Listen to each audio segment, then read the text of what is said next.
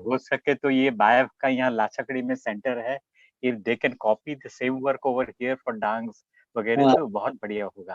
ठीक है। It's wonderful work. Uh, okay, Professor. So we will start with the session 4, that is the plant-based enterprises, policies and regulations. So this session will be chaired by the Professor Meenu Parabia itself. And so I'll just, and Professor will, just take probably on a socio-economical knowledge for the plant-based enterprises. So I'll just brief about the Professor Parabia, that he is a retired professor from the Biosciences Department and a Dean of Sciences faculty, and he served in the South Gujarat University around 37 years, and he is a renowned plant taxonomist as well as field worker, having guided various 31 PhD students as well as and he published several international as well as the national papers itself, and he published several books also. And he also worked on the various research projects like the DVT sponsored project, also like in the development and standardization of herbal anti-malarial drugs. That was in the collaboration with the Professor I.L. Kothari of SP University, and so he had done a great work in the same area. So now I'll request Professor Parabia to chair the session and start with the presentation. Sir, the floor is yours. Thank you very much. Thank you very much. At the onset, I thank Srishti, Gyan, Hanibi for giving me an opportunity to share my views on it. And I also welcome the fellow speakers who will be speaking after this.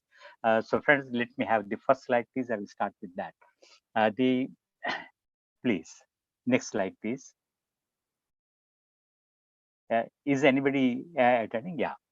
This is what everybody of us believe, that the real global production comes from forests and agrofields. Rest all are conversions.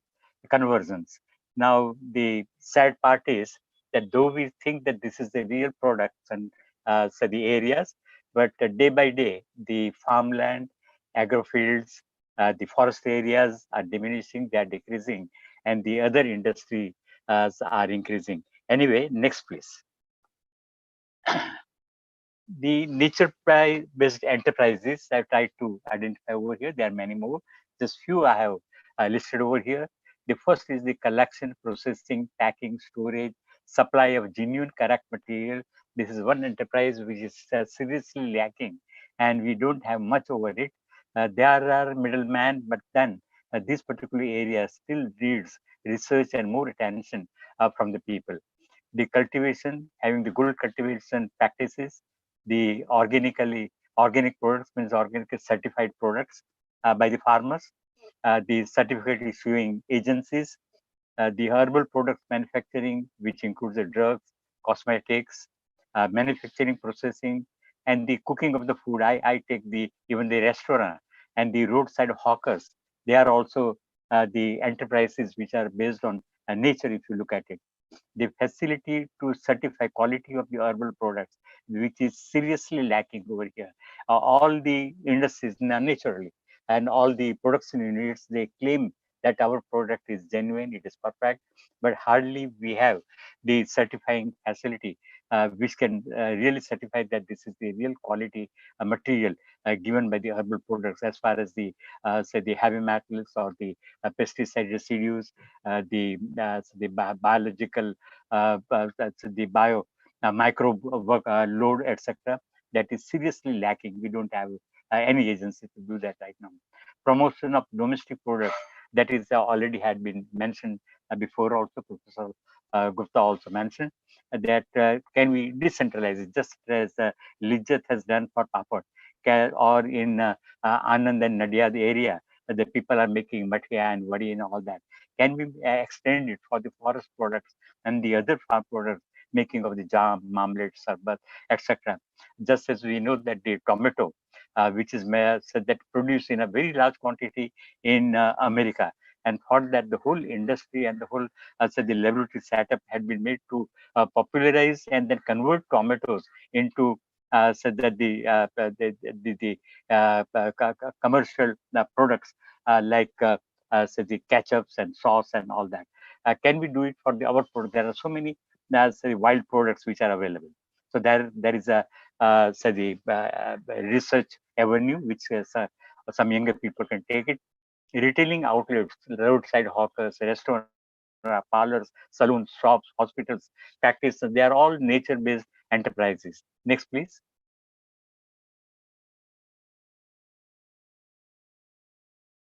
Next, there are, you see, as far as the this particular subject is concerned, there are certain knowledge gaps. Identity of many plant drugs are controversial. Say, for example, Bala, which is real Bala, or what is real Somvalli, what is real Astravar, that is not known yet. That controversy has to be removed and something pinpointed research has to be carried out. Classics include hardly 600 to 800 species, whereas Gujarat tribes have reportedly 1,375 plant species in use. Can some be brought into mainstream herbal medicine system? Because Ayurveda is a great science, of course, there is no doubt in it. But then it hardly includes say, the 600 to 800 species. When we so they try to compare all the say the indices, therapeutic indices of different countries, the number is not more. Whereas our Gujarat types themselves have got more than 1,300 species, which are used by them for treating their ills. Can we bring some of them? We tried for calotropis and we developed that antimalarial drug out of calotropis. So this kind of the research has to be carried out for many more species, and they could be brought into the mainstream herbal medicine system, so as so the pressure on one particular species can be diminished, decreased, and then the conservation can be taken in a real sense. All comprising all inclusive databases on the medicinal plants of the area, what SISTI is doing, I support that. And then the such database has to be so the broad based, which can include everything, whatever is available on the medicinal plants. DNA and phytochemical fingerprinting of all the plant species of the area. Dr. Shubhra Chakravarti ji has given a very wonderful lecture in the morning, and such institutions, and of course I know that GSBT over here in Gujarat is also trying to develop this particular database, and for all the plants which are available in Gujarat, they should be studied for the DNA fingerprinting and phytochemical analysis, so as later on from this library one can develop some more drugs and they can depend upon the species which are either too unknown for their medicinal uses. Characterization of the raw plant material to ascertain the ingenuity of raw material supplied by the manufacturer, because manufacturer, they make their medicines, but whether all the batches are coming with the same standard or not, that we don't know. Of course, many so the good institutions, the industries, they are having their own quality control, so the laboratories, but all don't have. So for that, something has to be worked out. There can be a facility where each so the batch will have the sampling, and then it will be sent to the laboratory and get the certificate for that. That whether it so the follows the criteria or not. Nothing much is known on the shelf life of herbal raw material and products. Classical literature says that all the castor dravya, means the plant product, can be used safely and usefully for 6 months. But here that hardly happens. We know personally that the medicines, after being collected, it comes to the users after a year, after a lapse of a year, or sometimes even a couple of years. And even though these medicines are giving the good use, so that good results, so why can't we have the so the data on the shelf life of each and every material, so as the drug which is coming out, they are the really genuine. A non-destructive method of collection: when the bark is removed, roots are collected, seeds are collected in a large quantity. The planting material is no more available in nature, and therefore such destructive method brings about the devastation of the biodiversity. Quantification, monitoring, and sustainable exploitation of the wild plants. Here we hardly know any method by which we can quantify the say the shatavar available or the sweet musli available in the forest area. Once if someone can work out on that, and then we can decide and put a say the rule over it that only this much will be allowed to be collected from nature. Otherwise, you have to go for collection. So the pressure on the natural ecosystem will be lessened. Data on agroeconomics of medicinal plants. Of course, Buriavi and so many other institutions, they are working, and the people like BAP, they are also working. But then agroeconomics of all the medicine plants is not available. Those which we feel that they should go under cultivation, but unless we give this data to the farmers, farmers will not come forward to adopt this as a regular crop. Marketing strategy and decent return to the farmers, which has to be worked out. The Gujarat Medicine and Plant Board is also working on this line. Some surveys have already been given by them. Dr. Jagdish Prasad, who is going to speak, may refer to this later on. Next, please.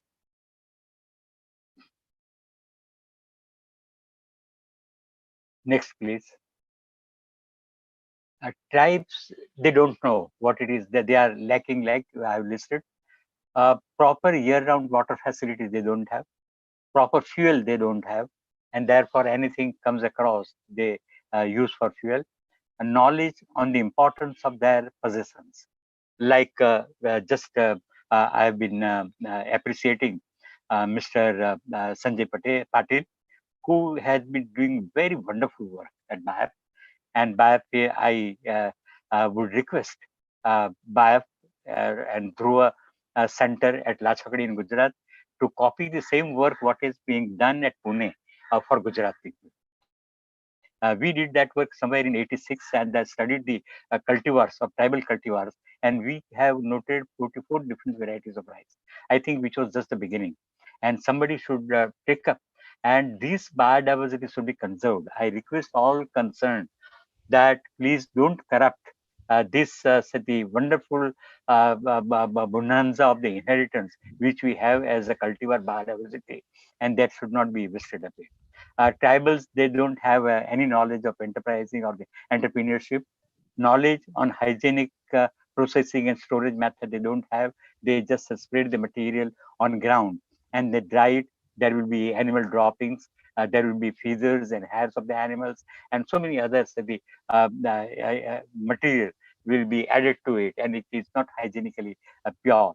Can we train them, and can we develop a center where the such processing can be taken up in a nice manner, and we can provide them with the storage facility also, so they can hold it and then sell it when they can get a new better price. Knowledge on drawn district method of collection has to be developed. Planning failure, they don't have planning. After getting the money, they spend it. They don't have the future planning for developing themselves. This is the social problem, and they need training for that. Cash flow continuity is not at all there in tribal community. They don't have continuous cash flows. Whenever the material is there, they sell it off in the weekly hearts. Whatever money comes, again they use it and then come back empty-handed. Knowledge on changing climate, loss of habitats, organs of pollination, associations, human disturbance, ease of transportation. Here I have taken ease of transportation. Of course, it's a good criterion to judge the development of the area.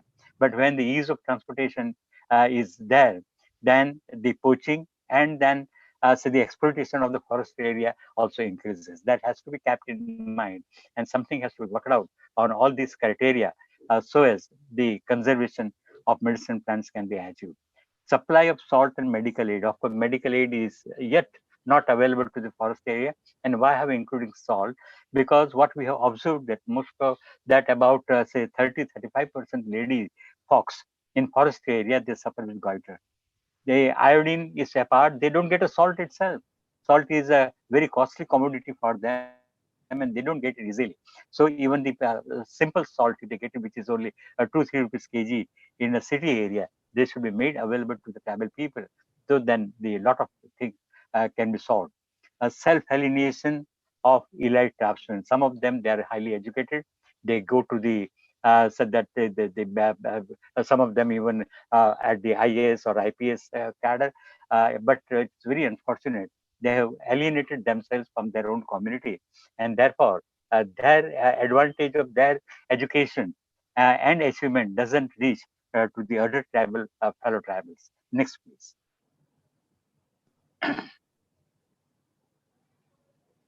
Next, please.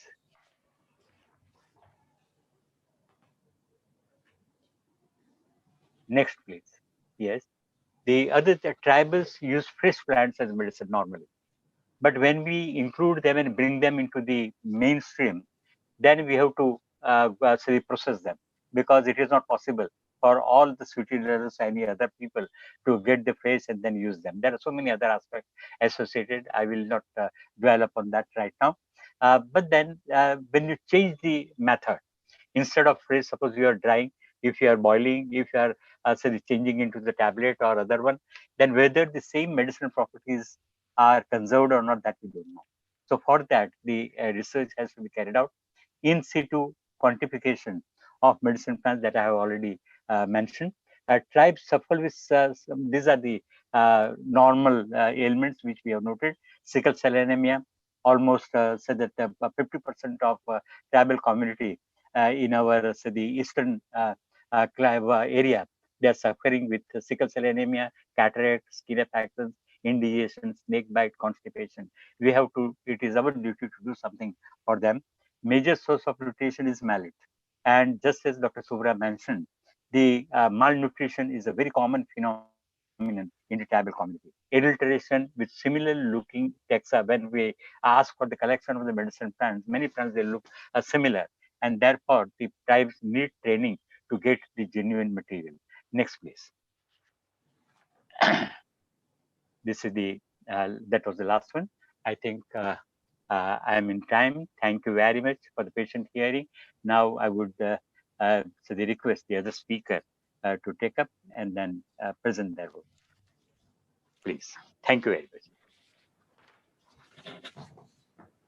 Thank you so much, sir, for such a wonderful presentation. And yes, so now we will invite Dr. Jagdish Prasad, who is currently a CEO at Gujarat Medicinal Plant Board.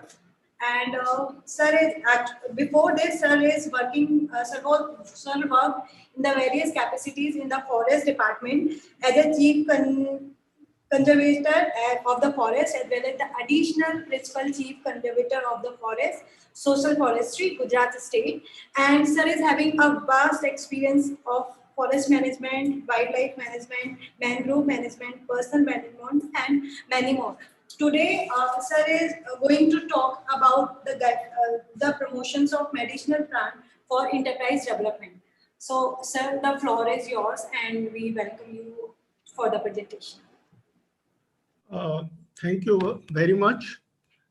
First of all, I would like to extend my gratitude to the organizers and the want to honor all the eminent speakers, organizers and participants, and ladies and gentlemen. Without wasting much time, I would like to come to my PowerPoint presentation on this issue. 1 minute is sharing.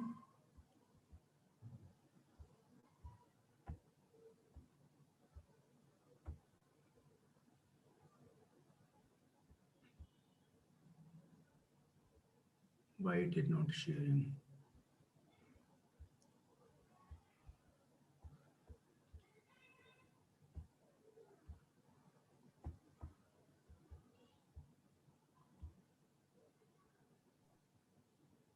We can see your screen, Doctor, but just open your presentation. Okay. Screen is shared. Okay. Yeah, we are able to see your screen. Okay, good.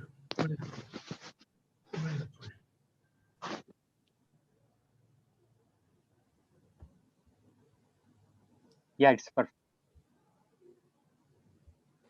Right, sir.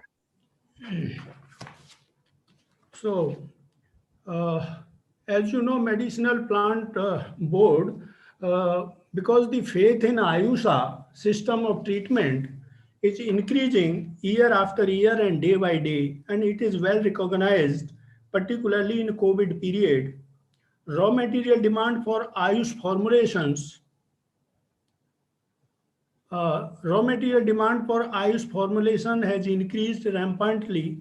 Demand for medicinal plants is therefore increased. Medicinal plants conservation and cultivation became the focus. And like any other upcoming development, this sector also suffers from some opportunities. And then at the same time, it offers a lot of challenges too. Medicinal plants are used in three possible ways. One is as our traditional knowledges and age-old systems, home remedy, and common people use it at a large scale, particularly in the villages and tribal areas. And three types of resources that we are generating for this purpose: it at home, at schools and institutional areas. Meaning thereby we want to increase the plant resource in the area, habitation areas where the people actually live. And then another most important issue is traditional cure. There are hakims, vaidya, bhuas who are treating traditionally to the patients seasonal diseases and all sorts of diseases traditionally, and they are bringing raw material for the medicinal plants, particularly from the forest and wild areas. So there is a need to augment of the wild resources wherever these bhuas and hakim and vedyas they are practicing. And third, the most important area is the professional treatment, because we are in the age of science today. So everybody wants that logic-based treatment should be there, and then it is a clear science, the Ayurveda, and we have age-old practice of Ayurvedas that should be practiced, and for the welfare of the humanity. So Ayurvedic doctors are the main users, and pharmacies produce the material, and the material has to come from afforestation in the forest areas, rejuvenating the wild resources, and cultivation on the private farms. As you know, there are 3-4 stages that goes in the whole system of Ayurveda practice. First and foremost is the collectors and farmers role. The collectors, they gather raw material from the wild areas and bring to the primary processing centers. Similarly, the cultivators, they raise some of the crops which they are able to cultivate, or for which they have some knowledge of cultivation. So almost we can say 15 to 20% of the medicinal plants are such which can be cultivated and are available in the private cultivation practices. And these farmers, they bring it, cultivation and collection material is brought to the primary processing centers where it is dried, cleaned, graded, and put in the proper form and checked whether it is free from all sorts of molds, diseases, fungi, bacteria, and all those things. And then grading, then conversion into pieces, packaging, and then storages. And then lastly, this raw material goes to the last processing center, that is our pharmacies, medically companies, pharmacies, where these raw material are converted to jelly, powder, pharmaceutical drugs in the form of paste, in the form of arist, in the form of assaves, and bottled and put in the usable form. And last, of course, these medicines which are prepared are consumed by the consumers. These are the main stakeholder. The main stakeholder in whole 6 is the whole area is the farmers and the collectors. But before that, farmers has to be facilitated by the universities and research institute as far as the how the things should be done, what is the good agriculture practices, and where should be the quality plant material will be available, and how this material be procured from where, and all those things. And after the cultivation, then there is a farmers group which can link with the farmers, and raw material can be gathered and processed at a very mundane forms, and then it goes to the traders or Ayush pharmacies, and where it is secondary and tertiary processing is done, and then ultimately it goes to the consumers. And there is a role of facilitators and like GMPV, NMPV, all those who we should be helping them to see that things are going well. As I said earlier, the cultivation is the main area, and there is a forward support, and there is also a backward support. Without forward and backward support, the cultivation doesn't serve the whole purpose, though it is a key or a pivot of the whole activity. Thus, there are many stages and linkages in the supply, and multiple stakeholders are involved. This is not only poses the challenge of cooperation, coordination and collaboration among the stakeholders, but also for integration and synchronization of various processes, ensuring requisite resource flows, quality controls, and capacity building, etc. The National Medicinal Plant Board, Government of India, has tried to promote medicinal plants resource conservation and cultivation through providing financial assistance to many of the crucial activities, and being the instrumental for establishing of the State Medicinal Plants Board to support technically these activities. Let me run through in brief what are these activities and what type of support can be available to the entrepreneurs for heading towards for pursuing his dream if they are wishing to do that. Nursery raising, there are two types of nursery. One is a small nursery and one is model nursery. Model nurseries grant is to the tune of 25 lakhs, and small nurseries up to 6.25 lakhs. These grants, 100% nursery cost goes to the government and semi-government organizations, while the 50% of this cost norms goes to the private sector, cooperatives, and NGOs. Afforestation of forest and other afforestation or forest land and other private lands, this is available 100%, and as per the plantation norms which are decided from time to time by Government of India, and it goes to the government and semi-government organization fully. And even the people's organization, APOs, etc., they can get this grant at 100% rates. Establishment of herbal gardens.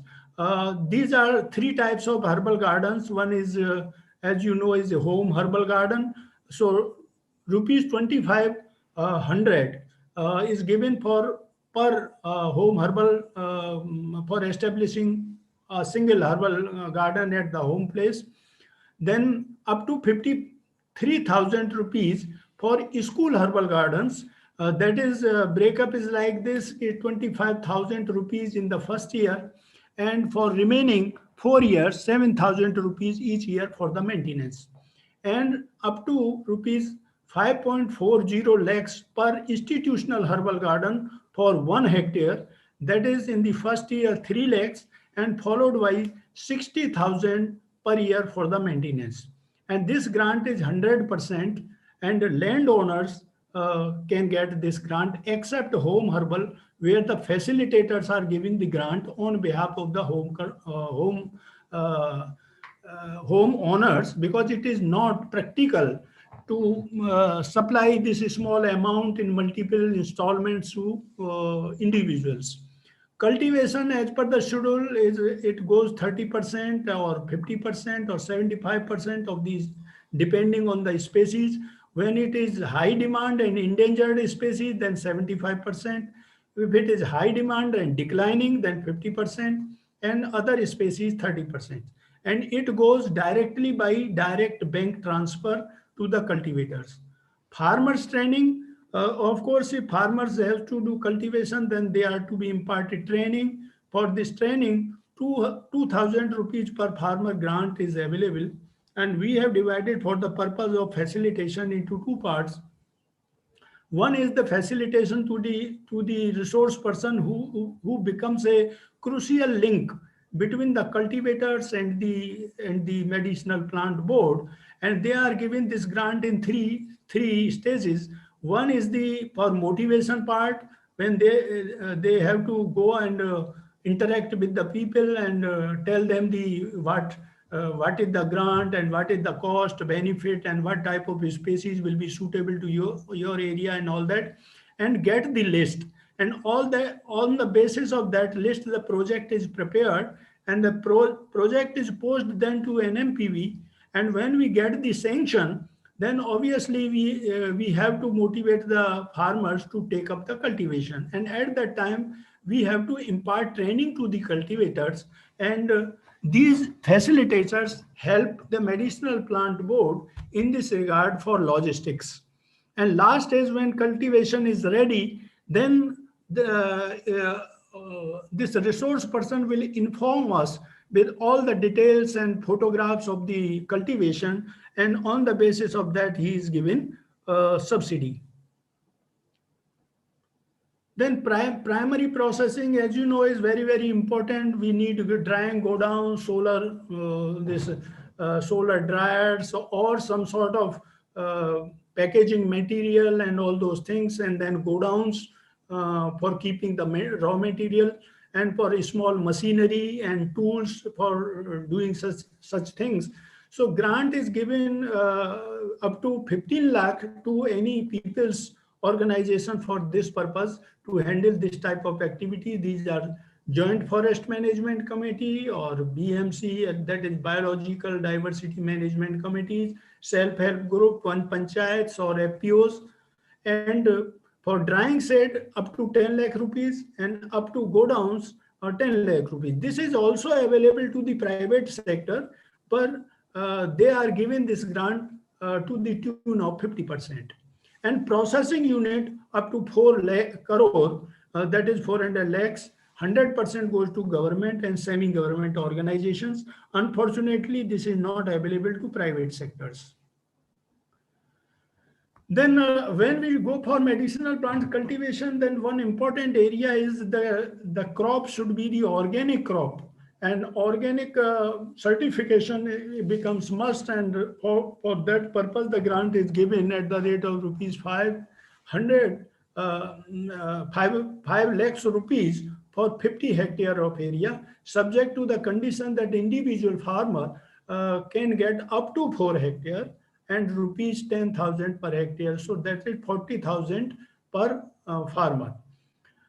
Buyback intervention, if any industry or the pharmacy is coming forward to have a buyback agreement with the cultivator directly, then there is an incentive money to the tune of 10% to the industry also. And for creating marketing infrastructure at village level or rural areas, it is available up to rupees 20 lakhs, and at district level marketing infrastructures up to rupees 2 crores. And 100% grants goes to government and semi-government organization, and 50% assistance is available to the private entrepreneurs. And suitable assistance is also available for research, study, crop insurance, IEC activities, quality control, project management, and administrative support, etc. So this is in nutshell what the government of India or government is supporting for promotion of the medicinal plants through government. These medicinal plants offer a great opportunity for land use. Particularly, as you know, all medicinal plants are neither suitable to all agroclimatic zones, and nor be as remunerative as agri-crops in vogue. However, some medicinal plants offer good opportunities of appropriate land use practices. As we know that medicinal plant farmers for cultivation will come forward only for the economic returns, that is the financial returns, cost and benefit. This analysis they do on their at their level, and wherever they found that there is a good profit margin, then they will switch over. Otherwise, when there is a inertia to shift, always there is a inertia for change, and medicinal plant practices are not in common area, so the risk involved is much more because they do not know the all nitty-gritty of the activities, and therefore they are a little hesitant. To break that hesitation, medicinal plants return should be higher than the conventional crops wherever we want to sow. So where are these areas? Some medicinal plant species are much more remunerative than conventional agri crops in the areas and under the given climatic condition and under specific conditions. For example, we can say that drumstick plantation in dry areas of Gujarat or some sort of saline areas can offer better return than the actual practices that are being taken up there, agriculture crops. Some other MP crop medicinal plants species can be raised in refractory soil, not suitable for agriculture. There are some land parcels which are left unattended because they are not worth of raising good agriculture crops, or returns are not good, or agriculture crop is not producing good yield.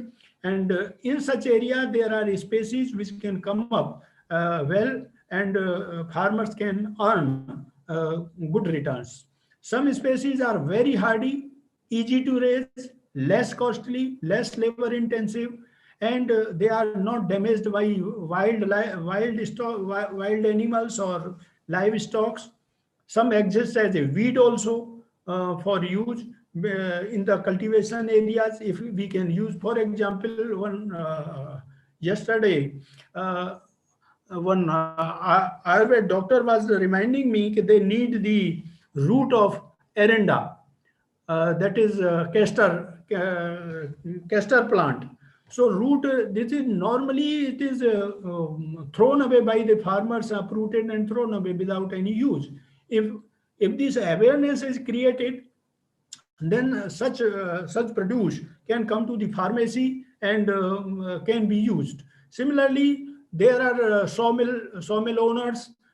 They are using wood and they just throw away the barks of the trees as a firewood or wasted just like that. And there are good number of trees whose bark is used in the pharmaceutical industries for making Ayurveda medicines, and this opportunity can also be used. Many of them are perennial, wherein most of the agri crops are annuals.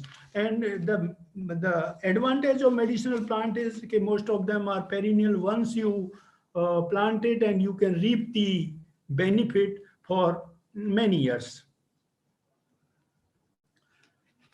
There are scope of enterprises in this area where the links are pretty poor nowadays, and the people should come forward to take up this challenging task to take advantage of the government schemes and to be a link between the cultivators and the collectors on the other side. These are the QPM producing enterprises.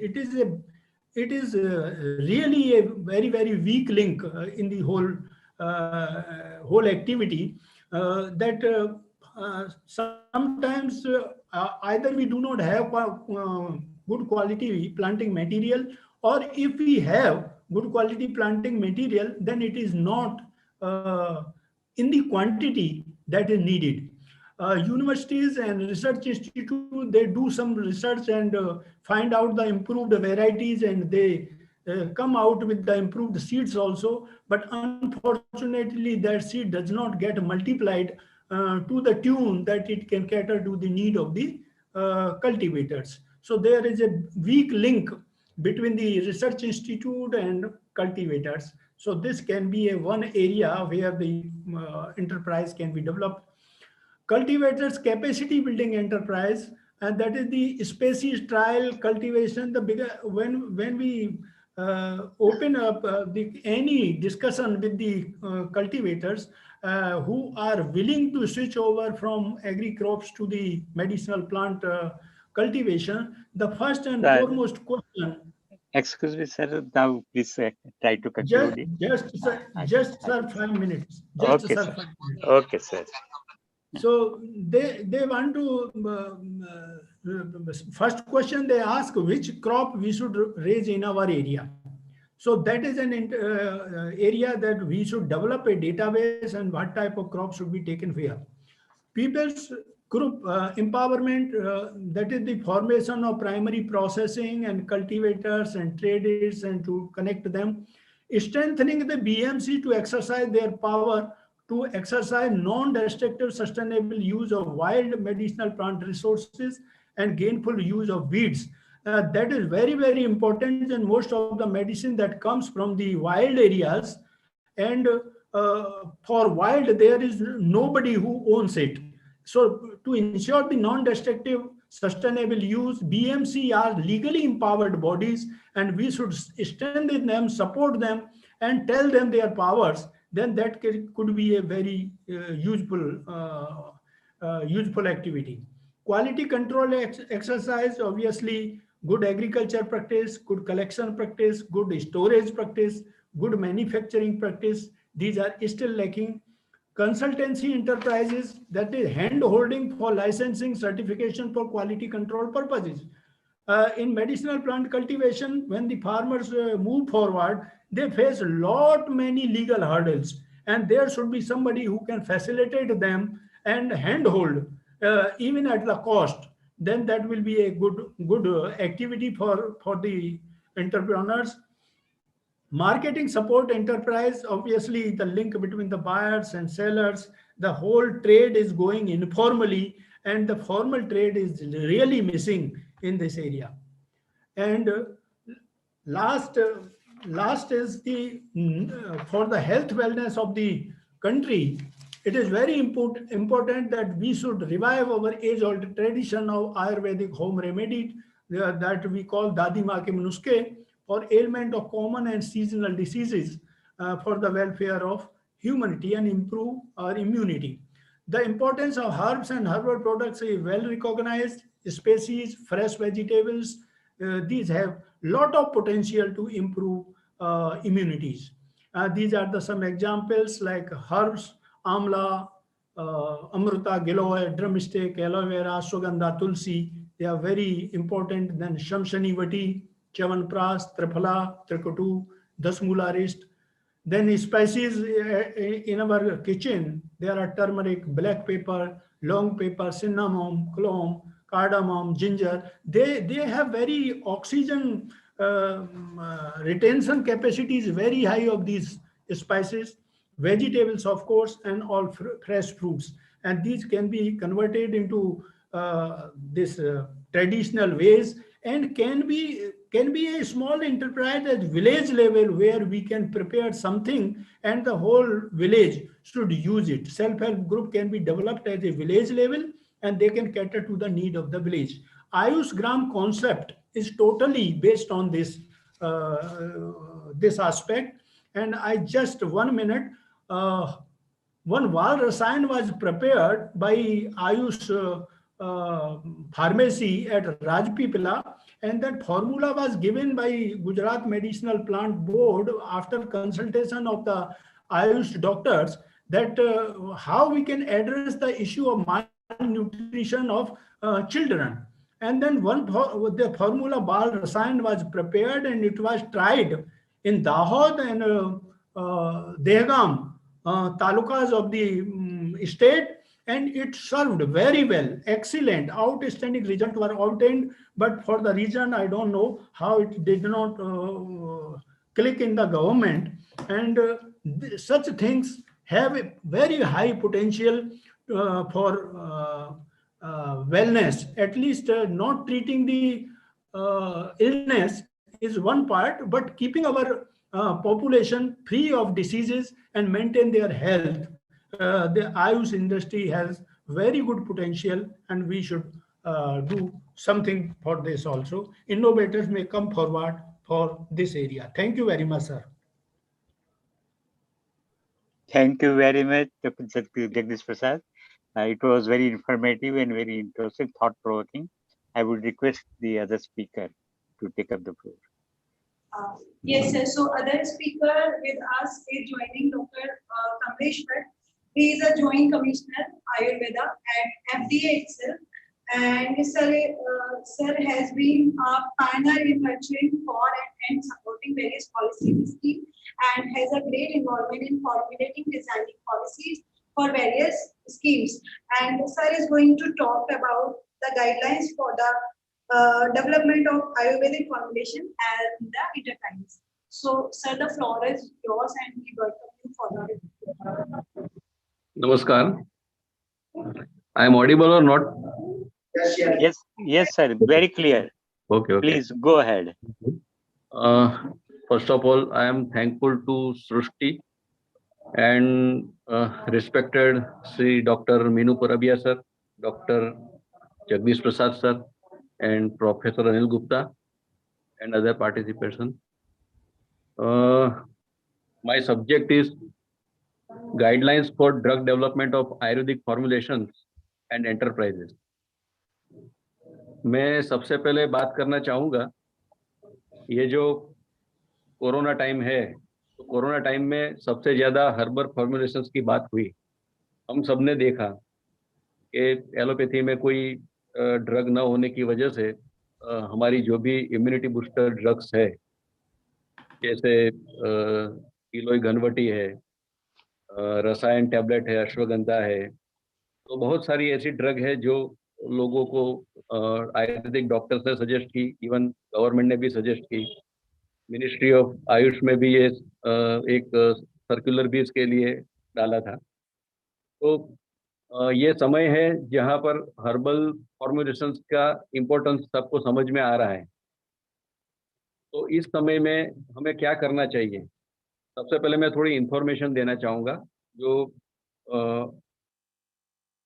ये जो Covid time रहा है, जैसे मार्च 2020 से अभी तक का जो समय है, उसमें कुल मिला के 60 मैन्युफैक्चरिंग लाइसेंस हमने यहाँ से गवर्नमेंट ऑफ गुजरात ने इश्यू किए। साथ में जो भी फॉर्मुलेशंस रहे, जैसे कि सैनिटाइजर्स की प्रोडक्ट्स हुई, साथ में इम्यूनिटी बूस्टर प्रोडक्ट्स हुई, तो वो सब कुल मिला के यहाँ से हमने अप्रोक्सीमेट 4000 प्रोडक्ट्स हमने ग्रांट किए हैं गुजरात से। तो ये सब सारी जो चीज़ें मैं आपको इसलिए बता रहा हूँ कि जैसे मार्केट में अभी ये जो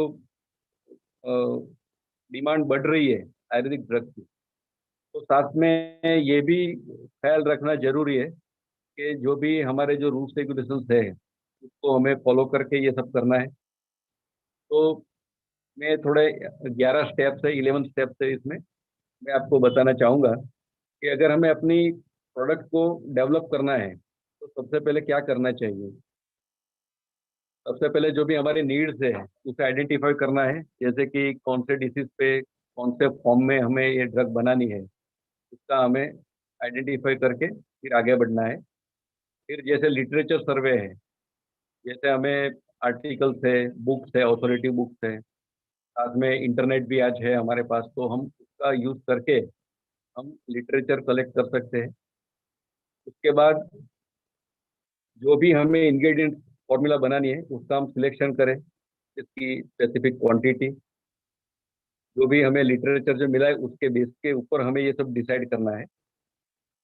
फिर सिलेक्शन ऑफ फॉर्मुलेशन कैटेगरी, जैसे कि हमें क्वाथ बनाना है, चूर्ण बनाना है, या तो फिर हमें टैबलेट या कैप्सूल कोई भी फॉर्म हमें बनाना है, तो ये हमें डिसाइड करना पड़ेगा।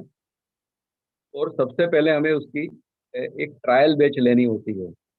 कोई भी फॉर्मुलेशन अगर हमें बनाना है, तो क्योंकि जब तक हम ट्रायल्स नहीं लेते तब तक हम कह नहीं सकते, क्योंकि जो एफिकेसी की बात है, रिजल्ट जो हम चाहते हैं कि भाई ये, जैसे कि डायबिटीज के लिए कोई हमने ड्रग बना ली, तो कितनी इफेक्टिव है वो हमें उसका सैंपलिंग करने के बाद ही पता चलेगा। साथ में बहुत सारी और भी चीज़ है, जैसे कि जो फॉर्मूला है, वो फॉर्मूला में क्या क्या हमें जैसे प्रिजर्वेटिव ऐड करना है, जैसे एडिटिव्स हैं, तो बहुत सारी चीज़ें हैं। तो वो विदाउट ट्रायल हम ये नहीं कह सकते कि ये हमारी फॉर्मूला बन जाएगी। तो ये हमें देखना है। तो सबसे पहले हमें ट्रायल बैच लेनी पड़ती है। उसके बाद क्वालिटी कंट्रोल की बात आती है। Quality control and quality assurance, जो भी हमारी प्रोडक्ट के स्टैंडर्ड्स है, प्रोसेस स्टैंडर्ड्स है, उसे हमें डेवलप करना होता है। जैसे कि मैं अभी बताऊं, जो भी आयुर्वेदिक ड्रग्स मार्केट में जो अवेलेबल है और जिन्होंने लाइसेंस हमारे यहाँ से लिए हैं, तो उन्हें कुछ चीज़ों को फॉलो करना पड़ता है। जैसे कि जितने भी रॉ मटेरियल वो यूज़ कर रहे हैं, उसके monograph Ayurvedic pharmacopoeia of India में दिखाए गए हैं। तो रॉ मटेरियल का जो टेस्टिंग है वो कंपलसरी है। तो सबसे पहले जो भी रॉ मटेरियल आप यूज़ करना चाहते हो अपनी फॉर्मूला में, तो उसे सबसे पहले आपको टेस्ट करना पड़ेगा, क्योंकि जो भी मोनोग्राफ दिखाए उसके हिसाब से वो स्टैंडर्ड है या नहीं है, ये आपको चेक करना होता है। साथ में आपको जो प्रोसेस आप करने जा रहे हैं जो मेडिसिन में, जैसे कि बहुत सारी चीज़ें होती है आयुर्वेदिक ड्रग जब बनानी होती है, तो जैसे ड्रग में शोधन करना होता है, क्योंकि जो भी इम्प्योरिटीज़ है वो इम्प्योरिटीज़ निकाल के वो प्योर हो जाए, तो वो देखना होता है। बाद में कुछ चीज़ों की भावना देनी होती है। जो हमारी जेनेरिक मेडिसिन है उसमें कहीं कहीं प्रोप्राइटरी मेडिसिन में भी ये सब आता है, क्योंकि बहुत सारे लोग हैं जो भावना देते हैं। तो कहने का मतलब मेरा ये है कि ये सब जो स्टैंडर्ड्स जो है वो सब आपको मेंटेन करने होते हैं। तो जो भी प्रोसेस में आप तो उसकी एक स्टैंडर्ड ऑपरेटिंग प्रोसीजर आपको बनानी पड़ेगी। तो ये सब आपको पहले तय करना पड़ेगा। फिर नेक्स्ट स्टेप है pre clinical safety and stability study, standard protocol. अब इसमें मैं कहना चाहूँगा कि जो स्टेबिलिटी की बात है वो अगस्त 2019 से कंपलसरी किया हुआ है आयुर्वेदिक ड्रग के लिए, कि आपको पायलट स्टडी एटलीस्ट आपको देना पड़ेगा, तभी फॉर्मूला आपकी यहाँ से अप्रूव होती है। तो कहने का मतलब ये है कि ये सब चीज़ें सबसे पहले हमें करनी होती है, क्योंकि जैसे कि 2010 में नोटिफिकेशन जो आया कि आपको, जैसे चूर्ण है तो चूर्ण में 1 ईयर एक्सपायरी दिखाई गई है, टैबलेट है तो टैबलेट में 3 ईयर की एक्सपायरी दिखाई गई है। तो वो तो एक आपको ऐसे एक स्टैंडर्डाइज किया है। बेसिकली हमें खुद अपनी प्रोडक्ट को स्टैंडर्डाइज करना पड़ता है कि भाई हमारी प्रोडक्ट में स्टेबिलिटी क्या है। जैसे कि किसी ने मान लो वर्स बना लिया, या तो क्वाथ लिक्विड क्वाथ बना लिया, तो लिक्विड क्वाथ में प्रिजर्वेटिव आप डालेंगे, फिर भी उसकी एक्सपायरी कहाँ तक की है वो आपको मालूम नहीं पड़ेगी, क्योंकि आप अगर आप सिर्फ नोटिफिकेशन के बेस पे ये डालते हैं कि भाई अप टू 2 ईयर्स, तो ये वैलिड नहीं है, क्योंकि आपको अपनी स्टेबिलिटी पहले देखनी पड़ेगी। तो ये एक स्टेज है।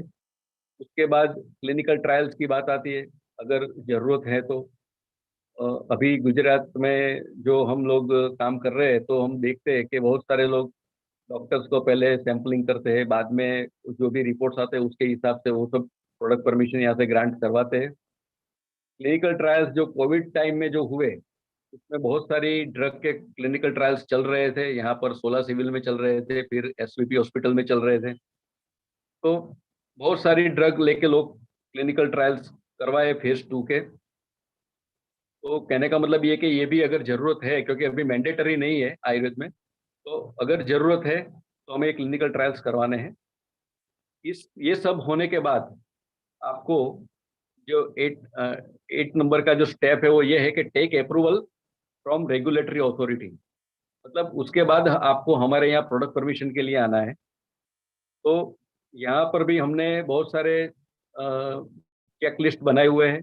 जैसे कि आप यहाँ पर प्रोडक्ट के लिए अप्लाई करते हैं, तो सबसे पहले आपकी प्रोडक्ट का आपको सेफ्टी स्टडी जो है वो आपको देना होता है। साथ में स्टेबिलिटी की बात है, साथ में आपकी प्रोडक्ट में हेवी मेटल है या नहीं, heavy metal with in permissible limit है या नहीं, वो भी आपको देखना होता है। तो हेवी मेटल में जो WHO की जो गाइडलाइन है उसके हिसाब से हम लोग यहाँ पर चेक करते हैं। तो आपको हेवी मेटल टेस्टिंग का COA सर्टिफिकेट ऑफ एनालिसिस साथ में यहाँ पे डालना होता है जब एप्लीकेशन करते हैं। तो कहने का मतलब ये है कि हेवी मेटल भी विद इन लिमिट होने चाहिए। साथ में माइक्रोबियल भी आपको स्टडी देना पड़ता है कि आपकी प्रोडक्ट में माइक्रोबियल ग्रोथ हुआ है नहीं हुआ, ये भी कंपलसरी है। ये सब चेक होने के बाद ही आपको प्रोडक्ट परमिशन ग्रांट होती है यहाँ। तो ये 8 नंबर का स्टेप था। उसके बाद है 9 नंबर का स्टेप, जैसे start the manufacturing with standard operating process, SOP। जो हमने नियत की है SOP, उसके हिसाब से साथ में मैं आपको बताना चाहूँगा कि अभी जो आयुर्वेद में जो स्टैंडर्ड है वो ये है शेड्यूल T के हिसाब से मैन्युफैक्चरर के पास जो भी प्रोडक्ट परमिशन ली है और प्रोडक्ट बनाना चाहता है, उसके पास मिनिमम 1200 स्क्वायर फीट का एक बिल्डिंग चाहिए। उसके अंदर कम से कम 9 से 10 कमरे होने चाहिए। जो भी उसकी रिक्वायरमेंट शेड्यूल T में है वो सब दिखाई गई है उसमें। शेड्यूल T के हिसाब से उसे लाइसेंस मिला है। तो वो सब उनको साथ में ये सब प्रोडक्ट परमिशन जो मिली है उससे जो भी SOP उन्होंने बनाई, जैसे हमने आगे के जो स्टेप्स देखे उसके हिसाब से हम उन्हें मैन्युफैक्चरिंग करना है। उसके बाद उसे देखना है मैन्युफैक्चरिंग के बाद check the quality of raw material. मैंने जो बताया कि रॉ मटेरियल सबसे पहले चेक करना होता है, उसका टेस्टिंग कंपलसरी है। फिर फाइनल प्रोडक्ट जो है उसके भी क्वालिटी कंट्रोल स्पेसिफिकेशन डिसाइड करने पड़ते हैं, क्योंकि अभी जो भी हमारे पास API में जो स्टैंडर्ड्स दिखे हैं तो बहुत कम क्लासिकल फॉर्मूलाज के हैं। उसमें पेटेंट एंड प्रोप्राइटरी प्रोडक्ट के फॉर्मुलेशन के स्पेसिफिकेशंस नहीं है, तो वो हमें इन हाउस डेवलप करने पड़ते हैं। तो ये जो स्पेसिफिकेशंस है वो हमें डेवलप करने होते हैं। उसमें जो मेथड है वो API में दिखाई गई है, वो उसी को आप हमें फॉलो करना है। और वो स्पेसिफिकेशन आपको प्रोडक्ट परमिशन के साथ उस समय आपको यहाँ अथॉरिटी को सबमिट करना पड़ता है। और जब हम यहाँ से सैम्पलिंग करते हैं, किसी भी मानो कोई प्रोडक्ट मार्केट में आ रही है, तो उसका जब सैम्पलिंग होता है तो साथ में उसके स्पेसिफिकेशन भी हमें भेजने पड़ते हैं लेबोरेटरी में, और उसके हिसाब से उसका टेस्टिंग होता है। तो ये सब चीज़ें हैं, ये जो आपको पहले करनी होती है। और फाइनली जब आपकी प्रोडक्ट फिनिश हो जाती है, उसके बाद आपको ये सब फिनिश प्रोडक्ट का जो आपका जो टेस्टिंग है वो टेस्टिंग करके उसका सर्टिफिकेट इश्यू करना पड़ता है, चाहे अपनी लेबोरेटरी हो तो अपनी लेबोरेटरी से वो इश्यू होता है। उसके बाद आप मार्केट में सेल कर सकते हैं ड्रग को। अगर आपके पास अपनी क्वालिटी कंट्रोल लेबोरेटरी नहीं है तो आप जो भी प्राइवेट ड्रग टेस्टिंग लेबोरेटरी है, जो भी आयुष मान्य है, गवर्नमेंट अप्रूव्ड है, उसमें से आप टेस्ट करा के उसका जो COA आता है उसको आप उसका जो रजिस्टर होता है उसमें एंट्री करके उसके बाद आप अपनी प्रोडक्ट को मार्केट के लिए सेल कर सकते हैं। तो ये सारे स्टेजेस है ड्रग डेवलपमेंट के। तो हमारी जो भी आयुर्वेदिक फॉर्मूला है उसमें हर्ब्स है, साथ में हेवी मेटल, जैसे ये जो मैं बोल रहा था वो तो हर्ब्स की बात थी, लेकिन मेटल्स भी आती है। साथ में कुछ ऐसे भी इंग्रेडिएंट्स है जैसे पॉइजनस इंग्रेडिएंट्स भी आते हैं। उसमें शेड्यूल E1 में उसका उल्लेख किया गया है। तो शेड्यूल E1 के जो भी इंग्रेडिएंट्स है, अगर आपको मेडिसिन में डालने हैं, आप फॉर्मूला यूज करना चाहते हैं, तो सबसे पहले आपको उसका सेफ्टी स्टडी करके फिर आपको यहाँ आना होता है। तो ऐसी बहुत सारी चीज़ें हैं, ये जो मैंने आपको बताई ये सब हमें करनी होती है। और साथ में ये कोरोना टाइम में ये सब हमारे लिए ज़्यादा जरूरी हो गया है, क्योंकि अगर हमें अपनी ये समय हमारे लिए बहुत अच्छा है, अभी हम चाहे तो अपने आप को ज़्यादा से ज़्यादा लोगों के बीच जा सकते हैं अच्छी अपनी ड्रग्स लगे, क्योंकि लोगों को भी आज ट्रस्ट है। बहुत सारे लोग ऐसे हैं जो आयुर्वेद पे बिलीव कर रहे हैं। तो कहने का मतलब ये कि इस समय में हम ज़्यादा से ज़्यादा अगर ये प्रैक्टिस करते हैं तो उसका बेनिफिट आयुर्वेदिक ड्रग को मिलने ही वाला है, हमें भी मिलने वाला है, और हमारी जो चिकित्सा पद्धति है और मजबूत होगी। बस मैं इतना ही कहना चाहता हूँ। Thank you. Thank you very much, Dr. Kamlesh bhai. खूब सुंदर प्रवचन, and we enjoyed it very much.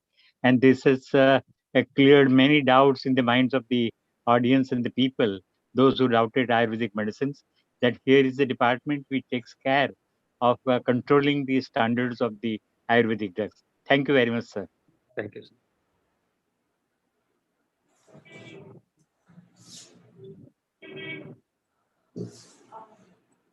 Thank you, sir. So now we will move with our last speaker of this session.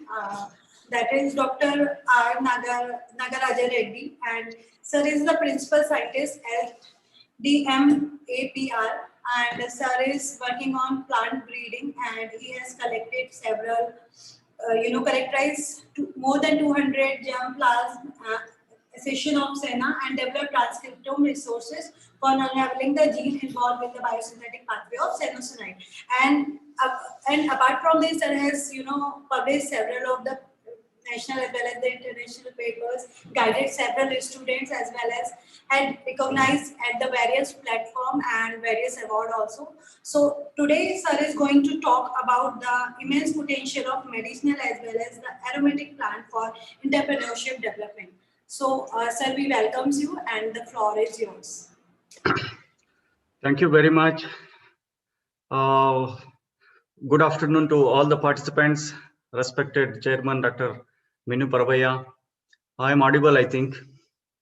Yeah, let me share my screen. Yes, sir.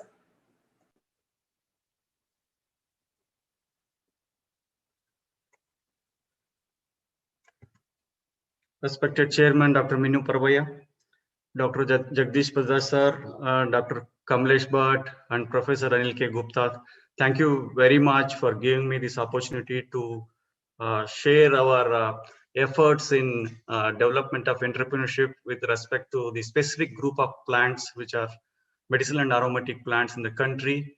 Sir, I belong to ICAR institution, which is located in Gujarat at Anand district. It is called ICAR, Directorate of Medicinal and Aromatic Plants Research.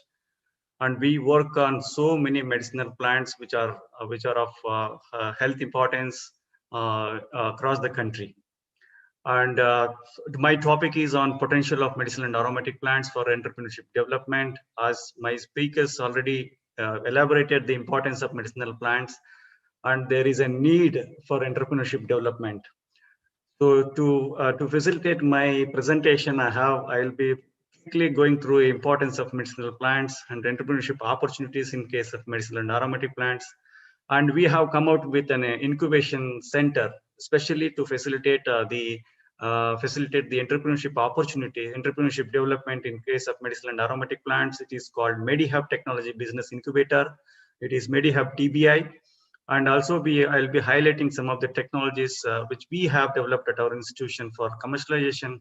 So the entrepreneurs can do entrepreneurship. They can start the entrepreneurship with their own idea, or else they can also use our technologies to develop their business enterprises in the field of medicinal and aromatic plants. In fact, I will tell you that ICAR has come up with more than 50 incubation centers across the country, and one such incubation center is at ICAR DMAPR, which will be facilitating the agriculture, but also our focus area is on medicinal and aromatic plants. Mainly in order to bring up startups and in order to bring up entrepreneurship in the field of medicinal and aromatic plants. This is where we stand with the plants that we need. We depend on plants for food, fodder, fuel, and more importantly, medicines. So more than 80% of the medicines that we are using today, both in Ayurveda and traditional system of medicine, as well as in the allopathic system, are drawn from the literature is drawn from the medicine plants. So medicinal plants are so important to us, and I quote this very often to enlighten that every plant is a medicinal plant. So there are no plants on the earth which is not having the medicinal property. So lot of ITKs have been documented and kept in the literature, and the plants are again very important in terms of medicinal properties. If you look at the use of medicinal plants, they are dependent. They are used in traditional system of medicine as well as modern system of medicine. The traditional systems like our own Ayurveda, Unani, Siddha, and other Ayush system of medicine entirely dependent on medicinal and aromatic plants. And we have a rich treasure of this information on the use of these plants for the medicinal purpose. apart from traditional system of medicine, the modern medicine also depends on the medicinal plants. If you look at natural products that what we are using, so they are again as a medicines, they have been drawn from the medicinal plants. More than 80% of the modern medicines are derived from the plants. And if you look at why herbal or versus modern medicines, why the preference of herbal is coming out and very well recognized these days, because of these four factors that make them very good entities for enterprise development. If you look at, they are very safe. We consider them as a safe. We consider them are their efficacy effective against particular kind of disease or disorder, and they are available in plenty, and also moreover accessible to everyone. So these are the four factors that make them, the herbals are more preferred over the modern system of medicine. If you look at this slide, you can see that you can see that so that every organ in our body, say it is heart, whether it is a liver or any organ in our body, again there are dedicated medicinal plants available in the literature. And if you can see, I can highlight that for hair tonics, lot of this Bringraj is used for developing lot of this hair tonics. Again, memory boosters, you can see that Manduka Parni, that is Centella Asiatica, as well as Brahmi, lot of drugs, lot of tonics have been prepared. Similarly, you have for heart diseases and other things, then you have Arjuna. And for respiratory diseases, again, Tulsi. Likewise, you have aloe vera for a lot of skincare products. And you can see that Senna and Isabgol, again, for constipation purpose, again, Terminalia and other. So likewise, lot of medicinal plants, again, every organ is again defined with a set of medicinal plants in the literature. And if for example, you can see that for dengue and swine flu, so these are all the popular medicinal plants that have been recommended in the various traditional texts. You can see that Kalmeg, Adusi, Tulsi, Tipli, Giloi, and lemongrass. These are all the 6 candidate crops that are again used in our traditional systems of medicine to cure dengue or swine flu. Why these properties are there in these plants? Because of they produce secondary metabolites. They may be alkaloids, steroids, terpenoids, and quinones. And some of these active principal compounds, I can say that these are all the active principal compounds responsible for the medicinal properties. Similar, for example, withanolides in case of ashwagandha, senosides in senna, likewise andrographolides in Kalmeg. The list goes on. Similarly, there are a number of medicinal plants have aromatic properties. A number of plants have aromatic properties. These aromatic properties are due to, again, presence of certain kind of alcohols. There may be a geraniol acetate or geraniol or citrol in case of lemongrass, maybe geraniol or geraniol acetate in case of palmarosa, like eugenol or methanol. Likewise, the secondary metabolites are responsible for the aromatic properties of the plants. It has been well recognized that according to World Health Organization, which has estimated that around 80% of the people worldwide rely on herbal medicines. So especially for the primary healthcare needs, this is the basis wherein which we are still working on it to develop as a medicines, and our Ayush system and other systems have been established based on this premise. Similarly, according to World Health Organization, around 21,000 plant species have the potential of being used as medicinal plants across the world. If you look at the popular remedies, you can see that for hypertension, these are all the plants which are being used: Guga, Sarpagandha, and Terminalia species. For diabetes, again, Maumejo and Gurmar. For cancer, Kokum and Anova. For dengue, it is very popular. Papaya leaf juice has been again recommended. Likewise, immunomodulators of late, they are very popular after COVID-19. Again, ashwagandha and Kalmeg. So malaria, antimalarial drugs are drawn from the Artemisia annua. Human health, again, Satavari and Ashoka have been used. For Parkinson's and Alzheimer's disease, again, velvet bean and ashwagandha are some of the candidate crops that are being used. Similarly, for laxatives, ashwagandha and laxatives, again, isabgol and senna are the important laxative. So sources of medicinal plants, as my previous speakers have already highlighted, more than 80% of the medicinal and aromatic plants are drawn from the forest, again, which is very precarious situation, because we should not depend and disturb the forest, because they cause endemism and they cause endanger. They become endangered. They are being lost from their system. So we need to bring the medicinal plants into cultivation. So of late, there are more than 20% of the medicinal plants have been started being used, drawn from the cultivation, and there are number of species which have been prioritized for cultivation. And you can see the list of plants which are prioritized for cultivation, prioritized by our National Medicinal Plant Board. These are all some of the cultivated medicinal plants. You can see that Isabgol, again, Gujarat is the leading. Gujarat and Rajasthan and Madhya Pradesh are the leading states producing the Isabgol, which is again Senna, Safed Musli, Giloy, Google, Ashwagandha, aloe vera, Kalmeg, and Satavar are some of the important medicinal plants which have been cultivated in our country. Similarly, some of the aromatic crops like lemongrass, Pamarosa, Patchouli, Basil, Tulsi are some of the important crops which are being cultivated in our aromatic crops are cultivated in our country. And the topic of the day is there any entrepreneurship opportunities available with these crops, especially medicinal and aromatic plants? I have grouped the opportunities in terms of cultivation, post-harvest management, value addition, marketing, and some of the ICT opportunities. You can see that the medicinal plant cultivation is again a sun-rising sector where you don't have a organized cultivation that already previous speakers have highlighted. Again, providing the right quality of seed and planting material plays a very important role. And any enterprise with the having a certified nursery to provide a quality planting material will generate a lot of employment and a lot of income. Similarly, with respect to crop nutrition, mechanization of cultivation operations, hydroponics has a lot of opportunities, especially crops which are of high demand in terms of in peri-urban and urban areas where hydroponics can be taken up. Contract farming, again, it is a reality.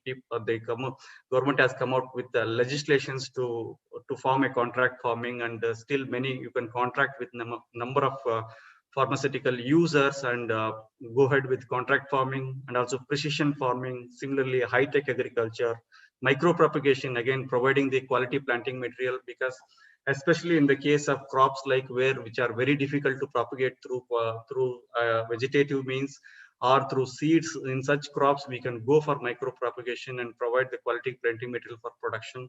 Water management, soil management, important. These are all some of the aspects that I am highlighting, that cultivation of medicinal plants will have a lot of opportunities for enterprise development.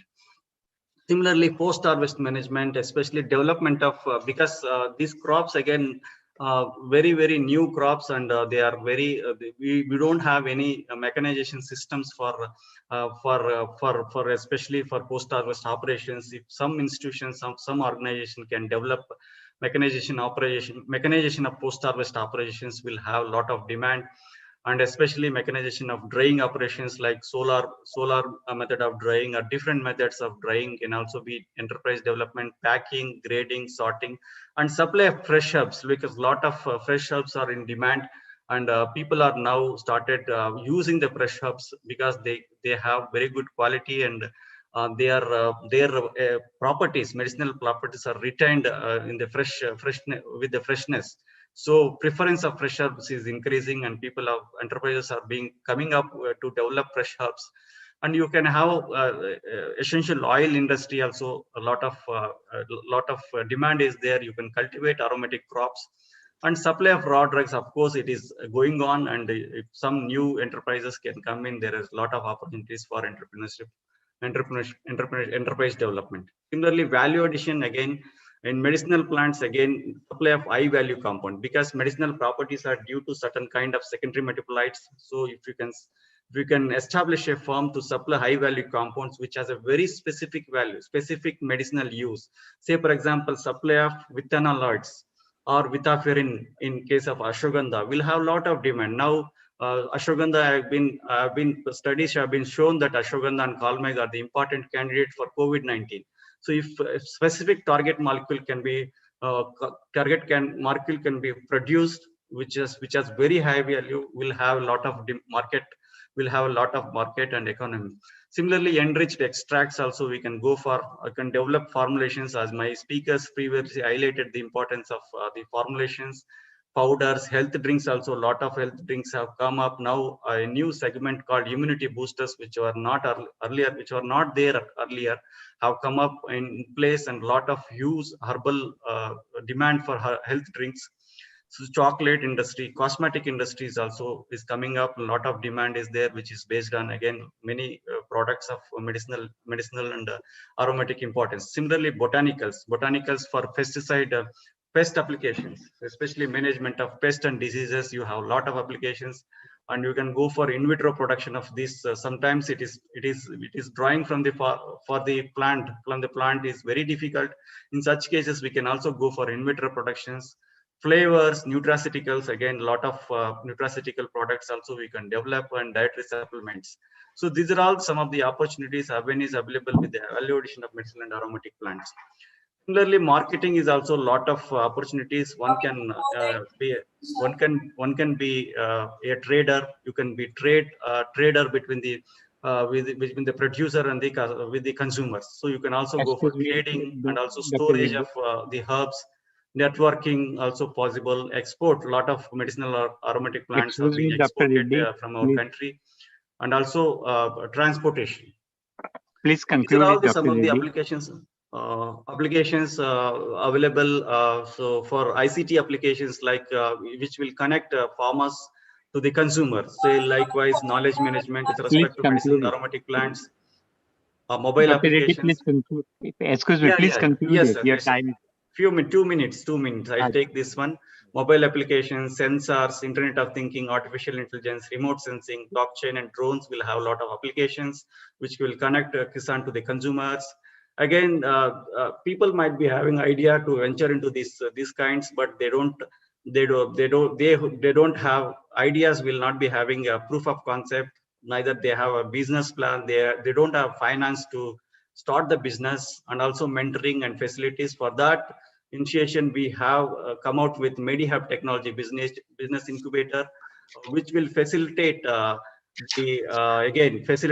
incubation process to happen. So our objective is to support incubation and handhold your firms or your idea, and we also develop techno-entrepreneurial activities, and we develop training, skill development among the stakeholders related to mapping.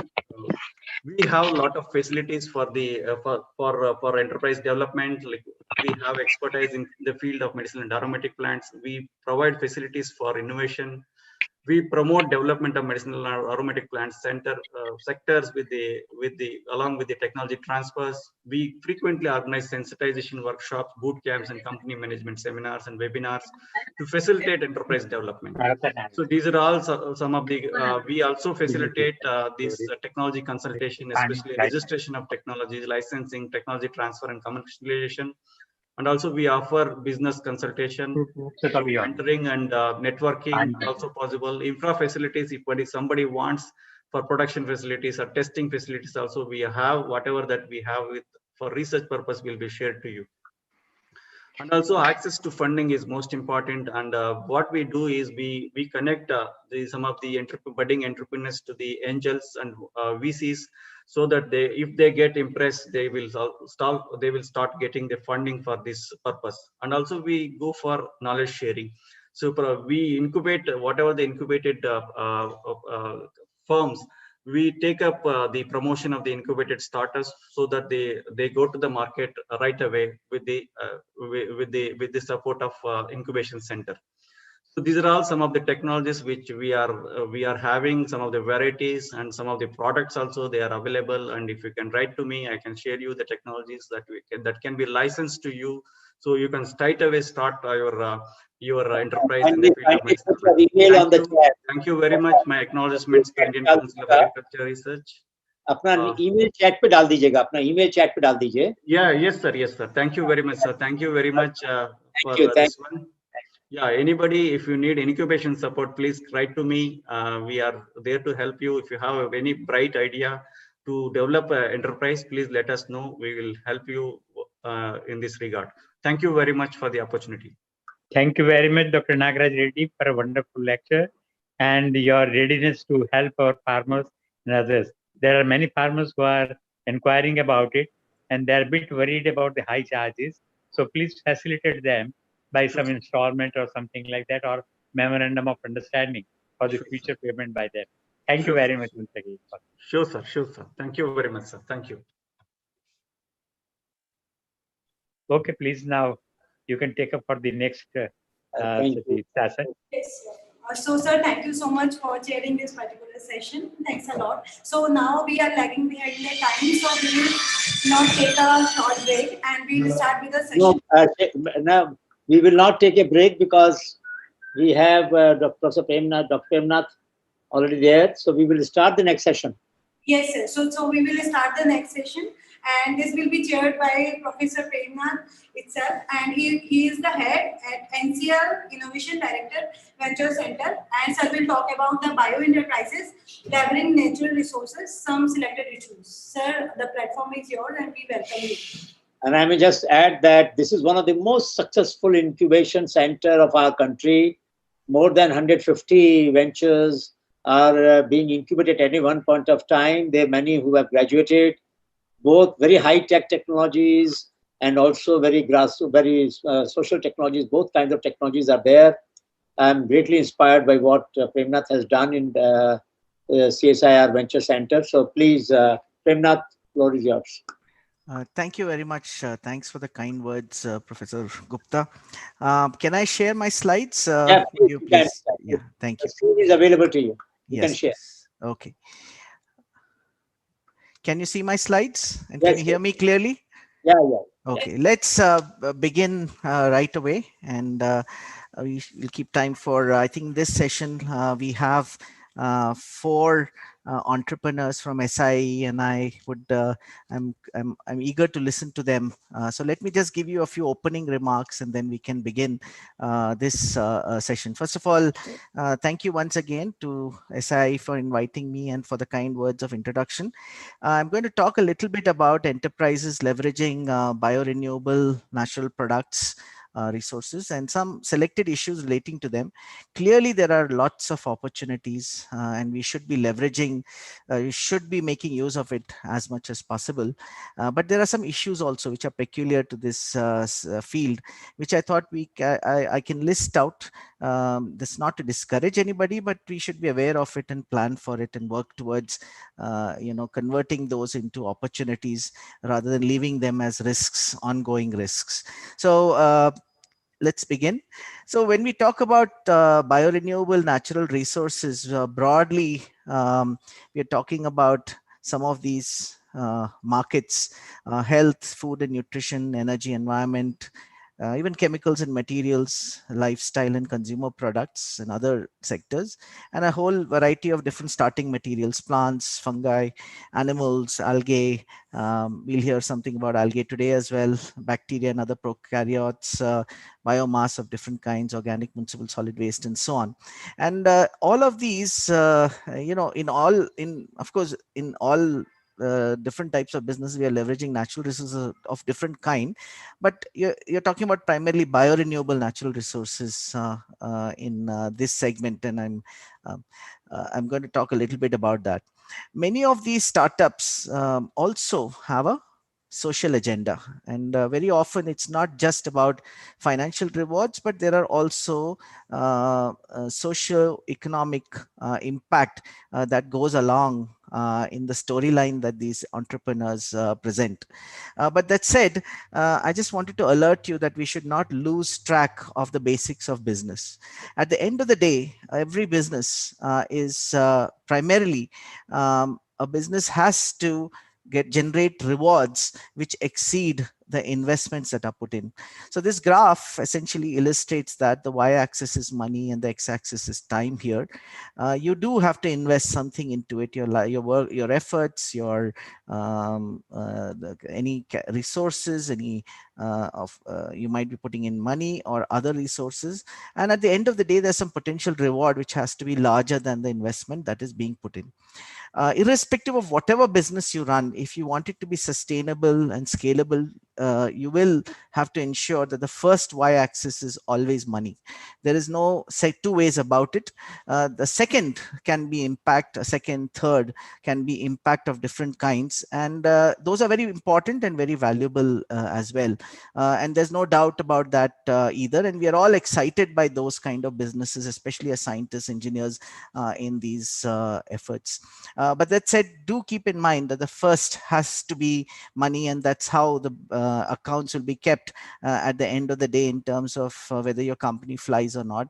And also it gives you considerable freedom to grow. And it's as Dr. Devi Shetty says, you can't build businesses on charity. So you don't want to do that. You want to build it on resources being generated and a virtuous cycle being created. And there are very large opportunities emerging in this space, which I think all of us should look at. I want to lift the horizons a little bit and not necessarily limit. I want all our entrepreneurs to think a little larger, and that's why I put up this slide out here. Right here in Pune, we have a company called Praj, which is today responsible for almost 8% of global bioethanol production in the world, and is one of the leading stars in this space. And it's a good example of using renewable resources to not only do fuels but also chemicals and materials. And right now actually their focus is chemicals and materials. It's a 1,000 crore company. And of course all of you must be following recent news, and one of the international global big stars at this time is Impossible Foods.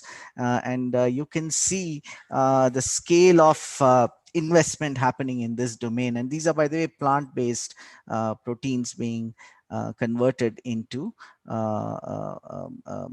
meat equivalents, right?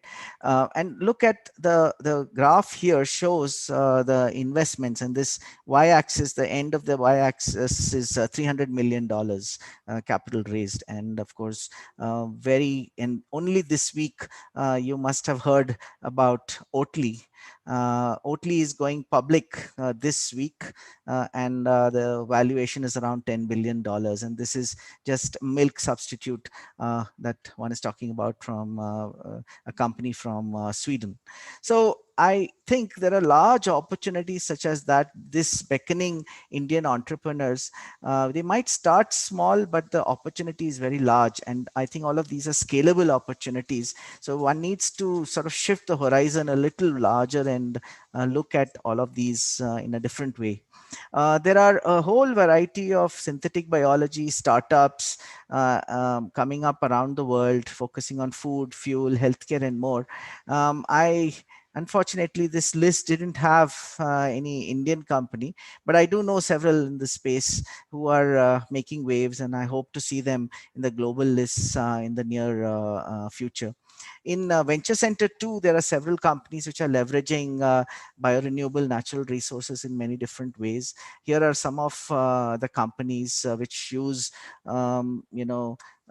microorganisms in different ways, products from honeybees, products from insects, silkworms, products from a whole variety of different plant products, bamboo-based products, stubble converted into value-added products, cellulosic products of different kinds, and so on. So this is a rich area where we are in India too. Is seeing a lot of activity, and I'm very hopeful that many of these companies will shape up into fairly large business opportunities, and also creating a significant impact and on the field for everybody.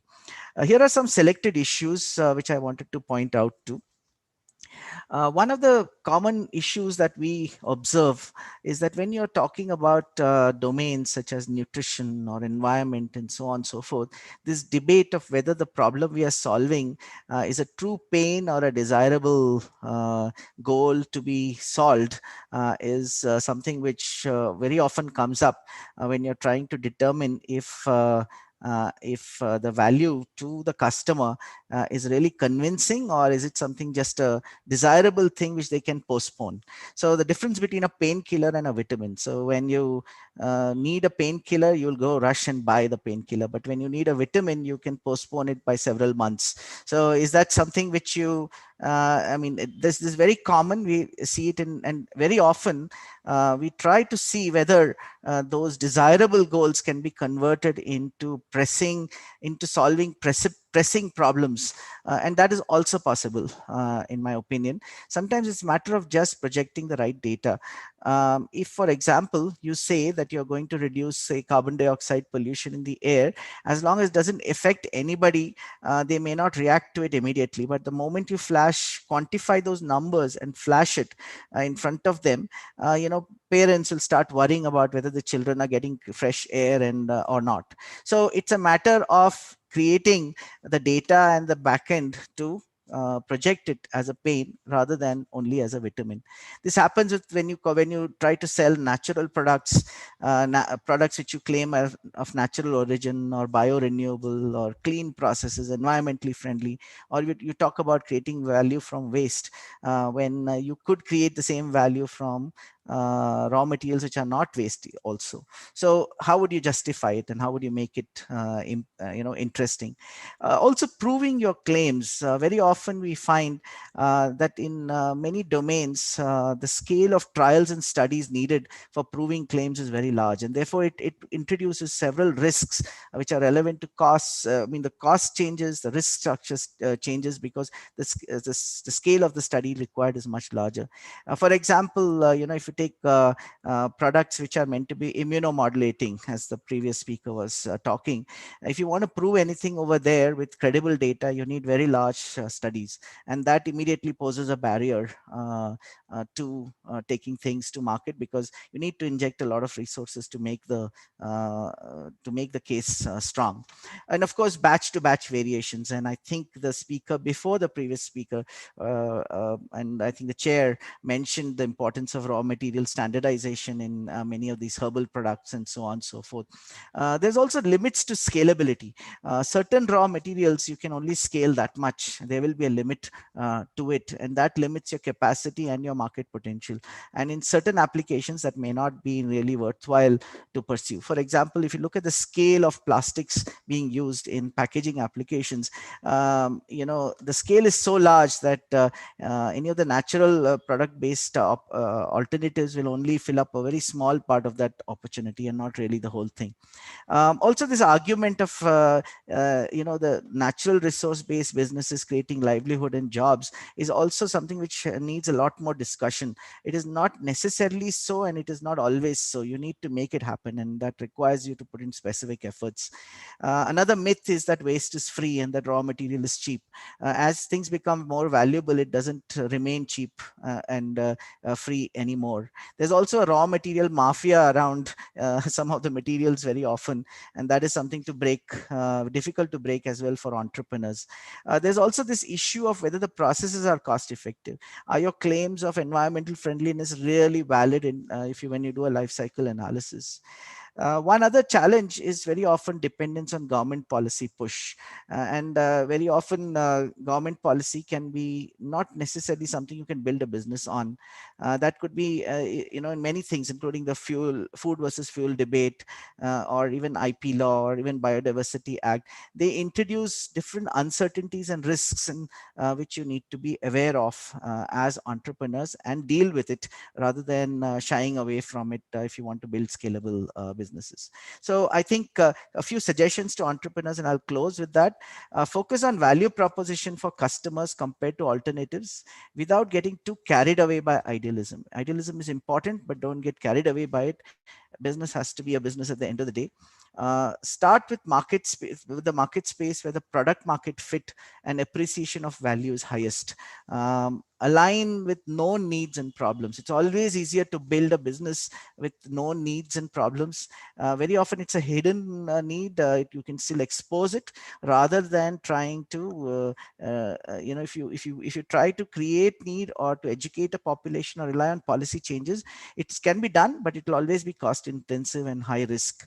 And separate business and charity, and how you do it is quite important when you design your business plans and your business models.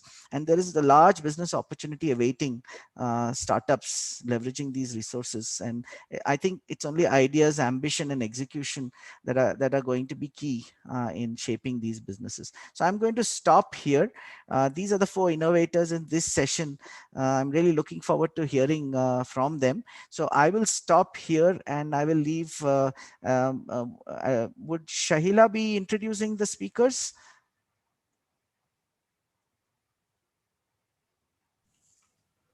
Hello? Yes, sir.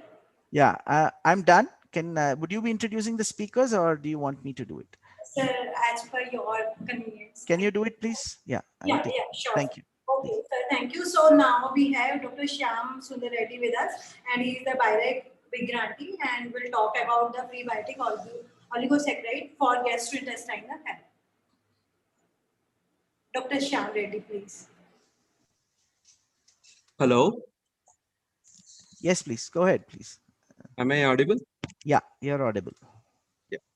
This is Dr. Shyam, and good afternoon to respected Neil Gupta sir and Minu Parabia sir and other respected members. And it's a very wonderful talk. Been hearing. Shall I share my screen, please? Yes, please. Please share your screen. Thank you. Yeah. Yeah. Currently, I'm a big grantee working at Srishti Bionist Incubation Center. Working on a. Can you go full screen, please? Yes. Yeah. Yeah. Go ahead, please. We are working for the enzymatic production of high-pure oligosaccharides as a prebiotic nutraceuticals. Our big partner is KII TBI Bhubaneswar, and this is our team. Just and problem and need. We know that oligosaccharides are prebiotic oligosaccharides, considered as one of the best or superior oligosaccharides. Currently produced by very few companies across the world, and of course, Suntory Pharma from Japan is a pioneer in that, but they are not selling outside as a product, but they are using in their own products as a value-added foods or functional food, as a functional food. They add the oligosaccharide and label it as a functional food. Oligosaccharides are short-chain xylose units, beta-1,4 linked to xylose units. They are very resistant to digestion in the acidic stomach, and they are not absorbed in the small intestine, and they directly reach the large intestine. They will be fermented by like probiotic bacteria. The idea of giving oligosaccharides is no need to supply probiotics, but we will supply prebiotics. Means when you supply prebiotics, automatically probiotics will be improved in the large intestine, because we do have probiotics in our foods, but we fail to establish them in the large intestine, because our large intestines are lacking in microfiber, or the fibers not rich in the foods are not rich in microfiber. Because modern foods we eat are highly polished processed foods. They lack hyaluron layers, hemicelluloses, or Jeylan layers of the grain. Usually used to have in the olden days when we use the old type of grains or hand pound grains, etc. Now, like milled grains, lacking most of these things. So our idea is we can produce a oligosaccharide product in India, and for that we have got the grant. Based on our technology developed at IIT Madras, we are able to produce 5 to 7% of oligosaccharides from the given dry biomass like sugarcane, bagasse, bajra, jowar, and corn. We are testing these 4 substrate currently in our lab. Dry gram to gram dry weight basis conversion is like 5 to 7%. And a pilot scale model. This is our pilot scale model. Like we use a pre-chemical process. Means it's like more of a chemoenzymatic process. We will use the fermentation, then microfiltration, ultrafiltration, nanofiltration, purification, spray drying, and you will get a pure XOS powder as the product, which I am showing here. It's a diagram, block diagram. Coming to the lab to the pilot scale, like 40 gram on the left side of your screen, and on the right side the pilot scale. You can see like we use 6% loading of these pre-treated bagasse. We use a special strain here. Our strength is a special strain, it's Bacillus subtilis strain, producing multi-enzymatic process. It produces multiple carbohydrates so that hemicellulose degradation to oligosaccharides is very easy, and it does not produce the monosaccharide like glucose and xylose. That is the uniqueness of this organism. Of course, this is central to our process. And purification, we have developed a special purification technology based on our molecular cutoff, molecular weight cutoff points, and we are able to produce oligosaccharides and a high pure content of up to 95%. Yeah, this is a profile. Recently, we worked out on these profiles. You can see the bajra, sugarcane bagasse, sorghum. See the crude purifications. When you look at the HPLC chromatograms or mass spectrometry chromatograms, here I've displayed only HPLC. Yeah, on bajra and sugarcane bagasse, sorghum, the profiles are almost same. Means this organism produces low DP, degree of polymerization, from 2, that is xylobiose to xylopentose or hexose, and with less amount of monosaccharides like glucose, xylose, and arabinose. You can see here in bajra, crude extract looks little brown. After nanofiltration, you can get the white powder as shown here down. Sugarcane bagasse turned out to be a little higher producer, bagasse, and you see again the crude extract is little brownish in color. This is all we have conducted 96 to 100 gram of bagasse, where we will get like 5 to 6 gram of extracts from 100 grams of the substrate in terms of the oligosaccharides. Again, ultra nanofiltration resulted in a white powder. Means most of the lignins and other contaminants will be removed in the nanofiltration. Sorghum bagasse also same. You can see xylobiose to arabinose, xylobiose to tetrose to pentose are produced because low DP xyloligosaccharides are considered as superior prebiotics compared to others. See here again the crude extract is brown in color, and when we purified it, you can get it in a white powder crystalline form. This is our technology. Like who are the competitors currently? No competitors from India because no commercial process is available in India. Of course, in the future, we want to become one of the guys. And in 2-3 years, we do not expect any competition unless imported technology is supplied and start production in India. Current proposal, our product here I am showing in the table. Xylobiose, triose is 55%, like tetrose to pentose is 35%. Galactano-arabinoxylans are up to and glucose, xylose, arabinose contaminants as 5 to 10%.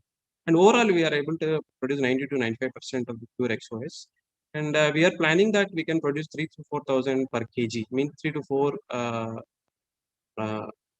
rupees per gram of these oligosaccharides. Daily dosage can be 2 to 2.5 grams, not more than that. Means like within 10-15 rupees, a person can have a daily dose of these oligosaccharides. And I'm comparing with other producers. Suntory, as I said earlier, is from Japan. Earlier they used to sell as capsules. I'm showing here is at $40 to $50 for 30 capsules. Now they discontinued this product.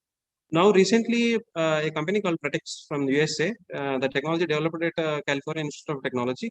Their purity is only 50%. The rest 50% is glucoligosaccharides. Yes, of course, in corn, you have a lot of glucose in the corn cob.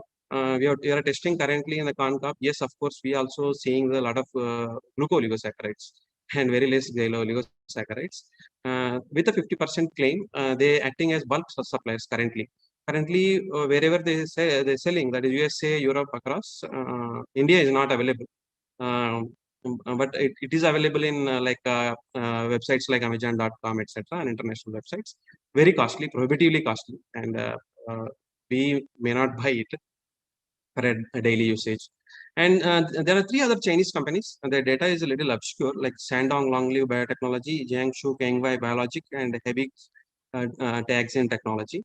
They're telling that they can give up to $100. They have not mentioned the what proportion they give. And Jingzhou producing like X2 to X5. For purity is not mentioned. They are also quoted greater than $100. And heavy taxin, they are saying 35% feed grade they are producing, means 35% purity levels. China, they are telling that it's greater than $50 per kg. Yeah, these are competitors currently. And coming to the market, yes, yellow oligosaccharide market is growing across the world. When you look at these graphs, India growing at 8% because the people are importing and consuming, and Asia at 9.1% because Asians are very aware of prebiotics, whereas overall world market is at the CAGR of 4.1% cumulative growth average. And when it comes to the world market growth for exports in million US dollars, in 2007 it was 94 million US dollars, whereas by 2023 it may run into 120 million dollars. Target customers, our target customers can be people diagnosed with irritable bowel syndrome, health conscious, fitness conscious, and also can be given along with the antibiotic, anti-cancer, chemotherapeutic, anti-diabetic drugs, and anti-hypercholesterolic drugs, etc. You can target everybody, including nutraceutical, chocolates, so many things. Yes, recently we got an offer from Ferraro, Kinder Joy. You might have heard this chocolate, very famous across kids. Kinder Joy. They want to use this product in their products, so that they are asking for 100 gram of the product so that they can test it. They will pay for it for the manufacturing. We have accepted the this thing, and we promised that we will supply very shortly. And a very unique selling point of these products are high percentage of Zalo Bio, Zalo Trials, considered as valued potent reprogenic molecules, and high purity and low degree of polymerization, very less percentage of glucuronidase. Low cost of production from the bagases, and they are not food based bagases. We don't compete or consume the grains, so that we may have a negative impact on the food chain.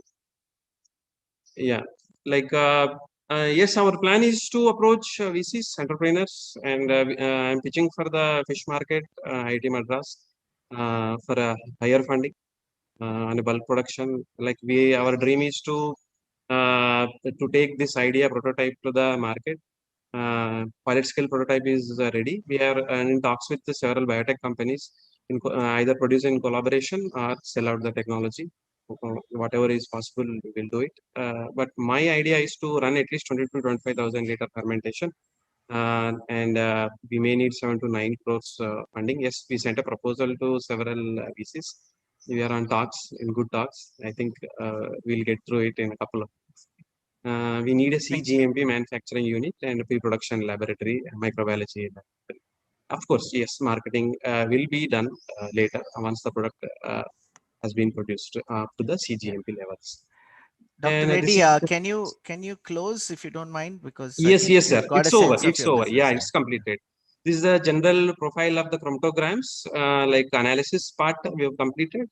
These are the microbiological tests we did, and showing the bifidobacterial levels after using it. Yeah, that's it. Thank you so much. Thank you very much. That Yes, is sir. exciting work. Yes, sir. I think probably, are you the first person with the technology for xylo oligosaccharides in the country, or? Yes, sir. Yes, sir. Probably we are the first to get this grant. And based on our unique points and unique technology process, BIRAC gave the grant for the pilot scale working. Yeah, but I think Tata Chemicals and all make the other oligosaccharides, right? Yes, sir. They are making fructooligosaccharides. Okay, great. Thank you very much. Yes, I think in the interest of time, we'll move on. I request you to stay on and address any questions that might come in the chat box. Yes, anybody sir. has any questions, please put it on the chat box. We'll take it up as it goes along. Can I request you to unshare your slides, and I will request the next speaker to now take over and Yes, sir, definitely. yeah, thank you very much. So, Thanks a lot. next speaker is Mr. Yashpal Phan, and going to talk about the development of fertilizers, color and craft from floral beads. Can you unshare your slides, please, Dr. Yes, sir. Yeah. Yes, sir. Yeah, okay. It's taking little time. Yeah, you can share your slides, Yash, and we can start, please. Hello, I'm audible, sir. Yeah, you're Namaskar. audible. Yeah. I'm not with presentation. Okay. There is some my products I want to show that, and I like to talk about my whole startup journey. Mhm. So मेरा नाम यश भट्ट है. मेरे partner and my old classmate my college friend Arjun Thakkar के साथ before 3 years हमने एक social problem identify किया था, जहाँ पे हमने ये नोटिस किया कि जो वर्शिप फ्लोरा होता है और हमारा एनवायरनमेंट में बहुत सारा ऐसा वेस्टेज फ्लोरा होता है कि जहाँ पे वो वर्शिपिंग में यूज होता है, लाइक फ्रूट्स, कोकोनट, फ्लावर्स, और एंड ऑफ द डे वो रिवर साइड्स में जाता है डंपिंग के लिए, लेक में या फिर ऐसी कोई वाटर बॉडीज में, ओशंस में, क्योंकि वो रिचुअल्स होते हैं और बहुत सारा फ्लोरा वेस्ट होता है, जबकि उसकी काफी बेनिफिट्स है स्किन पे और अच्छे से यूज कर सकते हैं, मेडिसिनल उनमें प्रॉपर्टीज होती है. तो हमने वो सारा रिसर्च स्टार्ट करना शुरू किया और हम ऐसे इंक्यूबेट हुए जीटीयू में, सृष्टि में, और हमने अपना मतलब जर्नी स्टार्ट किया अहमदाबाद म्यूनिसिपल कॉर्पोरेशन के साथ. एवरीडे हम 1 टन प्रोसेसिंग प्लांट लगाया था, जहाँ पे हम मेजरली फ्लावर्स को लाके डिकम्पोजिशन करते थे. बट हमने सोचा कि सिर्फ कंपोस्टिंग एक वे नहीं है फ्लोरा को रिसाइकलिंग करने के लिए, उसको अपसाइकल किया जा सकता है. और आज हम अप्रोक्स अहमदाबाद सिटी के 100 टेम्पल्स से 5 टन जितने फ्लोरा, लाइक फ्रूट, फ्लावर्स, रोज, मैरीगोल्ड, कोकोनट्स, लीव्स, बनाना लीव्स भी होते हैं, बिलीपत्र के, तुलसी के लीव्स होते हैं, ये सबको कलेक्ट करते हैं और सेवरल डिफरेंट सेग्रीगेशन प्रोसेस से होके वो डिफरेंट डिफरेंट प्रोडक्ट में हम उसको कन्वर्ट करते हैं. लाइक जो डीकेड फ्लावर्स होते हैं जो डिकम्पोज होना स्टार्ट हो चुके हैं बिकॉज ऑफ उस पर कोई डेयरी प्रोडक्ट्स माइक्रोबियल एक्टिविटी करना स्टार्ट कर चुके होते हैं, तो वहां पे हम उसको कंपोस्ट में कन्वर्ट करते हैं. अगर वो बहुत फ्रेश फ्लावर्स होते हैं, कुछ देरासर, दरगाह और कुछ ऐसे टेम्पल्स में बहुत फ्रेग्रेंट फ्लावर्स मिल जाते हैं, तो हम उसको ड्राई करके, वॉश करके, ड्राई करके उसको पल्वराइज करते हैं. उसके पाउडर में से हम फ्लावर डस्ट और इंसेंस स्टिक जैसी प्रोडक्ट्स बनाते हैं, उसके मतलब रोलिंग करके और पूरा प्रीमिक्स बना के. फ्लावर डस्ट के लिए हम रोज एंड मैरीगोल्ड एंड बिलीपत्र के लीव्स यूज करते हैं, पेटल्स यूज करते हैं, और उसमें से कलर्स बनाते हैं और मेज स्टार्च के साथ मिक्स करके उसमें नेचुरल एसेंशियल ऑयल मिला के होली कलर्स बनाते हैं, जो अभी हम लॉन्च करने वाले हैं इन नेक्स्ट वीक. और जो हमारी, मैं कुछ दिखाना चाहूंगा सर, ये हमारा शैशे है फ्लावर डस्ट. हमारा पैकेजिंग भी काफी इको फ्रेंडली रहता है, क्राफ्ट पेपर के साथ और कार्डबोर्ड बॉक्स में. और ये एक साबरमती इंसेंस स्टिक है जो गूगल फ्रेग्रेंस में अवेलेबल है. और तो मेरा मेन वही था कि मैं इकोनॉमिकल सस्टेनेबिलिटी के साथ साथ एनवायरमेंटल सस्टेनेबिलिटी को भी फोकस करूं. इवन पैकेजिंग में भी वो सस्टेनेबिलिटी दिखे कि ये सारी चीजें हर्बल है और वो फ्लोरा के अपसाइकलिंग से बनाई गई है. इवन हमारी सारी प्रोडक्ट्स हैंडमेड रहती है, हैंड क्राफ्टेड रहती है. हम जो कोकोनट के शेल होते हैं उसमें से ऐसे बाउल्स बनाते हैं, जो उसको अंदर से भी बफ करते हैं, बाहर से भी ग्राइंड करते हैं, और विनेगर सॉल्यूशन में क्लीन करके हम उसको फूड ग्रेड भी बनाते हैं, जो भी लैब चेक्ड है. हमारी सारी प्रोडक्ट हमने स्किन फ्रेंडली है, हमारे कलर्स, और उसका जो लैब टेस्टेड भी है हमारा. और ये हमारा फर्स्ट प्रोडक्ट था Vrikshamitra natural fertiliser made out of from the worshipping flowers which are mostly dumped into river sides. तो ये हमारा पहला प्रोडक्ट था और ये काफी लाइट वेट रहता है as compare to cow dung fertilizer. और उसमें काफी हॉर्टिकल्चर फार्मिंग के लिए जो सारे न्यूट्रिशंस चाहिए वो काफी बेटर रहते हैं. तो गार्डनिंग में ये काफी प्रेफरेबल है इस टाइप का कंपोस्ट. अभी हमने स्टार्ट किया है कि काउडंग वेस्ट को भी कलेक्ट करके उसमें से भी पॉट्स एंड दिया एंड इंसेंस स्टिक, धूप बत्ती जैसी प्रोडक्ट्स हम बनाना स्टार्ट कर रहे हैं. और दूसरा जो कोकोनट होता है उसका जो आउटर हस्क होता है, तो ज्यादातर ऐसी इंडस्ट्रीज केरला में और साउथ रीजन में बहुत है, कोस्टल एरिया में इंडिया के। बट हमने फर्स्ट टाइम गुजरात में ऐसी इंडस्ट्री एस्टेब्लिश की जहाँ पे बहुत सारे ऐसे टेम्पल्स है जहाँ पे टन्स ऑफ कोकोनट वेस्ट होता है, तो उसको डी हस्किंग करके उसके हस्क में से फाइबर एंड पीट एक्सट्रैक्ट करते हैं, जो वर्टिकल फार्मिंग में सॉइल मीडियम की जगह पे यूज होता है, प्रीमिक्स में कोको पीट जिसको बोलते हैं। तो ऐसे एक छोटा सा प्रॉब्लम जो सदियों से एग्जिस्ट करता था और लोग उससे पीड़ित थे कि रिवर पॉल्यूशन होता था, और मैंने उसको आइडेंटिफाई करके अपना एंटरप्राइज बनाया, Brook and Bloom sustainable solution, जो आज एक एलएलपी रजिस्टर्ड कंपनी है, डीआईपीबी रजिस्ट्रेशन भी है हमारा, स्टार्टअप इंडिया से भी हमको ग्रांट मिला है, नोडल इंस्टीट्यूट से, इंडस्ट्री कमीशन से, और इनिशियली हमारा journey student startup innovation policy से हुआ था।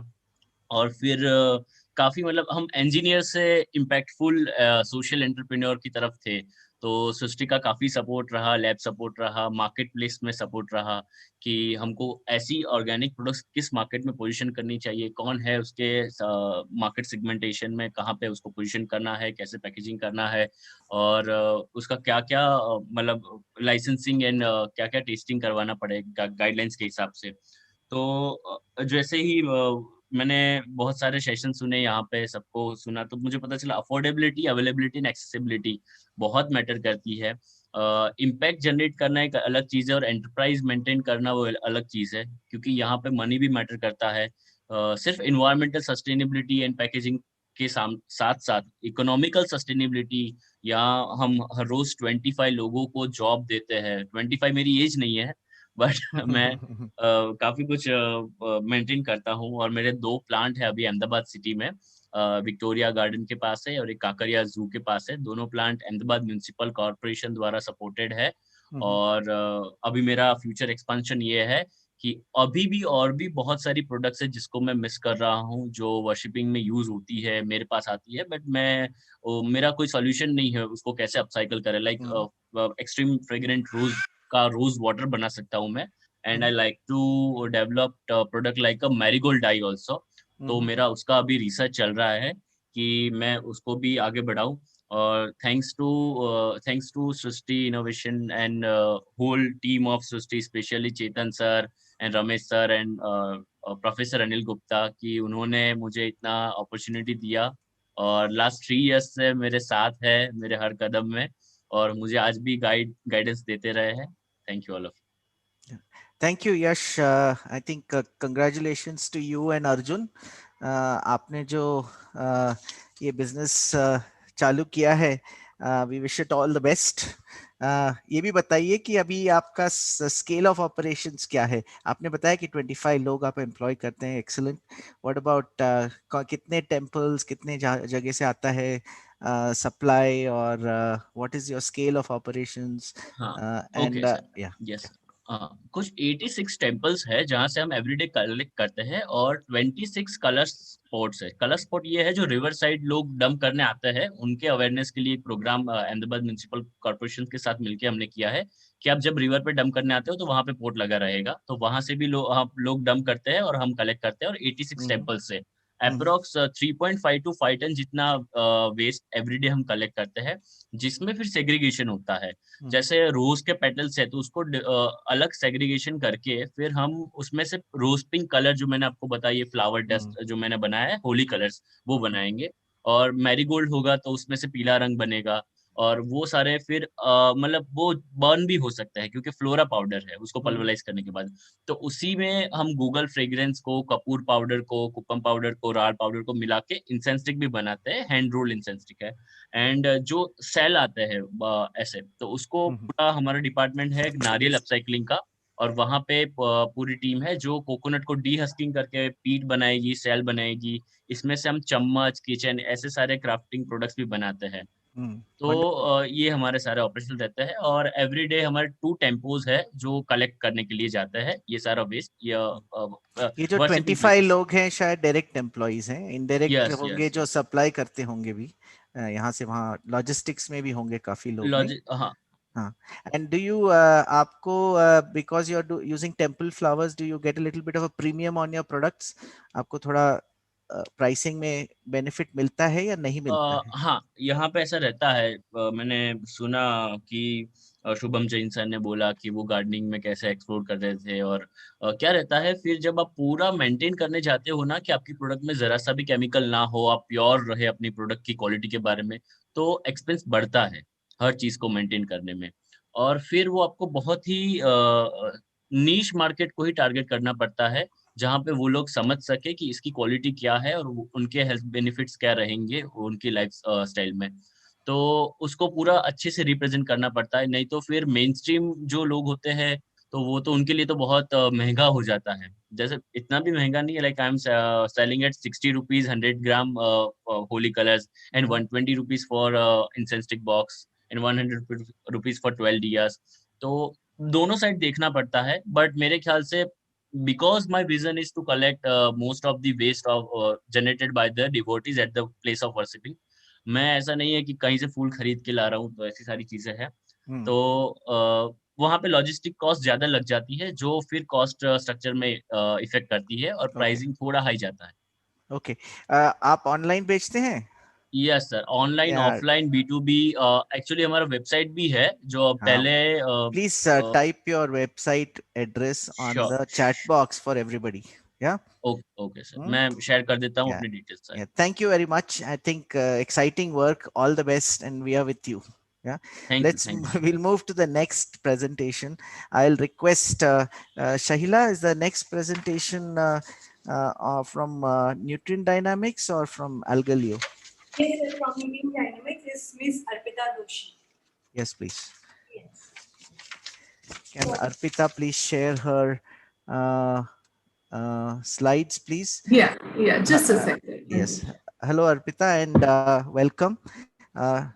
Happy to hear about your company, Nutrient Dynamic Foods. I think you should talk a little bit about your technology, the freeze drying thing that you're using as well. Yeah.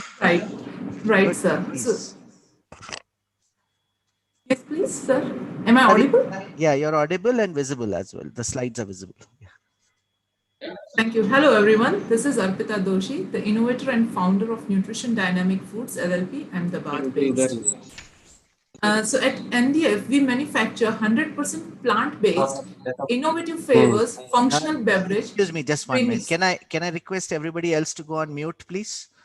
Yeah, there's some disturbance in the background. Yeah, please continue. Sorry, Arpita. Yeah, it's all right. So functional beverage premixes using freeze-dried vegetable, herbs, and spices for millennials, baby boomers, suffering with inflammatory non-communicable diseases like diabetes, hypertension, cardiovascular, and dwelling in urban topography where stress and dietary choices, they accelerate.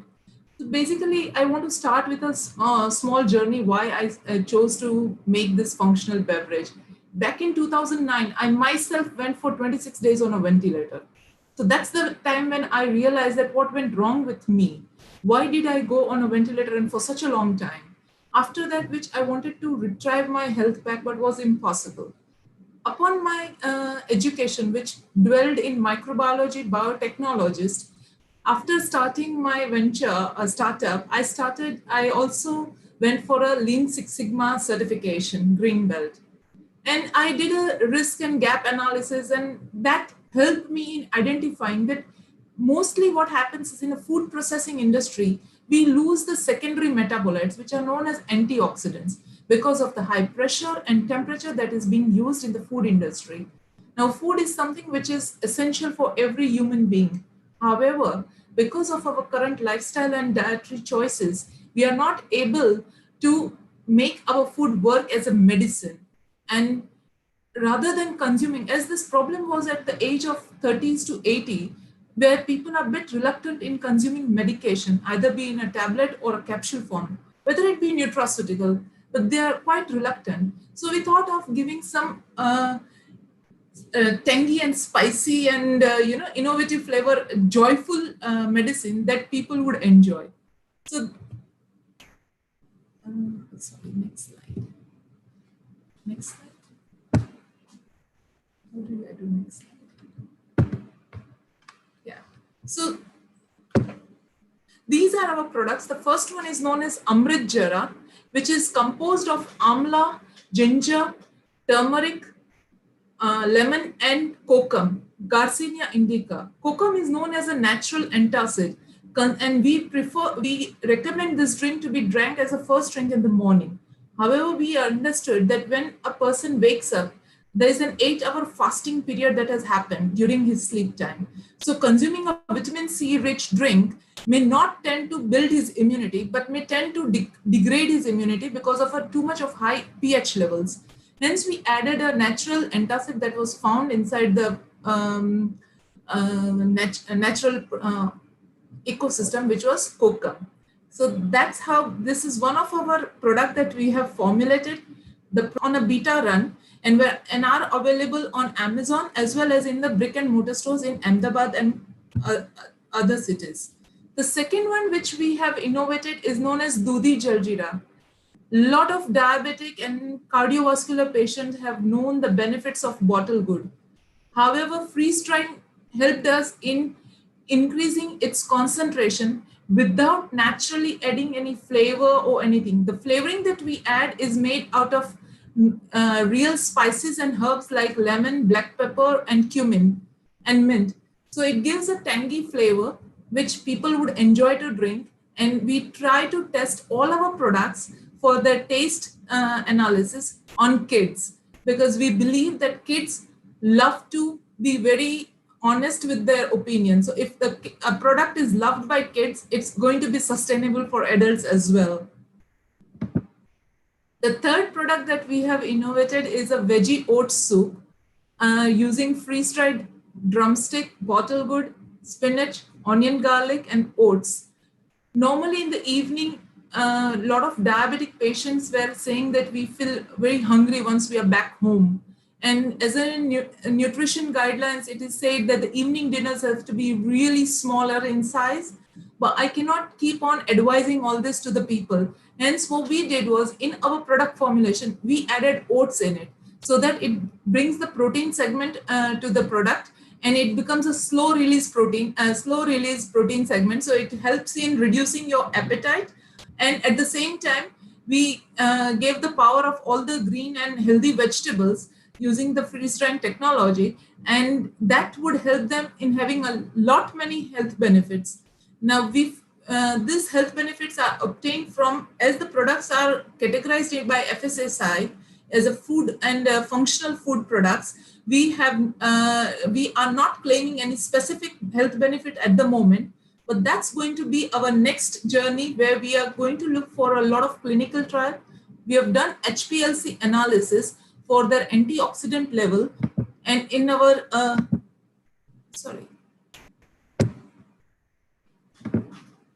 So in our next packaging that which I will show you at the end of this presentation, we are going to present a small story about what those antioxidants are and how they are helping it out. And we have done this, we have got it as a recorded, through a recorded and certified laboratory for this antioxidant analysis. And then what differentiates us from others? Normally in the health and nutrition segments, people are more focused on using extractions and formulating it into a more protein-rich product. However, we believe that proteins has to be in a certain amount, because the efficacy of a protein is not just by increasing its concentration, it has to be absorbed by the body. Hence, we went for a polyherbal formulation where it gives you a balance of all the nutrition. There is no, we try to keep the balance at the most, so that it does not hinder with any other biochemical process that happens inside the body. We used freeze-drying technology, as that was the only finest technology at present available for drying purposes that would preserve natural color, natural antioxidants, and natural taste, which will not help us in not adding any other contaminant or any other flavoring agent that normally beverage premixes would be needing to help. So our main aim was to give a product which are totally natural, having innovative flavor, because most of our products are not having at all a sugary tinge or anything. They are all salty, sour in taste. That salt also we have stipulated it, and we have mentioned it on our packaging that if you feel less salty, you can add it upon your choice. So this was a attempt to address the people who are suffering with diabetes, because I myself have lost my dear ones in this journey, and I really understand the pain and emotional trauma that a person feels when you die at a premature aging. And we also wanted to look at the world. So at the moment we are focused on establishing a halal certification. We have already got EPDA registered. We are FSSI licensed production unit that we have, and halal certification we are looking, because we want to tap the international market so that India can become in real sense, it can become a pharmacy of the world, because the future of all these diseases is a functional food, and our products have not got any extraction added or fortification. We do a natural fibers that are there. Of if bottle good is freeze dried, its natural fiber is retained. Hence, we have left it as a premix and not added any other extracted thing. So this is from my side, and I'm open for all the questions, sir. Sorry, because I can't hear your voice.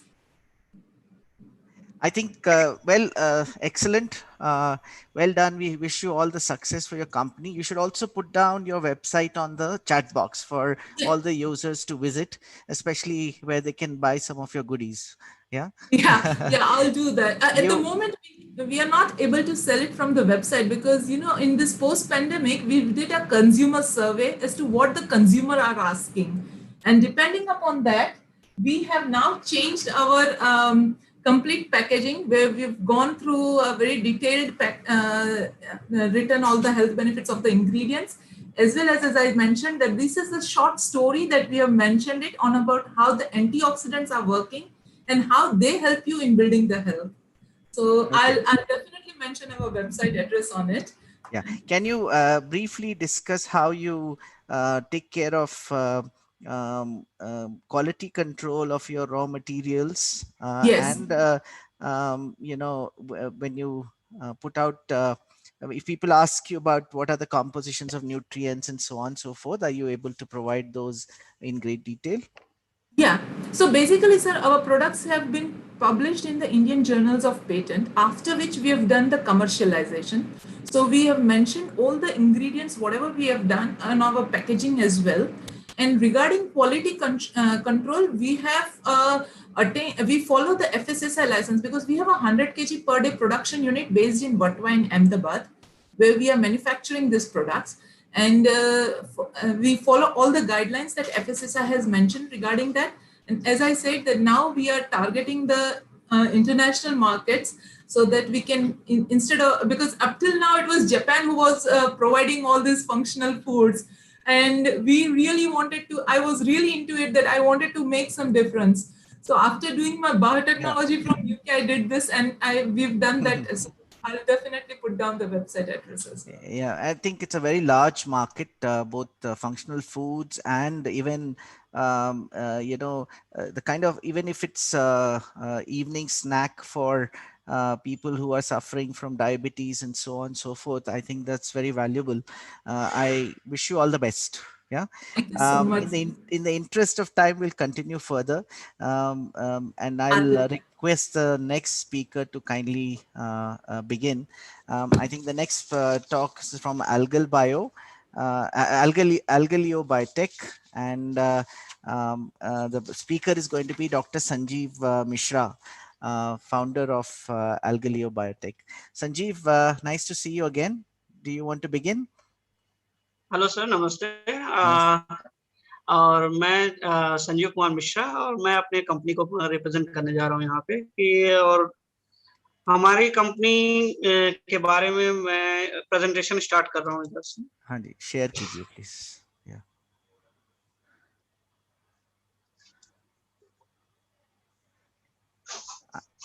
Sanjeev, I think you did your PhD from CSM CRI, right?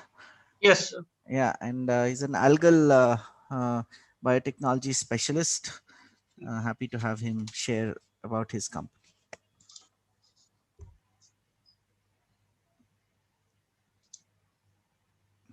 Yeah, your slides have come on. You can go full screen now.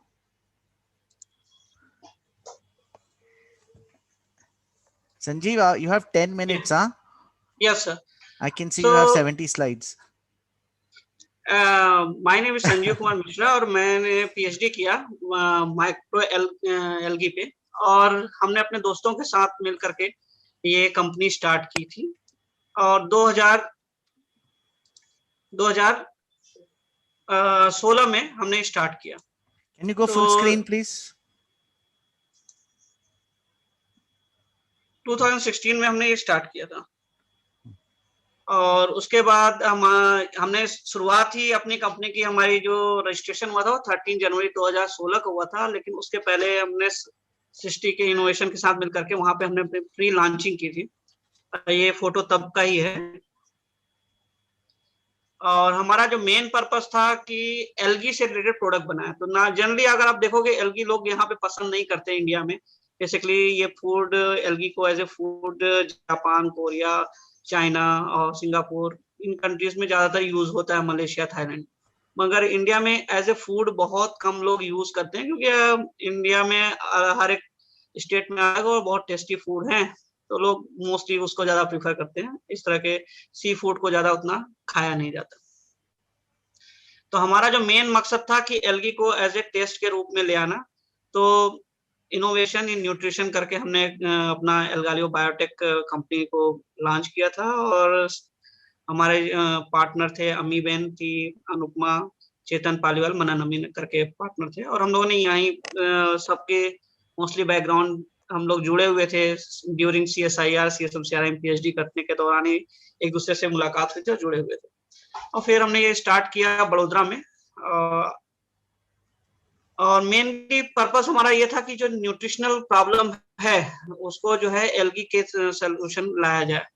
तो India में काफी vitamin A deficiency होती है, iodine की deficiency है, anaemic है, folic acid deficiency है। तो अगर आप देखोगे ये सारे इंग्रेडिएंट आपको एल्गी में भरपूर मात्रा में मिलते हैं।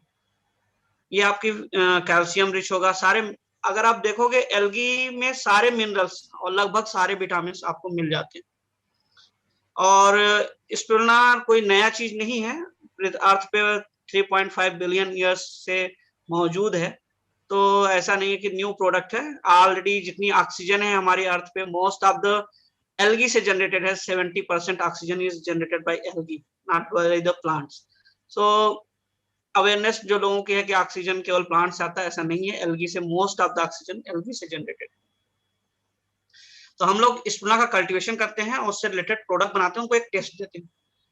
अगर आप देखेंगे न्यूट्रिशनल वैल्यू के हिसाब से तो 100 ग्राम में आपका जो है 60 ग्राम जितना से अब प्रोटीन होता है, sodium, calcium, potassium, magnesium, iron मिलते हैं, आपके सारे मिनरल्स मिल जाते हैं, और vitamin A, B, C, E, K सारे विटामिन मिलते हैं। और हमारा जो मेन पर्पस है कि इम्यूनिटी को सपोर्ट करे और जो बैलेंस फूड प्रोवाइड करे।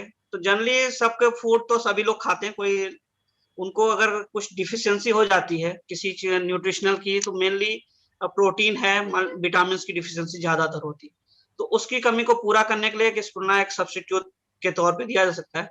तो हमने सबसे पहले लॉन्च किया था कि स्पिरुलिना लोग इतना स्मेल और ये सब आता था, टेस्ट अच्छा नहीं था, तो उसको हमने एक्सट्रैक्ट किए थे, फाइकोसाइनिन बोलते हैं, जो कि एंटीऑक्सीडेंट, एंटी कैंसर प्रोटीन होता है, जो कि ब्लू कलर का होता है। उसको कोकोनट वाटर के साथ मिक्स करके हमने एक प्रोडक्ट लॉन्च किया था, उसका नाम था ओशन मिस्ट, जो कि सैचेट फॉर्म में अवेलेबल होता है, और उसको अगर एक ग्लास पानी के साथ मिक्स करेंगे तो आपको ब्लू कलर का कोकोनट वाटर ड्रिंक बनता है। ये जनरली स्पिरुलिना का एक्सट्रैक्ट और कोकोनट वाटर दोनों को मिक्स करके बनाया हुआ है। इसमें एक्स्ट्रा अगर किसी को यूज करना हो तो विटामिन मिक्स कर सकते हैं, जो विटामिन नहीं मिल पाते जैसे विटामिन डी मिक्स करना चाहे तो मिक्स कर सकते हैं। और ये एक बहुत ही अच्छा फ्लोरोसेंट प्रोटीन होता है। तो जनरली अगर आप इसको लाइट में रखोगे तो ये पर्पल कलर का दिखता है। अभी मॉर्निंग में एक लेक्चर था मैडम का,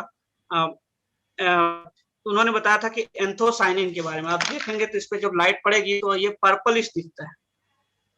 तो ये फ्लोरोसेंट नेचर है इसका, ब्लू से पर्पल कलर दिखता है। तो इसकी वजह से ये अट्रैक्टिव लगता है लोगों को। और सबसे बड़ी बात जो ब्लू कलर है, कोई केमिकल नहीं है, कोई कलर नहीं है, ये एंटी कैंसर एंटीऑक्सीडेंट प्रोटीन है। इसको फाइकोसाइनिन के नाम से जानते हैं, जो कि स्पिरुलिना में मेनली मिलता है। और फिर हमने स्पिरुलिना से और भी प्रोडक्ट आगे के साल में बनाए। ओमेगा 3 हम लोग लाने का प्रयास कर रहे हैं कि जो कि एल्गी से बनते हैं। जनरली आप देखेंगे ओमेगा प्राण खाते हैं, फिर फिश, छोटी फिश खाती हुई, बड़ी फिश उनमें एक्यूमुलेट हो जाता है डीएचए जिसको बोलते हैं, डिकोसाहेक्सोनिक एसिड। तो डायरेक्टली एल्गी में ये पाया जाता है और एल्गी से फिश में जाता है, फिश ऑयल के तौर पे मार्केट में मिलता है। लेकिन हम डायरेक्टली, जो वेजिटेरियन लोग हैं वो लोग बोलते हैं फिश ऑयल है, नहीं खा सकते। तो फिश ऑयल के अंदर जो है डीएचए होता है, तो वो डीएचए ब्रेन डेवलपमेंट के लिए, आई के लिए और हार्ट के लिए बहुत अच्छा होता है। तो डायरेक्टली हम एल्गी से ही डायरेक्टली लॉन्च करना का प्लानिंग में है और सून हम ये इसको ले आएंगे। उससे अलग ये जो कलर आप देख रहे हैं ये है फाइकोरिथिन, फाइकोसाइनिन, एलोफाइकोसाइनिन, फाइकोरिथ्रोसाइनिन, जो इनमें मिलता है। इनको प्यूरिफाइड करके अलग अलग ड्रिंक को कलर भी दिया जा सकता है, लेकिन ये कलर केवल नहीं है, ये एक एंटीऑक्सीडेंट एंटी कैंसर प्रोटीन है जो कि हेल्थ वाइज काफी अच्छे हैं, बायोएक्टिव मॉलिक्यूल्स हैं।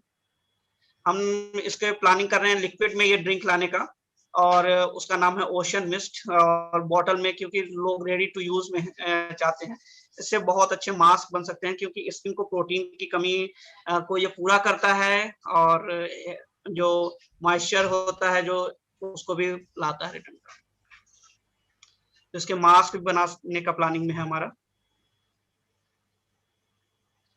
और सभी वर्ल्ड वाइड सभी लोगों ने इसको स्पिरुलिना को अप्रूव किया हुआ है कि ये एज ए गुड सोर्स है फॉर फूड और हेल्थ एंड इम्यूनिटी बूस्टर। हमने इसके प्रोडक्ट बनाए हैं वरियाली, जिसको सौंफ बोलते हैं इंग्लिश में, उसी के नाम पे फेनुला लिया है, उसका हमने ट्रेडमार्क भी रजिस्टर किया और अभी रजिस्टर्ड भी हो चुका है। तो इससे प्रोटीन रिच हमने प्रोडक्ट बनाया है, जिसमें विद शुगर भी है ये प्रोडक्ट और विदाउट शुगर भी है। जो डायबिटिक हैं उनके लिए भी बहुत अच्छा है ये प्रोडक्ट। और स्पिरुलिना एक डायबिटिक लोगों के लिए बहुत अच्छा होता है, क्योंकि इनका इंसुलिन प्रोडक्शन कम होता है। स्पिरुलिना इंसुलिन प्रोडक्शन बढ़ाने में भी मदद करता है। ये हमारे प्रोडक्ट हैं ओशन मिस्ट। हमने सूप बनाए हैं स्पाइरुलिना और टोमेटो के साथ, स्पिरुलिना मिक्स वेज, मशरूम और सब चीज के साथ। फिर हमारा फाइकोसाइनिन भी हम प्रोवाइड करते हैं, जो कि स्पिरुलिना का एक्सट्रैक्ट है। इसकी हमने कैप्सूल भी बनाई है और जो कि मार्केट में कई जगह पे जा रही है इस वक्त। फिर स्टीविया के साथ है, जो कि कंप्लीटली आपका जो डायबिटिक लोग हैं वो भी इसको यूज कर सकते हैं। इसमें आपका हाई प्रोटीन होता है, लगभग सारे विटामिन मिल जाते हैं आपको, विटामिन ए, बी, सी, ई के सारे विटामिन मिल जाते हैं। और आप कोई अदर सप्लीमेंट लेते हो जो कि सिंथेटिक होते हैं, उनसे अच्छा है ये, क्योंकि ये कम्प्लीटली नेचुरल है। इसकी बायोअवेलेबिलिटी ज्यादा होती है और के सिंथेटिक के कंपैरिजन में, और रिजल्ट भी बहुत अच्छे मिले हैं हमको। इसके डिमांड भी काफी बड़ी है ये प्रोडक्ट्स की। विद इन लास्ट ईयर से हर ईयर ये 10 टाइम्स मोर हो रहा है। फिर क्लोरोफिल मार्केट में काफी वो ले रहा है, और spirulina is a rich source of chlorophyll. और भी एल्गी हैं जैसे क्लोरेला, वो सब भी रिच सोर्स हैं क्लोरोफिल की। क्लोरोफिल आपका जो है डिटॉक्स करने के काम में आता है, और जो बॉडी अडार होता है उसको रेगुलर पीने से हीमोग्लोबिन बढ़ता है, बॉडी अडार चला जाता है, और जो कहीं चोट लगी हो उसकी भी हीलिंग बहुत अच्छे से करता है, और एक सुपर पोटेंट एंटीऑक्सीडेंट है।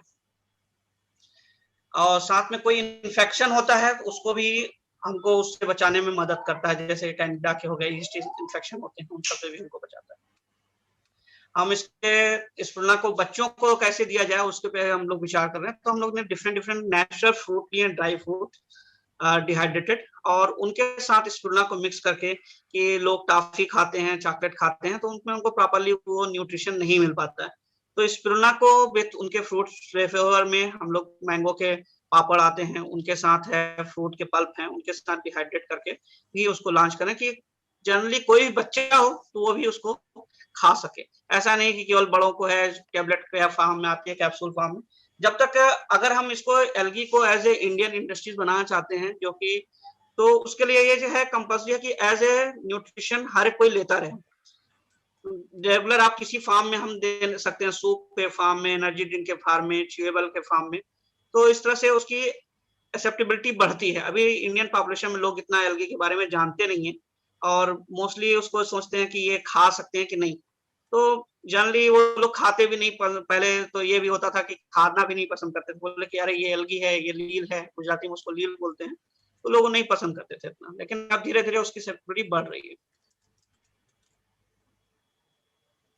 हमने उसकी ग्रीन टी फार्म में लाया है जो कि वेट लॉस करने में मदद मिलता है, मिंट के फ्लेवर में, एंटीऑक्सीडेंट रिच होती है।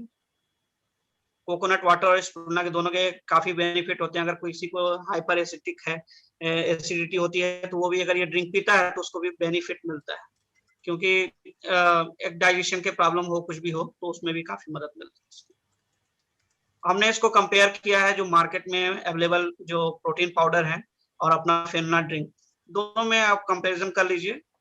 तो इसमें आपका शुगर फ्री है हमारा प्रोडक्ट, और मोस्टली जो मार्केट में प्रोटीन आते हैं लिखते हैं प्रोटीन ड्रिंक है, और उसमें केवल 15% प्रोटीन होता है। 100 ग्राम में 15% प्रोटीन होगा। अगर आप उसका 1 स्पून लोगे, 2 लोगे, तो वो उतना बेनिफिट आपको नहीं करेगा, क्योंकि आप मान लीजिए आप 10 ग्राम या 15 ग्राम ले लो तो मुश्किल से आपको 3 या 4 ग्राम मिलेगा, इससे ज्यादा प्रोटीन नहीं मिलेगा। लेकिन जबकि स्प्रुना का ये हमारा एक ड्रिंक है, इसको अगर आप 5 ग्राम लेते हो तो इसमें भी आपको 4 ग्राम जितना प्रोटीन आपको मिल जाता है। और it is not short term diet, it is long term lifestyle change हम करना चाहते हैं, जिससे कि स्प्रुना कंटिन्यू लोग यूज करेंगे तो एक एल्गल इंडस्ट्रीज को भी बढ़ावा मिलेगा, दूसरा न्यूट्रिशनल जो प्रॉब्लम है वो भी धीरे सॉल्व हो जाएगी, और प्रोडक्ट का जो मार्केट प्राइस है वो भी धीरे धीरे कम होगा, क्योंकि अवेलेबिलिटी बढ़ेगी, लोग इसको यूज करेंगे, इसको ग्रो ज्यादा करेंगे तो ज्यादा बढ़ेगा। और इसके जो एक्सट्रैक्ट होते हैं उनके काफी काम होते हैं, कैंडीज को फूड इंडस्ट्रीज में है, फार्मास्यूटिकल में है, कॉस्मेटिक्स में है, थेरेप्टिक्स यूजेस ज्यादा है, न्यूट्रास्यूटिकल संजीव थोड़ा ब्रीफ करना पड़ेगा, संजीव थोड़ा ब्रीफली करो, थोड़ा Sure, ब्रीफ करो। Yeah, can you finish in ये one minute, please? Yeah, थोड़ा 1 briefly minute. Please.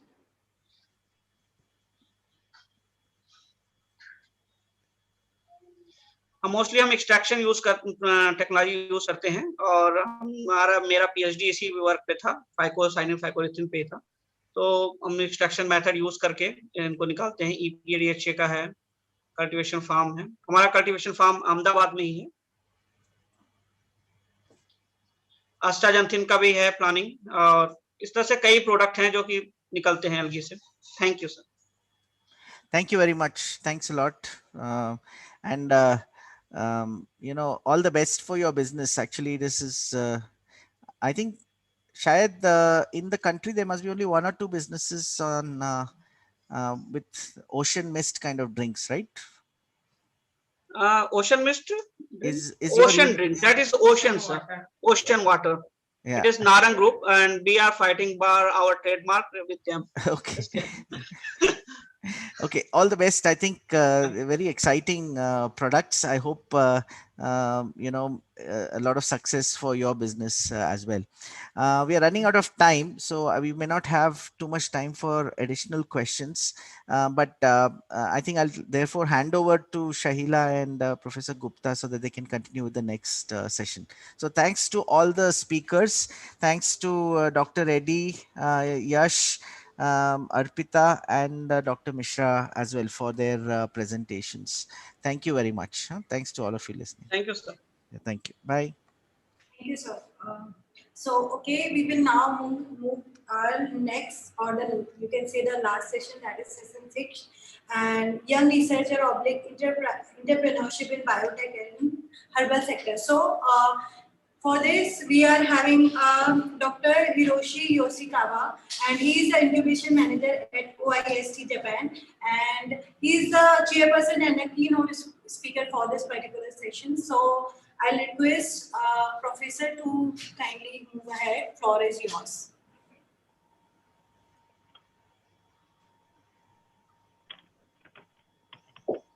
Hi. Well, thank you, Premnath, and welcome, Yoshikawa. Welcome. Hi, thank you. Can you hear me? Yeah, go ahead. Can you hear me? Okay. Namaste. Dhanyabad mujhe amantrat karne ke liye. Thank you for inviting us to this precious opportunity. I am Hiroshi Yoshikawa, an incubator coordinator at Okinawa Institute of Science and Technology in Japan. Okay, so let me share the screen first. Okay.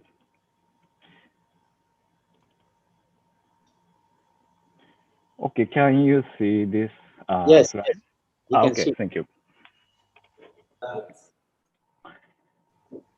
Okay. In this session, I would like to introduce OIST, which Japanese government is putting effort now. And after that, Indian promising young entrepreneurs will give us presentation about their project in this session. Okay, so so first of all, I would like to start from introduction to OIST and the effort to support the entrepreneurs.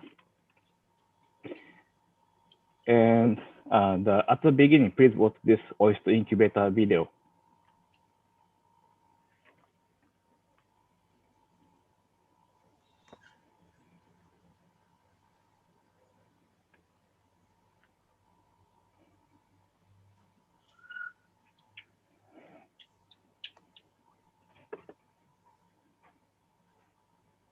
My goodness.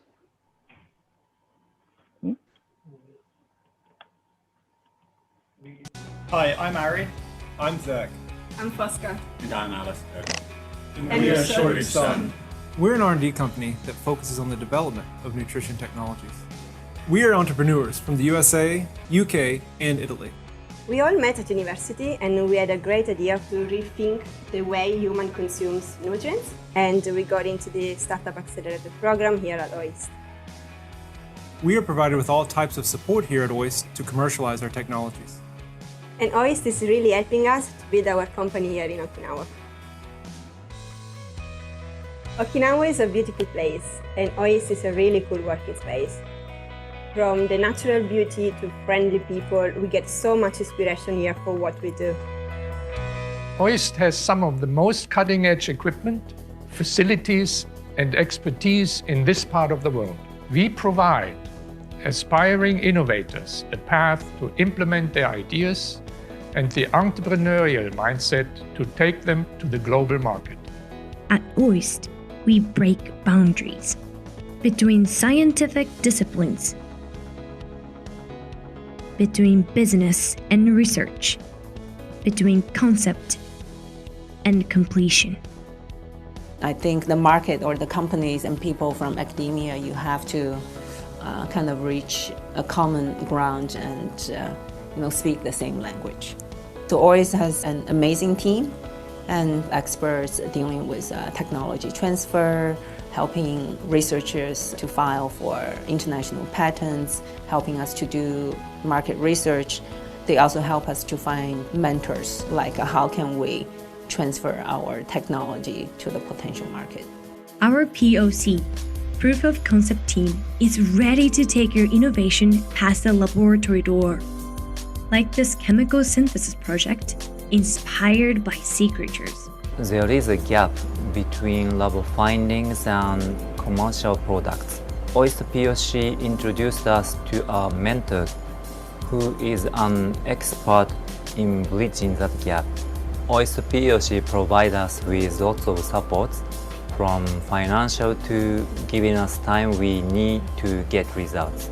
There is nothing like OIST in Japan. It's new, unique, and exciting. Many great ideas get stuck in the lab before their full potential can be realized. Supporting proof of concept work is a vital step in bridging the valley of death between science and business. OIST has everything you need to get from lab to market faster. Opportunity, resources, insight. Some people would call it the perfect startup incubator. At OIST, we call it I-Square. See what our island of achievement can do for you. Okay, how was the video? You might see that OIST is international and offering a good environment to attract a variety of academic and entrepreneurial talents from all over the world. So next, I'd like to explain about Okinawa, where Oyster is located. Okinawa is the southernmost prefecture in Japan, consisted by about 150 islands. With its subtropical climate and many coral reefs and rainforest, but it is also very popular as a resort island. As Okinawa is close to India and Southeast Asian countries, so this island is very important for Japanese government.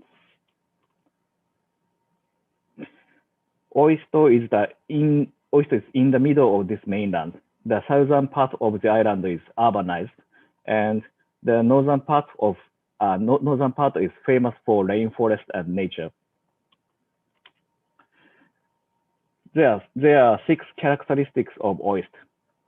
First is quality-seeking management philosophy, and the second is the official language is English.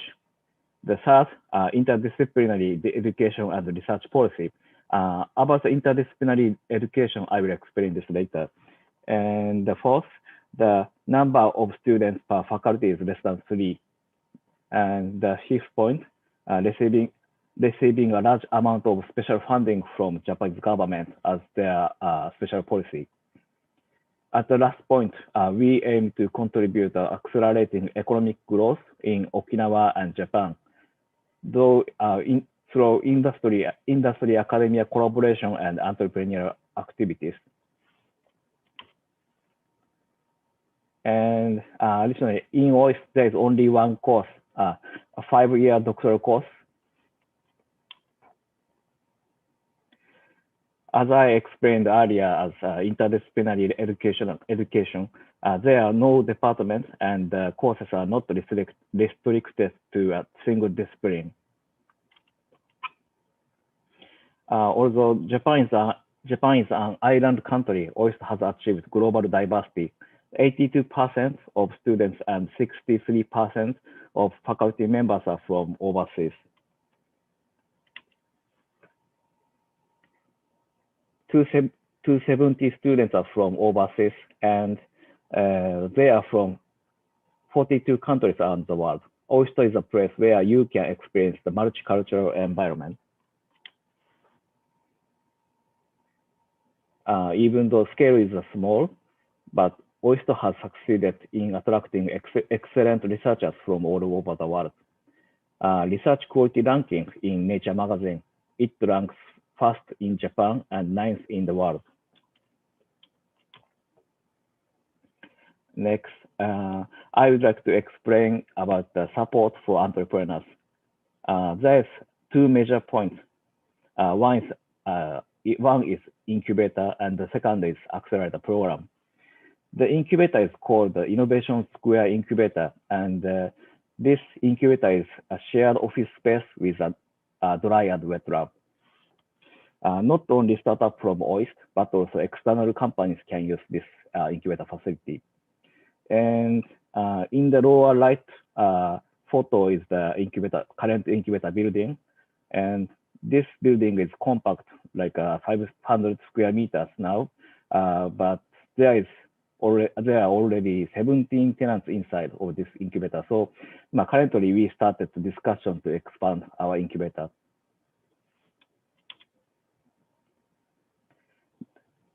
For the second point, especially I would like to introduce you today is the accelerator program. The accelerator program is open to tech entrepreneurs around the world and is open to anyone looking to commercialize cutting-edge technologies. Usually, application is started from December. If once adopted, there will be the financial support, like about 10 million yen for 1 year.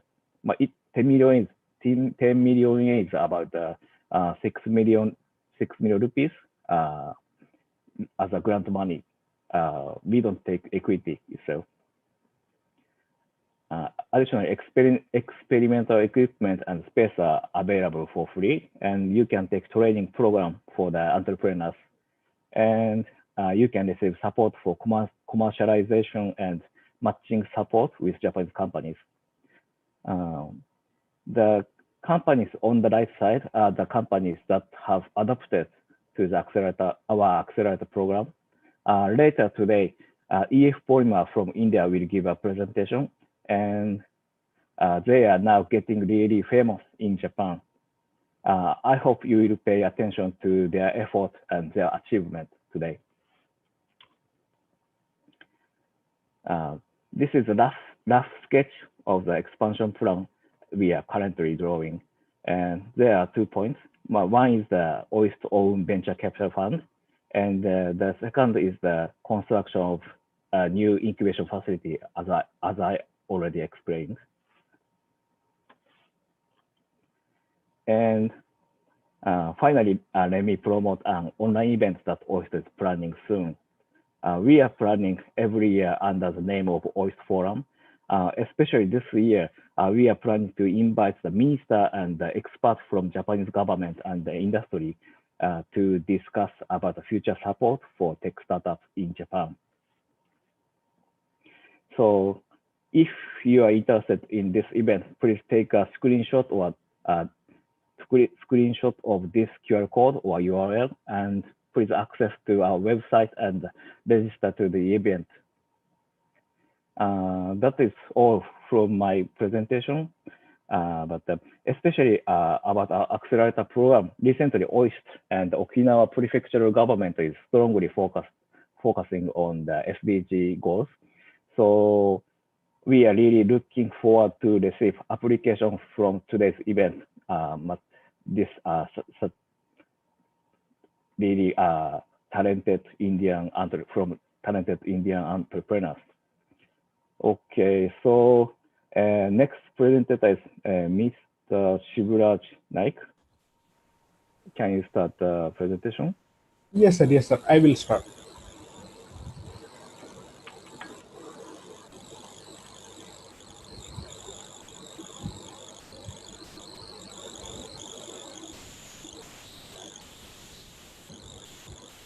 So you can start your speech. Yes, ma'am. Yes, ma'am. I am doing that.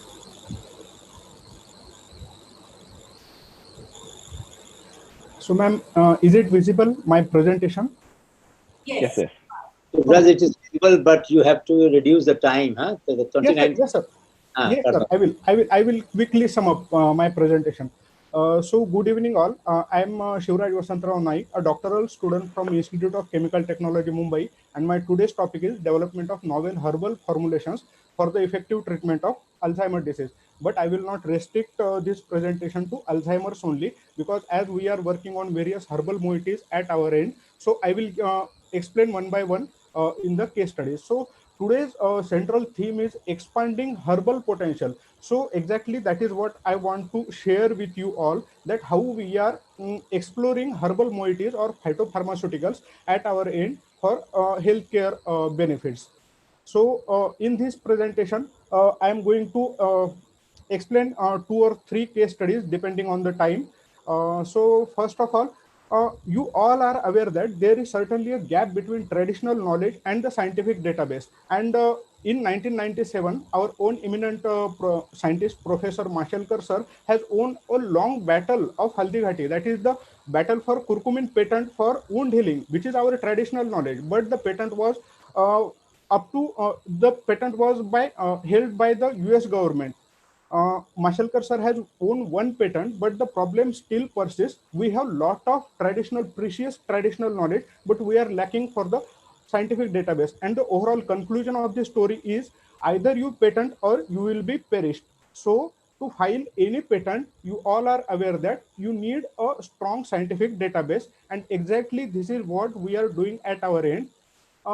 We are selecting those moieties, herbal moieties from the traditional knowledge, and we are performing scientific studies, analysis, and we are generating strong scientific database so as to make it patentable and so as to make it in the market. So to start with, the first case study deals with the Alzheimer's disease, and all are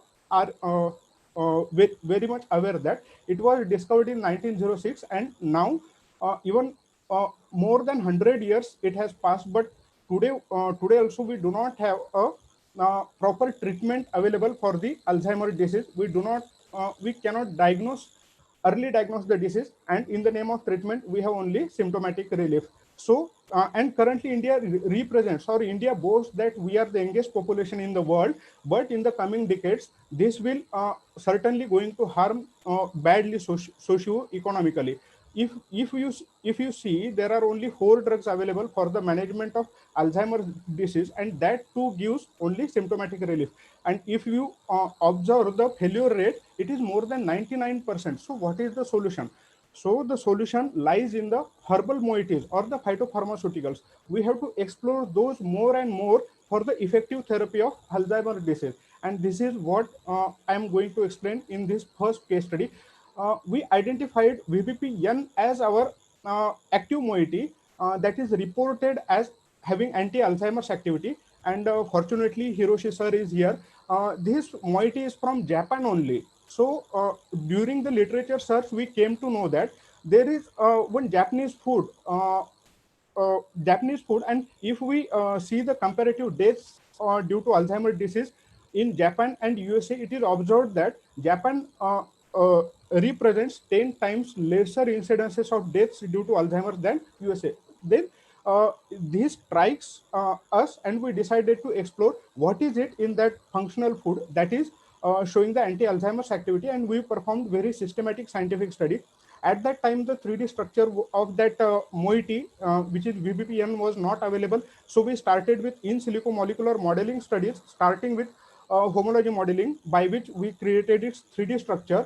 Then we validated our in silico study data using TST binding assay, where thioflavin T is the gold standard to amyloid beta binding. Then we formulated that moiety, which is unstable at acidic pH. Means currently it is to be ingested by oral route, but it is unstable. So we used novel drug delivery approaches. Then we performed various ex vivo animal studies to show the efficacy. So these are the results of some of the in silico studies. First of all, we created the 3D structure of that VBP-N. Then we found out the active binding site using sitemap analysis. Then we selected the targets which are associated with the Alzheimer's disease pathophysiology, and we performed molecular docking and simulation studies. And based on the results, it is found that VBP-N specifically binds to amyloid beta binding and breaks it down. To validate these results, we performed thioflavin T binding assay, and the same results we got there, which can be clearly seen from these scanning electro micrographs. Then we performed formulation development. We developed micro emulsion of that VBP-N, and we performed various ex vivo permeation and mucoadhesion studies. Then we delivered that novel formulation, micro emulsion formulation of VBP-N via nose to brain route, as blood-brain barrier is the major hindrance in case in the treatment of such diseases where BBB is involved. So we investigated the brain targeting efficiency, and histopathological analysis confirms the safety of the formulation. In this study, we got excellent results. Then we moved towards the pharmacodynamic studies, that is the efficacy studies, and we have performed these studies using highly advanced motorized stereotaxic apparatus. We performed various behavioral parameters also, and these studies were performed in collaboration with SKB Kamti Pharmacy College. So these are some of the results, behavioral study results, validating the animal model. Means the model, Alzheimer's disease model, which we induced into the rodents, was validated. And then we see the biochemical analysis. We see the levels of various biomarkers. And here we have used the multi-targeted approach. We not only targeted only amyloid beta, but we have targeted on BDNF level, which is responsible for the neurogenesis. Then we have checked for certain neuroinflammatory biomarkers also. Now currently we are ready with the platform technology that can be explored for other herbal moieties also, apart from VBP-N. And we have already studied various curcuminoids like curcumin and tetrahydrocurcumin using this platform technology. Now I would like to share with you the second case study, wherein recently we have explored T polyphenols in case of COVID. Means whether it was reported that T has certain role in case of COVID-19. So we decided to go into the mechanisms, and we performed various in silico molecular modeling studies. First of all, this is the structure of COVID virus with its druggable targets. So what we have done, we selected two tea polyphenols like EGCG, that is epigallocatechin gallate from green tea and theaflavins from black tea, and we performed extensive molecular modeling studies. So this is the protocol for those studies, and the platform which is required to perform such kind of studies is totally free. Means you can do it at your end without any subscription or any charges. You just only need a decent laptop or PC, whatever you have, and you can do those studies. Means I am telling this because if you have any traditional moiety, you know that it is working on certain disease condition, that then you can start with these studies to show that if these traditional moieties or herbal moieties are really giving, or so these are the predictive analysis only. Means we can predict whether it is really giving the results or not. So to conclude, for these studies, we found out that both the tea polyphenols, green and black tea polyphenols, are inhibiting the virus entry into the host cell. Also, it is directly acting on the RDRP, that is the RNA-dependent RNA polymerase, which is the target for the marketed drug. And we are getting the equivalent results by this assay. The further in vitro antiviral assays are going on. In the next study, now in this study, we have explored herbal excipient, herbal moieties as a excipient, pharmaceutical excipients, and for that we have selected tamarind seed polysaccharide, which is which is easily available throughout the India. So using that TSP, that is tamarind seed polysaccharide, we have developed hydrogel for the encapsulation of various moieties which have stability issues, and we have also fabricated nano vaccine for brucellosis, and that our nano vaccine is already patented, and it is ready to come into the market. So this is the short summary of the study, what we have done. So the tamarind seed polysaccharide contains xyloglucan, and we cross-linked that using various low molecular weight gelators, and we showed that it forms hydrogel, and we have tried these hydrogels for the encapsulations of various moieties. Now again we have performed very specific mechanistic evaluation how the gel formation is carried out using in silico molecular modeling studies. So I am stressing on this because we get mechanistic approach, and these all the platforms are really freely available, so anyone can start with this.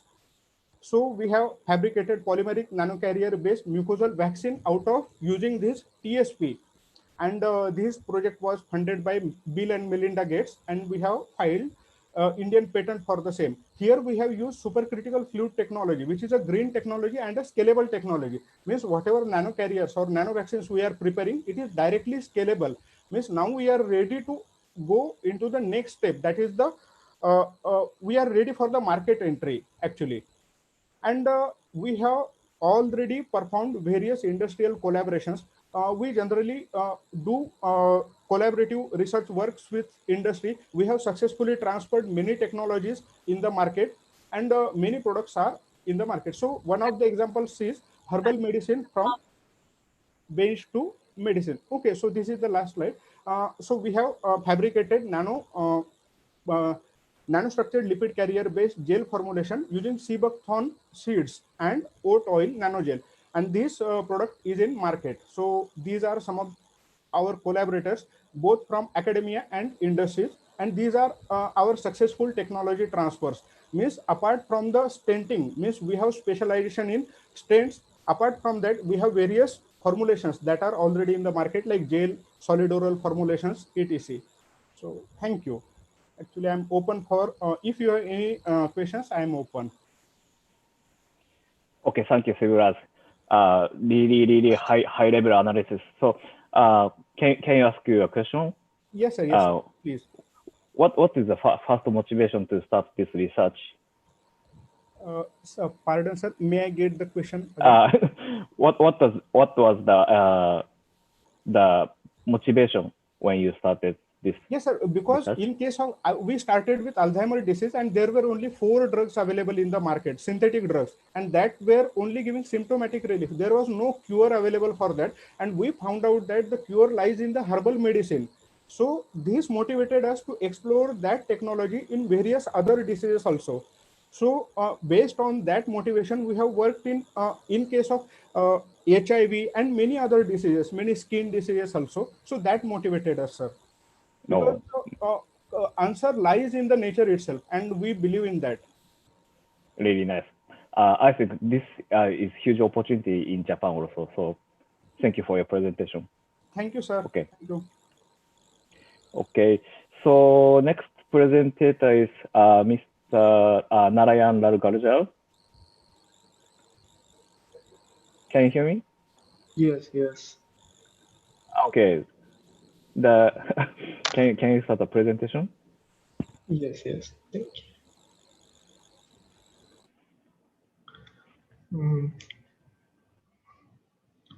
Sivraj sir, can you allow me? Sivraj, you can stop the screen sharing. So.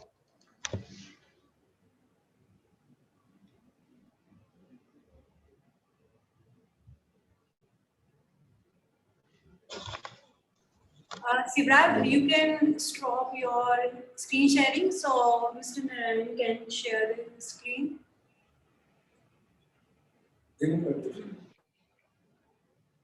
Ma'am, I'm actually trying for that only to stop the screen sharing.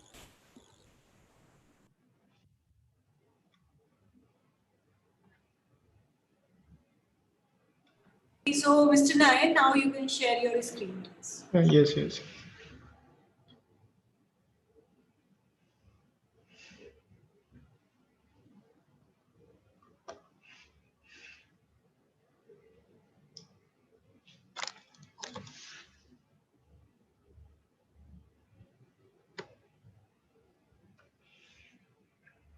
Yeah, are you able to see my screen? Yes. Yes, yes.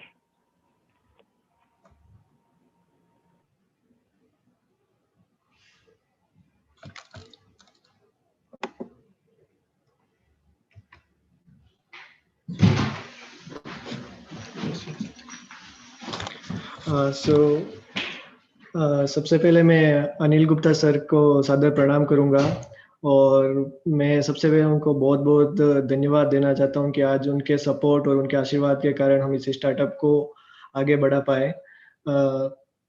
Thank you so much sir.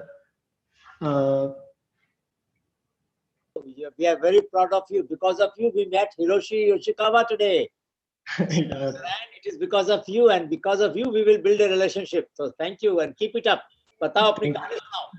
Thank you so much, sir.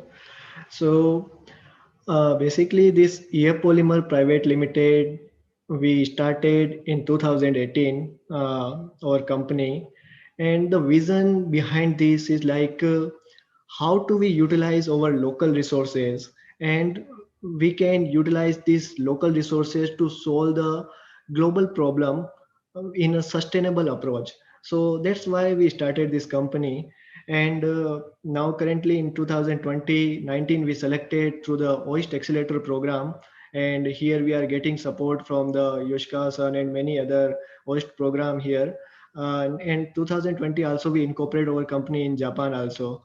So what we are doing, what we are trying to solve, like if we see 70% of water used in an irrigation segment, but currently due to the climate change, many countries are facing the water problem. Like many farmers reduce or lose their crop due to the low ability of water. And this problem facing in Indian many states as well as in a global like South Africa, California, and also in Japan, also some area. And another biggest challenge, if we see the bio waste, like in India, if we see there are 200 million ton of waste generate every year, but only we recycle 30 to 40%. Rest of these we can just use as a landfill or we can burn these. So this creates a serious environment problem. So we are trying to solve one problem to another problem. By using this bio waste, we create a organic water retention polymer. So what is this organic water retention polymer? So this polymer can absorb like 100 to 150 times of weight of water inside this, And this also, because we are making from the orange peel, banana peel, and sugarcane bagasse, it's also contain the micronutrient inside this. So when farmer using their soil, this provide the nutrition things also in the soil. And once this polymer absorb the water, it's retained in the soil for longer time. So this will be help to keep moisture longer time. So what is the benefit of for farmer, and what is the benefit of the technology for who are facing the water problem? So currently, if we see, like if we are irrigating the farm or field, the water came, the soil have not enough water holding capacity, so this is dry in 5 or 10 days. Then farmer need to again irrigate. But once the farmer use our product in their farm, the irrigation interval increase 5 to 10 days. Like before, if they are need to irrigate in 5 days, but after using this polymer, they need to irrigate 10 days. So by using this polymer, they can save like 1 or 2 irrigation in their crop. So ultimately, farmer can save 40% of water by using this polymer. And also many times the fertilizer leach from the soil. So this polymer has tendency to retain the fertilizer inside this. And ultimately, farmer can increase their yield and their income up to 10 to 13%. And our polymer is completely made from the bio waste like orange peel or this. So this is 100% biodegradable, and this is organic. So this not create any negative impact on the soil and the crop. So what is their our business model, how we are trying? So what we are do, first we collect the raw material from the city waste like juice company, juice shop, and once we collect this raw material, we convert into the our by using our process, and we develop this product. And once this product we will sell through the like food producer organization, distributor, and local customer. And by using this polymer, farmer can solve their water problem. So this is a sustainable business model to solve two problems. One is a bio waste and another is a water problem. So is our traction like in last we are doing work in last from the 3-4 months we started to sales. In last 3 months we sold around 1.5 ton of our product in India as well as Japan also. And we are testing with the 500 farmer in India in the drought affected areas. So there they are getting really positive result. And same as we are validate this product with high advanced technology in Japan in different parameter, different segment. And also we collaborate with the Orion Beer. Like this is a big manufacturer company of beer, and they produce their waste. So what we do, we utilize their waste and convert into the sustainable product and again provide them so they can grow organic thing. So our concept is to utilize natural waste and solve the problem. So if we see our market, like around is a 9.7 trillion market in only in India, because the water problem is serious. So in initial our target segment, we are trying to target Rajasthan, Karnataka, Uttar Pradesh, and in Japan we are targeting Okinawa. And once we target, we will go all India and Japanese market, and then we will target the Asian market for our product. So how we are targeting, like first we give this product to collaborate with some FPO. We will give test our product. Once they satisfy with the product, then they can pilot and they introduce our product to many farmers. So currently this is we are looking for investment and to set up our production facility in bigger scale. And this is our 5 team member in our team. So we started with our college time, and that time we received Gayatri Award also. So we are all 5, and currently 4 team members are working in India, and currently I am working here in Japan. For this our work, we received Gayatri Award at President House and Okinawa Furusoto Award from Okinawa Bank. We represent India at the Netherlands. In among 54 countries, we get a first prize. Also, we selected by the Japan Accelerator Program for 1 year and Ministry of Agriculture. This our media coverage by the many organizations like Japan Times. So thank you so much. At the end, I just want to say, like nature have a seriously very huge power. If we and every problem solution in the nature. So we just need to understand and utilize our scientific approach to solve the problem. Thank you. Thank you so much. Okay, thank you for your presentation, Narayan. You are now in Japan, and you are really next to me. But what is the next plan for the recent future? So yeah, our next plan to expand or scale our business. Like currently we are started the sales. So we are looking some distributor channel or support to expand or provide this solution to every farmer who are facing the water problem. So in the next plan, we want to target more farmer who are facing the water problem in our India as well as here in Okinawa. So this is our plan to reach them. Okay, thank you. I think in near future, big news will come up from EF Polymer. I really looking forward to hearing this. Thank you. Thank you so much. Thank you. Okay, so next presenter is Ms. Hasena. Can you start the presentation? Yes. Thank you. I'll be sharing my screen.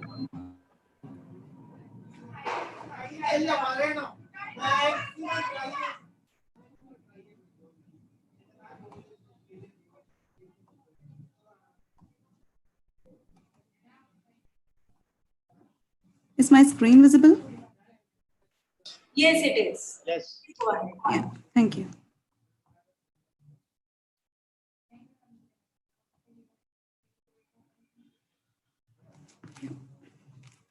Good afternoon, everyone. And thank you for giving me an opportunity to be here. I'm really glad to present my project on an alternative technology to produce biomass-based food-grade flavors, fuels, and value-added chemicals. Our motivation is basically to develop an alternative technology to produce chemicals in a sustainable fashion.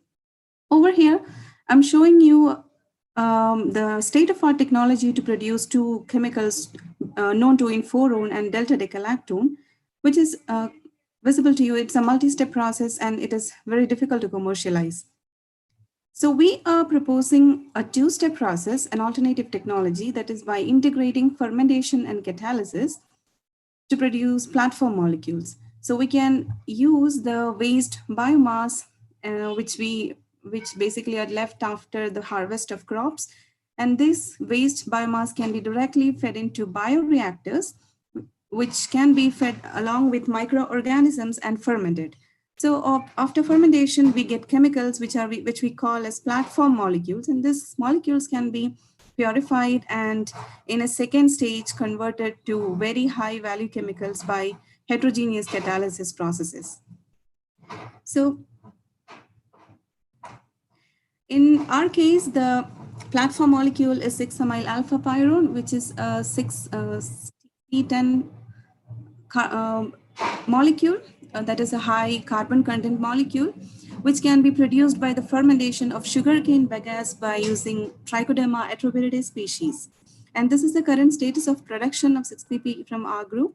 We initially started by a production of 123 milligrams per liter of 6-PP in a Shakes flask media. And now we have switched to a chemostat mode where we are able to produce about 723 milligram per liter of 6-PP by applying an extractive fermentation technology. But still we are trying to we are working on to improve the process parameters and all to increase the yield of 6-PP. And along with that, we are also trying to figure out ways to upgrade this 6-PP molecule to various value-added chemicals. And so far, we were able to ring open and decarboxylate this molecule by using silica alumina catalyst with a very high conversion, more than 99 conversion, and about 86% selectivity to non-2,inforone. Basically, non-2,inforone is a flavoring agent used nowadays, and this molecule can further hydrogenate it to produce nonanone that upon condensating with HMF can produce brand chain alkanes, which are used as fuel additives. So apart from this, we also were able to hydrogenate it to produce delta-decalactone, which is also an interesting molecule, which has applications in flavoring agents. And this reaction, recently we could develop a catalytic transfer hydrogenation reaction, the 6-PP hydrogenation using formic acid. The beauty of this reaction is that formic acid itself is a biorenewable chemical and the process becomes more greener and more economical. As I told in the beginning that we are trying to integrate the process from biomass to high value chemicals, we wanted to see how the process can be integrated from 6-PP which we are producing from fermentation. And we did this reaction using the fermentation derived 6-PP, and unfortunately we did not observe the same same results as we observed in case of the blank reaction. We observed a decreased conversion, and we did not actually get DDL in this case. So we were trying to understand like what is happening when we are using the 6-PP feed, which we get from fermentation. And now we were able to understand that few chemicals which are called as biogenic impurities that comes from the fermentation media can interact with the catalyst. They are basically the amino acids, proteins, and vitamins which we may add in the fermentation media as a source of nitrogen for the microbial organisms to grow. And this might come along with the platform molecules which are produced. And even after several layers of purification, this trace quantities of these impurities are found to be there along with our platform molecule. We studied few of them, and we saw that among them, the sulfur-containing molecules have a severe deactivation trend when compared to other molecules, like the normal other amino acids, which doesn't have any sulfur in it. And we are trying, at this point, we are trying to develop better catalyst which can overcome this issue. To overcome this challenge, we are trying to design different catalyst materials. And yeah, coming to the technology transfer part, so far we were able to file 4 patents from this technology, and 2 of them are granted. Most importantly, we could set up a startup company called Wowchemy based on this technology only. And here we are trying to integrate the process to produce 6-PP in a large quantity. We want to improve the yield. We want to improve the production of 6-PP. And also we are targeting a production about 2 grams per liter, where we can just step into the market for the commercialization. And we are also trying to bioengineer the strains to improve the 6-PP production.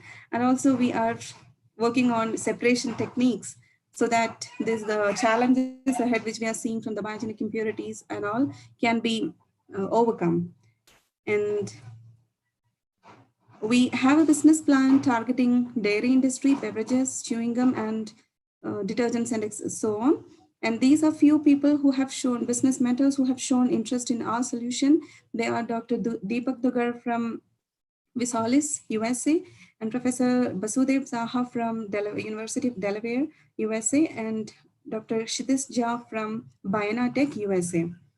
And here, I would like to thank you all, and I want to say a few words along with this. That is, as Professor Anil Gupta sir mentioned in his talk about scaling down technology into small units, which can be, decentralized. I think this is a powerful idea, essentially, which has huge potential in it in a country like India. I hope and I hope that in future, more and more people, more enterprises may pick up the real process and come up with accessible solutions, as he mentioned. With this, yeah, I'm leaving my floor open to questions. Thank you. With the permission of the chair, Hiroshi, I would like to ask a small question. Hasina, do you think that we can set up a pilot plant in Jammu Kashmir or Northeast, wherever you prefer, a small unit developing or extracting high value chemicals in the village, and we will be very much willing to invest in that and jointly develop it and take it forward. You think it is something interesting to you? Yeah, definitely that is really of our interest, because the technology what we are talking about is basically integrating, basically utilizing the biomass. And I really wish that this kind of... How much would it cost to have a small unit in a village of Jammu Kashmir? So far, I'm not aware about that, because I need to study the availability of feedstock and all. Then only I will be able to give you an idea about how much we need to start such a kind of pilot plant or something like that. That would be, a good step ahead. Yeah, I would welcome that. Wonderful. Thank you, sir. Okay, thank you for your presentation. Really great technology for upcycling the biomass. So now you are in PhD course, right? Yes. Okay, so what is the plan after you graduated from PhD course? Sorry, could you please repeat, sir, once again?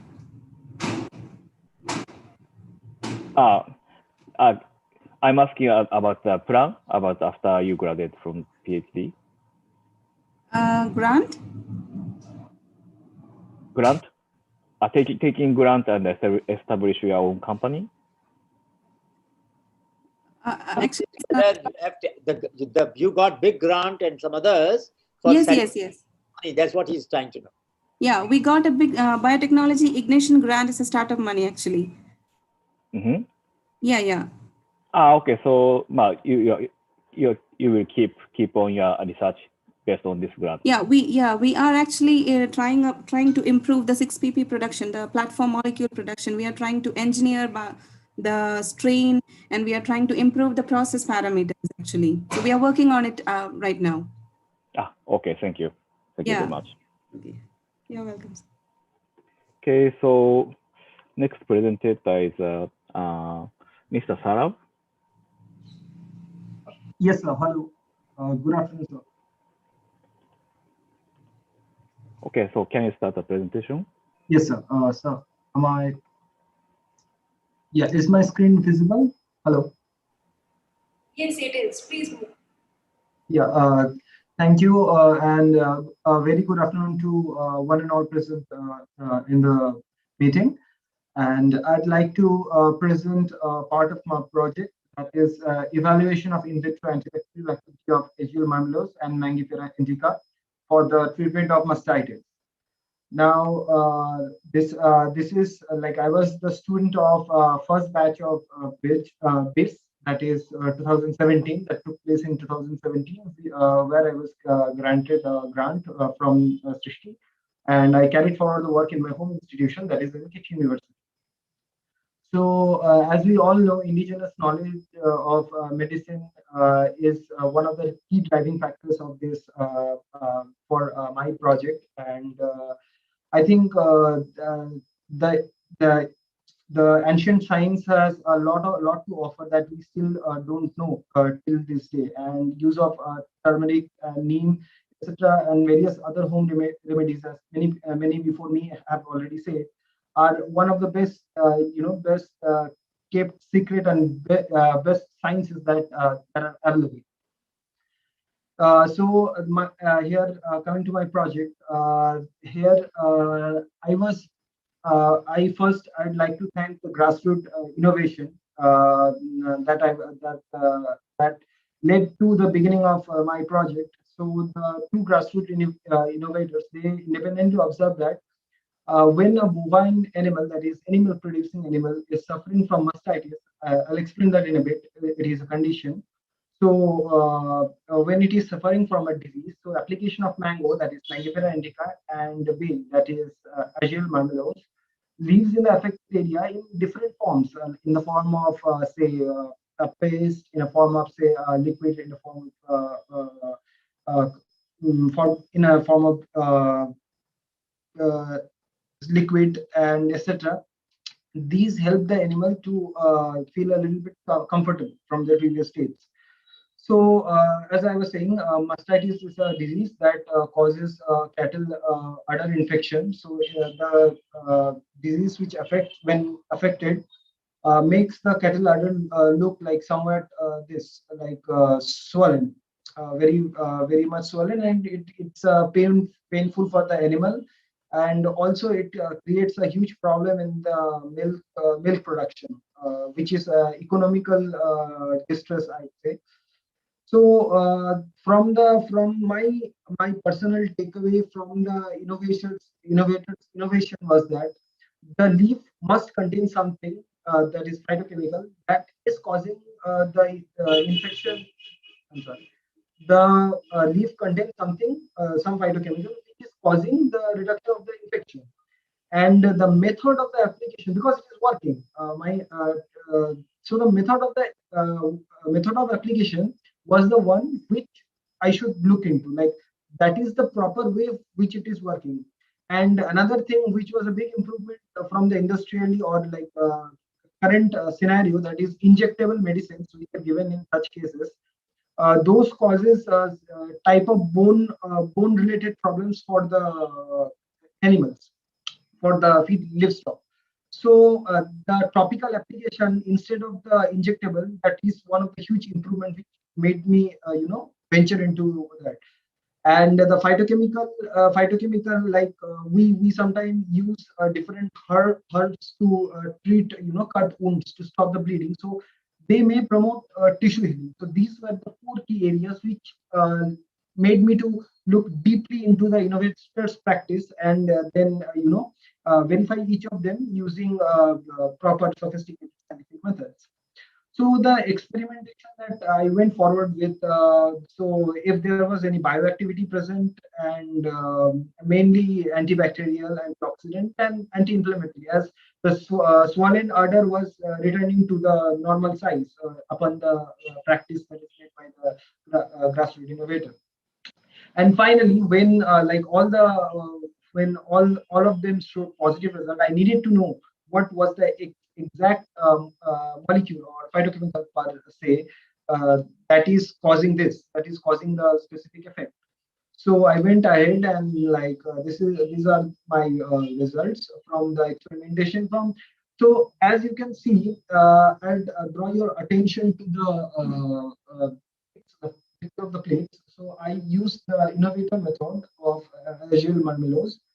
So Agile Marmelos and Mango. So both of them kind of gave a notable zone of innovation. Like this is a plating method to check if the innovator method, the phytochemical created by the innovator method, is actually stopping the growth of bacteria in Petri plates or in the bacterial growth media. And as can be visualized that after visualized from the graph, that after the positive control, that is industrially available drug, I used tetracycline.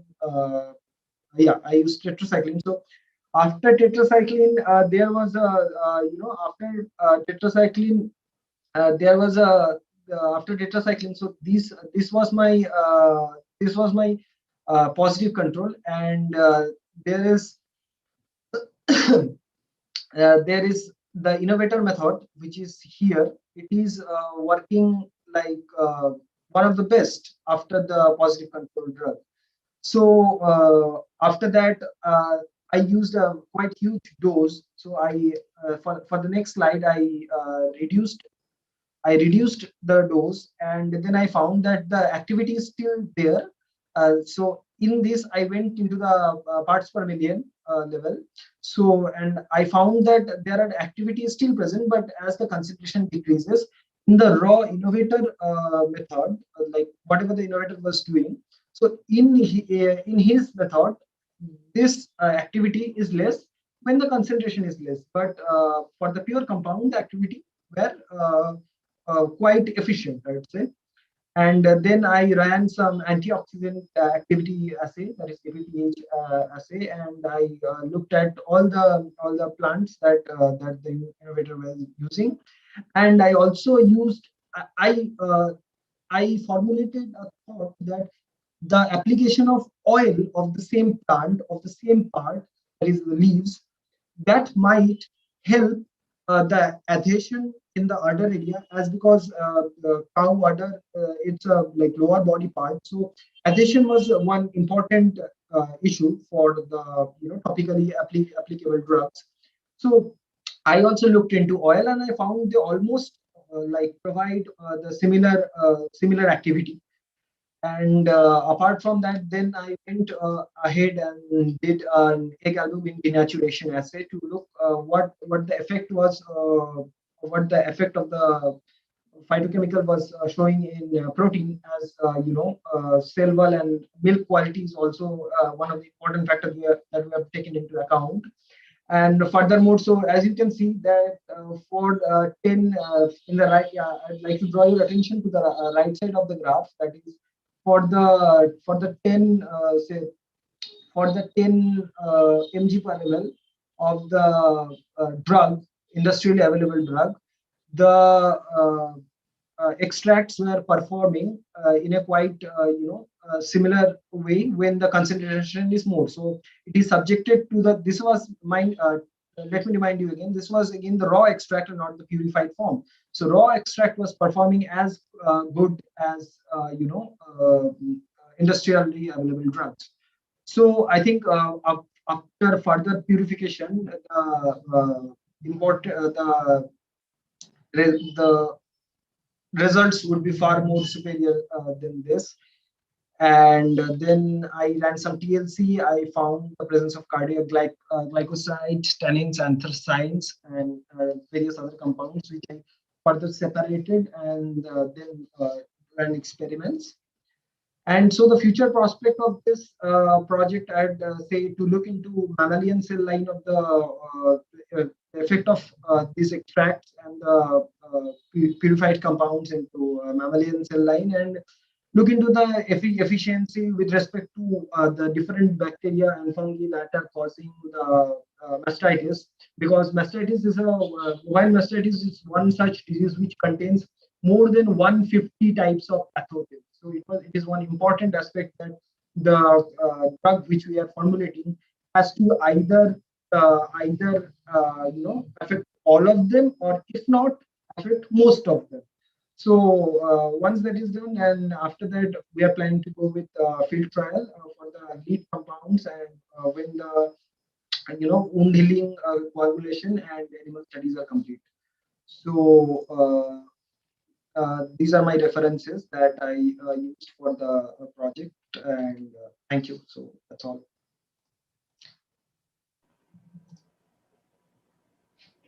Okay, thank you for your presentation. And so can I ask you one thing? Yes, sir. Yes, sir. Okay. So you already explained about what's next, and so please explain about what you need for your support from the other grant or any other support. Yes, sir. Actually, I'm still in college, so I am still a postgraduate student. So I was doing my master's while continuing this project. So that is the sole reason I could not, dedicate all my time to the project. So if I could have given much more time to the project and spend most of my time. Saurabh, understand the question. Yes, sir. Yes, sir. Your chance. Yeah. Yes, sir. Yes, sir. Yes, sir. He's asking you, what do you need to take this project forward? Yes, sir. My answer is Narayan, you would like to be incubated in Okinawa. Yes, yes, please consider OIST as your option. Right. Yes, sir. I was just saying that this year I'm completing my master's and I'm looking forward for an opportunity to upscale this project. So I'd be very happy to start in Okinawa if that's possible, sir. Okay, thank you. So I'm looking forward to seeing you in Okinawa. Okay, yes. Thank you for great presentation. Thank you, sir. And thank you, Professor, sir. Thank you for all your support. And I was one of the first batch in 2017. So it was very new back then. And the mentorship I have received from you is truly heartwarming, sir. Thank you. Very good. And you must popularize the BIS, because we are now expanding the coverage of BIS. So we would like to have many more students in BIS. Sir, I would like to add one thing, if I may. Sir, just before a few moments, you were talking about, expanding into Northeast. So I currently, I have some, I am from Northeast, like I'm from Coach Bihar, West Bengal. It's a place near the Northeast, and I have a little bit of, land and, rooms available. So if anybody is interested in starting up an incubator or a small business, so they can contact me. So I'd be able to, happy to help in my own home and in my. Very good. Very nice. Very nice, Saurabh. Very nice. Thank you, sir.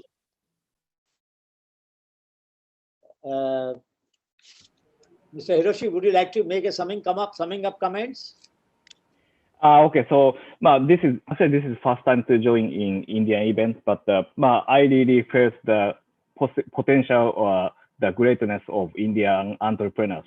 So I hope in future OIST will can, if the OIST can be the strong partner with Indian entrepreneurs. It's really grateful for us. It's really a pleasure for us. Thank you. Do you think that we should sign some agreement for future cooperation?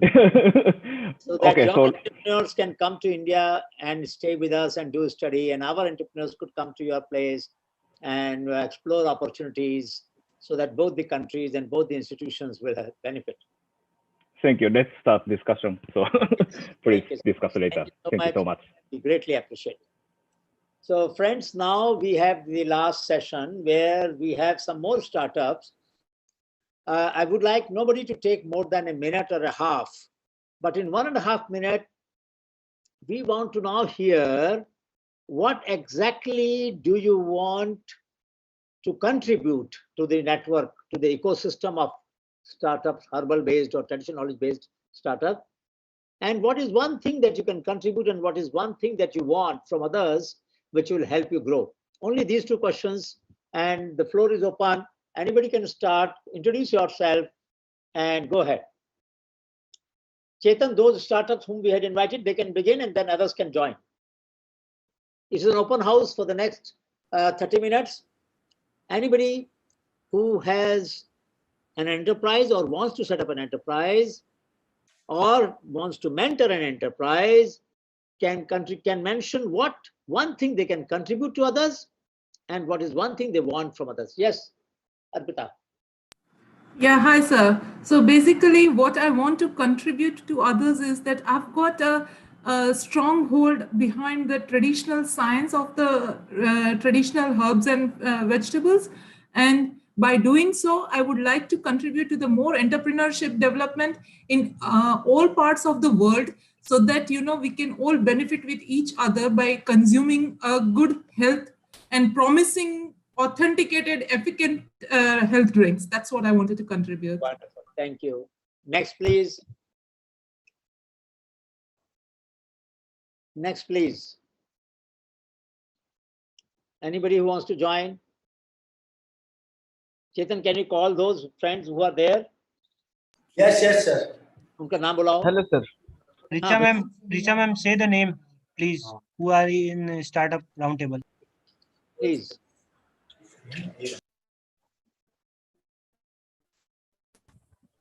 Ganesh, please. Shiv Govind to kindly speak. Shiv Govind. If not there, then Shiv Govind, आप हैं? Yes, sir. Good evening, sir. हाँ, बोलिए. अपना महुआ की बात बता दी सबको. Good evening all. मैं शिव गोविंद हूँ और मेरा इंटरप्राइज जंगली हल्दी प्राइवेट लिमिटेड है. एंड हमारा जो बेसिकली आइडिया है कि हम लोग छत्तीसगढ़ के बस्तर क्षेत्र में जो वनोपज है उसमें महुआ का प्रोडक्शन काफी होता है, लेकिन उसका जो अभी तक कमर्शियल उपयोग रहा है वो ज्यादातर कंट्री लिकर तक सीमित रह गया है. तो वहाँ के आदिवासियों को एक लोकल लाइवलीहुड जनरेट करना और ऐसे प्रोडक्ट बनाना जो वहाँ पे सबसे ज्यादा प्रॉब्लम स्टेट में फेस हो रही है, माल न्यूट्रिशन की प्रॉब्लम, तो उसके लिए हम न्यूट्रिशियस और हेल्दी फूड प्रोडक्ट्स बनाने का काम कर रहे हैं. सर का भी गाइडेंस इसमें काफी रहा है और अभी तक हमने इसमें 2 तरह के प्रोडक्ट्स बनाए हैं. एक ये प्रोडक्ट्स मैं दिखाना चाह रहा था स्क्रीन पे, ये लड्डूज हैं. लड्डू हमने सर के साथ भी शेयर किया था इसको. और दूसरा जो प्रोडक्ट है वो रागी मिक्स करके हम लोगों ने दलिया बनाया है. दलिया जो कि आंगनवाड़ी सेंटर्स और मिड डे मील्स बच्चों के लिए काफी सुटेबल फूड प्रोडक्ट्स है. तो 2 तरह के फूड प्रोडक्ट्स अभी तक हम लोगों ने बनाए हैं और इसका मार्केट टेस्टिंग हम लोग कर रहे हैं.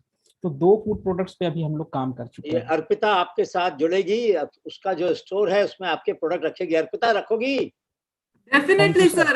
मैंने पहले ही उसको नोट डाउन कर दिया कि मुझे अभी एक पार्टनरशिप अभी मैं अनाउंस करता हूँ. जंगली हेल्दी प्राइवेट लिमिटेड और न्यूट्रिशन डायनेमिक के बीच में मार्केटिंग की पार्टनरशिप अभी हो गई है. Thank you sir. Thank you Arpita. ठीक है, तो जंगली जी आप अपना स्पेसिफिकेशन भेजिए उनको, कितना मार्जिन अच्छा दीजिए उनको ताकि उनको एक्टिव रहे आगे बढ़ाने का. ठीक है ना? Definitely sir. Very good. Let's connected. Shiv Prasad ji हम लोग कनेक्ट हो जाते हैं. ओके. चैट बॉक्स में आप डाल दीजिए. शिव गोविंद अपना वो लिख दीजिए, अपना ईमेल आईडी और कांटेक्ट नंबर दो अपना कांटेक्ट नंबर दे दो. Sure sir. Thank you sir. Next, please. Anybody else interested in Mahua? You can join hands with Shiv Govind. He's a very energetic, very enthusiastic. I met him and his wife both. They both work together. आपकी wife का नाम बताइए. Sir कविता कविता कविता, हाँ कविता। Morning session में हम दोनों लोग थे। हाँ, तो अभी वो दोनों मिलके काम करते हैं, इसलिए मैंने सोचा कि उनका नाम पीछे नहीं रहना चाहिए। जी। शुभम, मिलाप, you want to say something? हाँ, कौन है next? मिलाप, Yes, yes. हाँ, Yes. go ahead. Hello. Go ahead.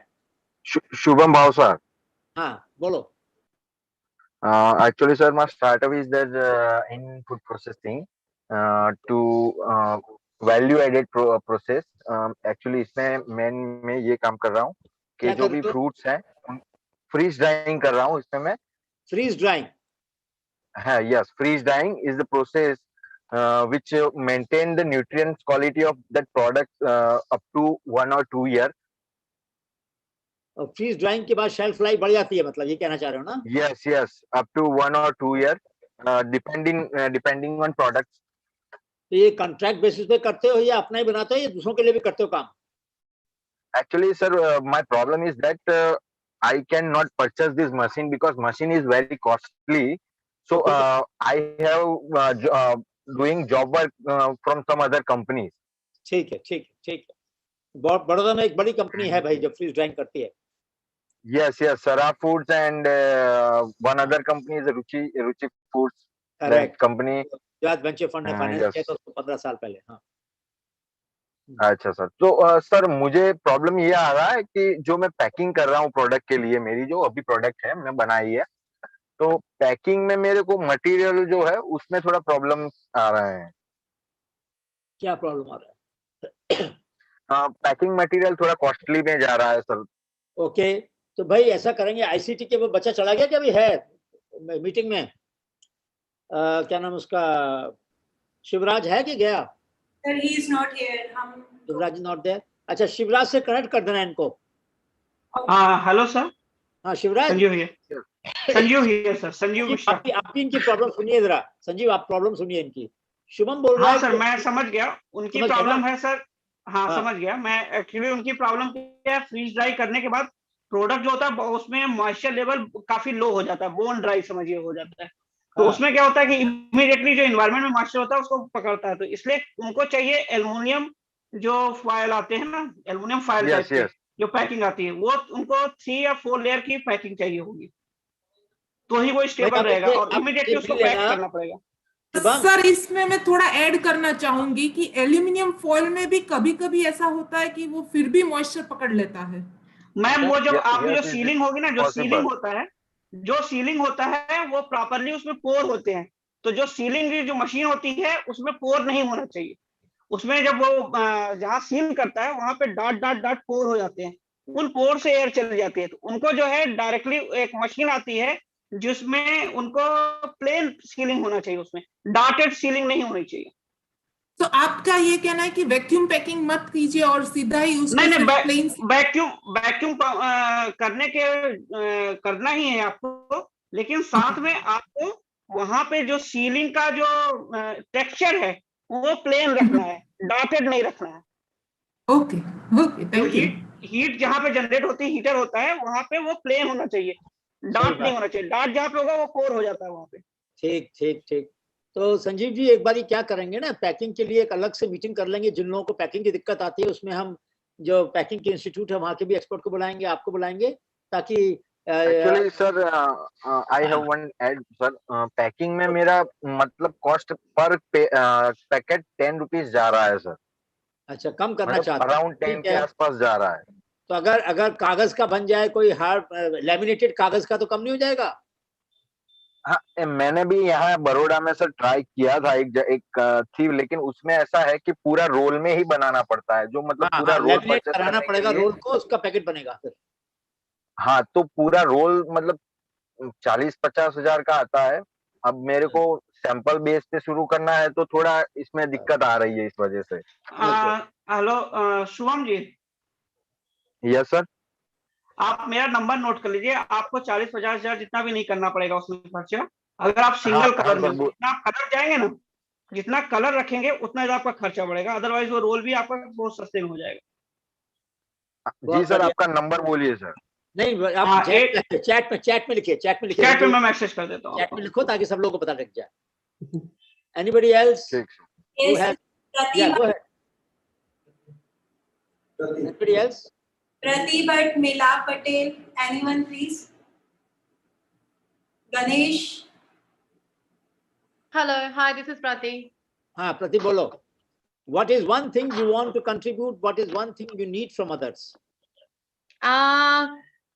What I can contribute is the knowledge of tea tasting.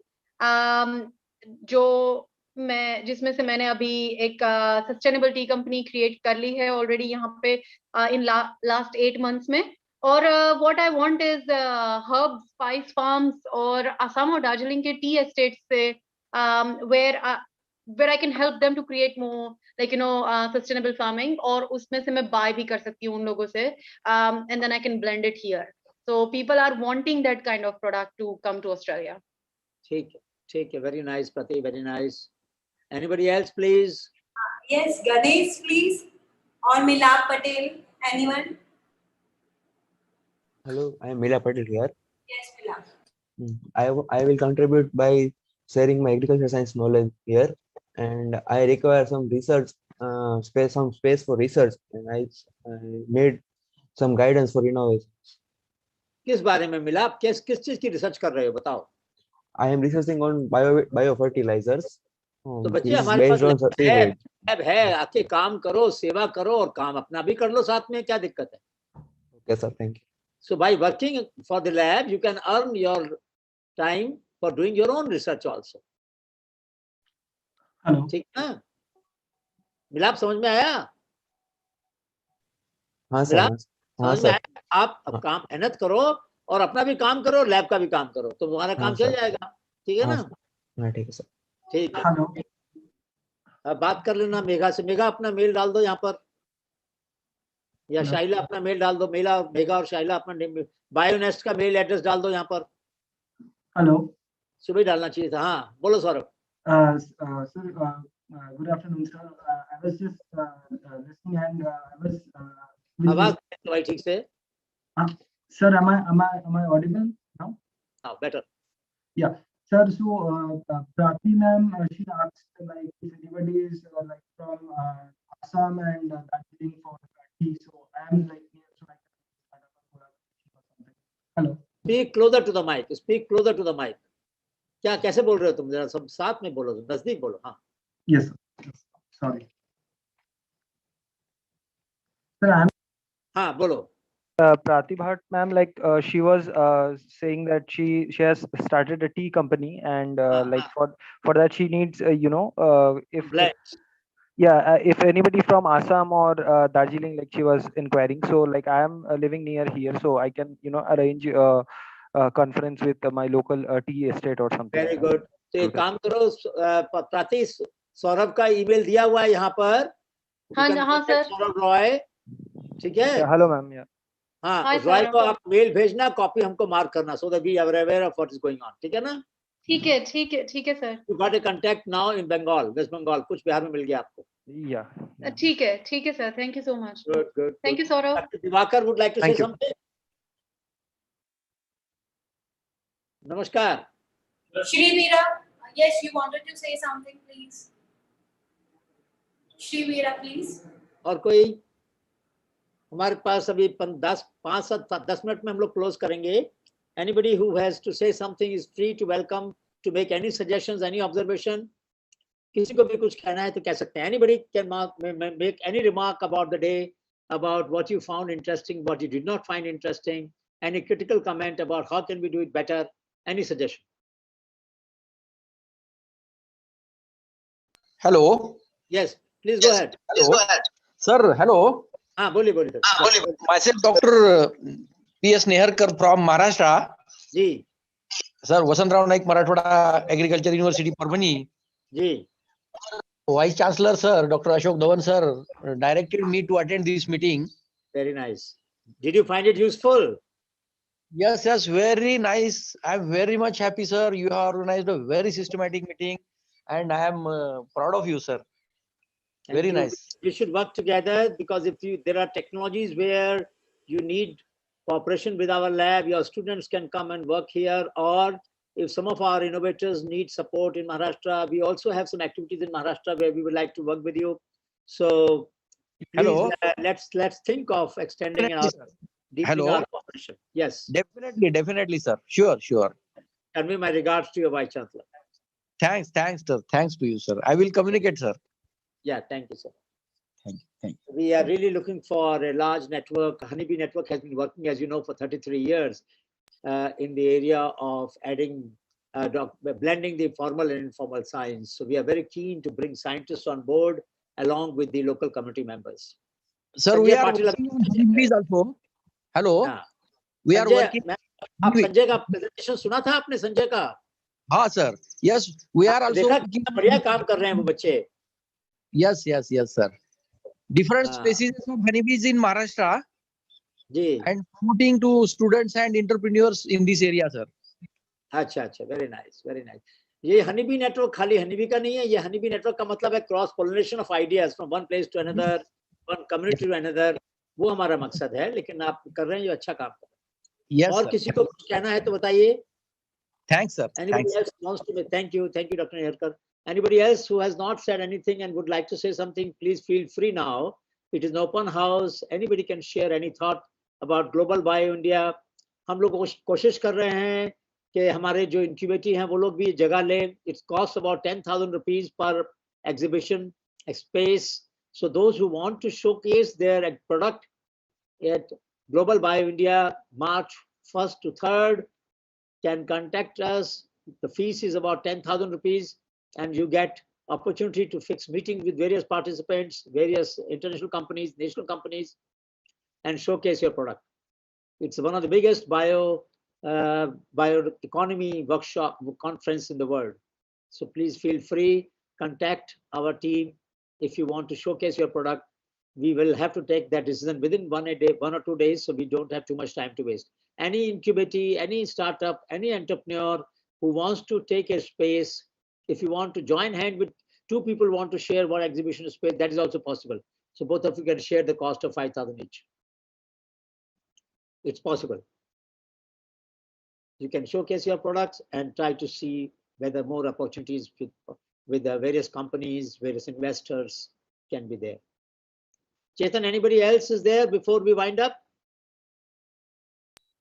Sir आप पूरा दिन का जो भी चर्चा हुई तो 10 मिनट में आप थोड़ा उनको कंक्लूड कर दो. ठीक है. So friends, we have had a great day today. The first session, Dr. Parabia, did you want to say anything? Sir, I just wanted to appreciate the whole study program. Since morning to evening, it went on very well, and so many things to learn, so many things to discuss. I really appreciate you and your team. Sir आपका आशीर्वाद है. ये सब बच्चे आपके आशीर्वाद के कारण कर रहे हैं. बिना आपके आशीर्वाद कुछ नहीं हो सकता. So please continue to bless our team, and we will do wonders. So the first session that we had today was where Ramesh, Chetan, Shaila, and Megha shared about the activities of Honeybee Network, Srishti, Gyan, and Shodhyatra Lab, Biotechnological Innovation Ignition School, and Gyati Awards. We also mentioned about 2 kinds of Gyati Awards. One is Sitare Gyati Award, which is 15 lakh rupees for 15 students in biotechnology and life sciences. The second is Srishti Gyati Award, which is for all disciplines of engineering, not just life science, but other disciplines. And there is no money award in this, but there is an honor. Both awards are given at the same function. In 2018, Honorable President gave these awards. 2019, Honorable Vice President gave this award. In 2020, the 2020 awards were given by the Honorable Minister of Science and Technology and Earth Sciences.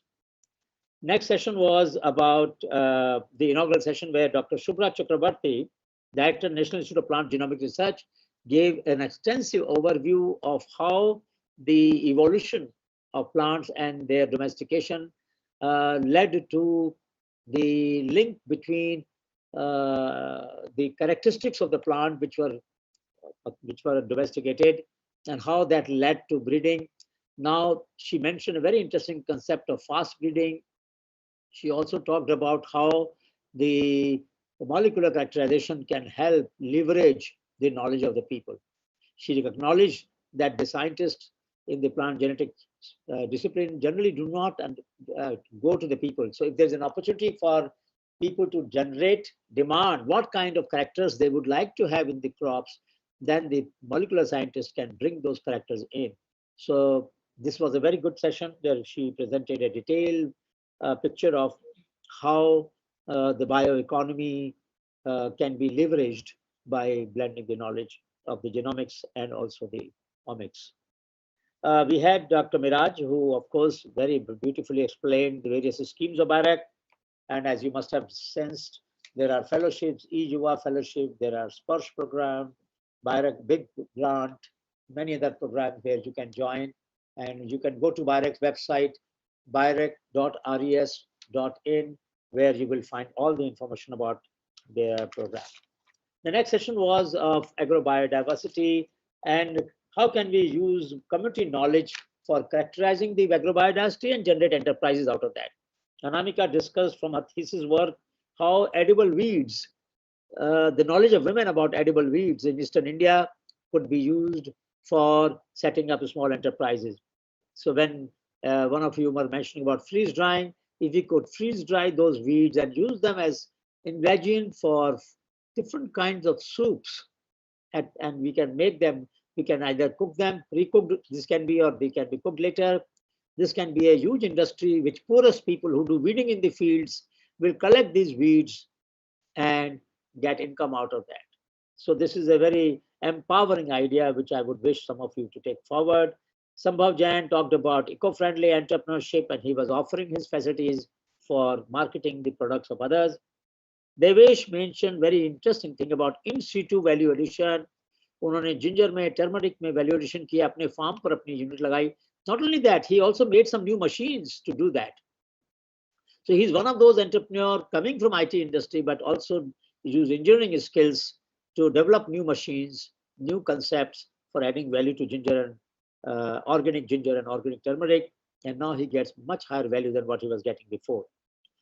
We had the privilege of Rahibai Soma Pepre Padam Shri, और उन्होंने अपना अनुभव बताया कि किस तरीके से जैविक विविधता का संरक्षण किया उन्होंने और उसके बारे में जो जानकारी है वो गांव-गांव में फैलाई. संजय पाटिल ने बताया कि महाराष्ट्र में किस तरीके से वो जो the agrobiodiversity that they have collected this, and they're also trying to aggregate the characters that people have identified. He gave example of breeding by the people, selection and breeding by the people, crossing for certain characters that they had found useful. So indigenous seed conservation was his focus. Next session was Dr. Parabia chaired it, and apart from his own very rich knowledge of Ayurvedic science, plant science, herbal science, botany science, he gave us a whole gamut of understanding about how nature-based enterprises could be set up. We had Jagdish Prasad ji from Gujarat Medicinal Plant Board, who provided knowledge about various schemes and how the budding entrepreneurs could approach Medicinal Plant Board in Gujarat and get benefit of their schemes. Dr. Kamlesh Bhatt, Joint Commissioner, was he there, Dr. Kamlesh Bhatt? No, sir. Huh? No, sir, he is not here. क्या हुआ? वो नहीं है sir अभी. हाँ नहीं है ना वो, ठीक है कोई बात नहीं. उन्होंने बताया रेगुलेशन का. डॉक्टर नागराज रेड्डी जो सेंट्रल गवर्नमेंट का सेंट्रल ICR का directorate of medicinal aromatic plant research है, he shared a huge amount of work that they are doing, and they also offered to incubate various entrepreneurs who wanted to build upon the medicinal plants. The next session was where the Sanctuary of Inclusive Innovation and Entrepreneurship, SIIE, incubated entrepreneurs were invited, and he chaired. He is Dr. Premnath Venugopalan from Venture Center, National Chemical Laboratory, CSIR, who heads the Venture Center, a very successful Venture Center, shared some of the concerns, various kind of risks that are involved in leveraging natural resources. And while he appreciated it, he also said that we will be careful so that we don't fall into a trap at this later stage of product development. It was a very wise counsel for the entrepreneurs wanting to work in this area. Dr. Shyam Sundar Reddy mention about prebiotic oligosaccharide, which he has developed a new method of extracting it from the bagasse, and which is very useful for gastrointestinal health. Apparently, his work, he's a big grantee, biotechnological innovation ignition grant of 50 lakh rupees, and he's working at the lab, and we are very hopeful that the product that he's developing will be very affordable for the poor people also. So it will be a high technology, but very affordable for common people. Yash Bhatt shared the process that he follows for pooling about 5 tons of flowers from about more than 50 temples and worship places in Ahmedabad. And he did not only process them for manure, but also extracted colors out of them. He looked at all kinds of offering, not just flowers, coconuts, flowers, various other things which were offered, and tried to add value to each one of them. And he showed some examples of what he does from the color and craft from the flower waste.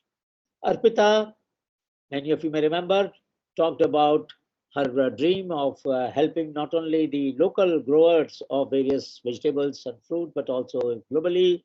And she used her biotechnological training to develop nutritional food products, soups, and various other powdered, ready-to-cook, sort of ready-to-cook soup and juices that she has developed. Very nutritional and very rich in nutrients.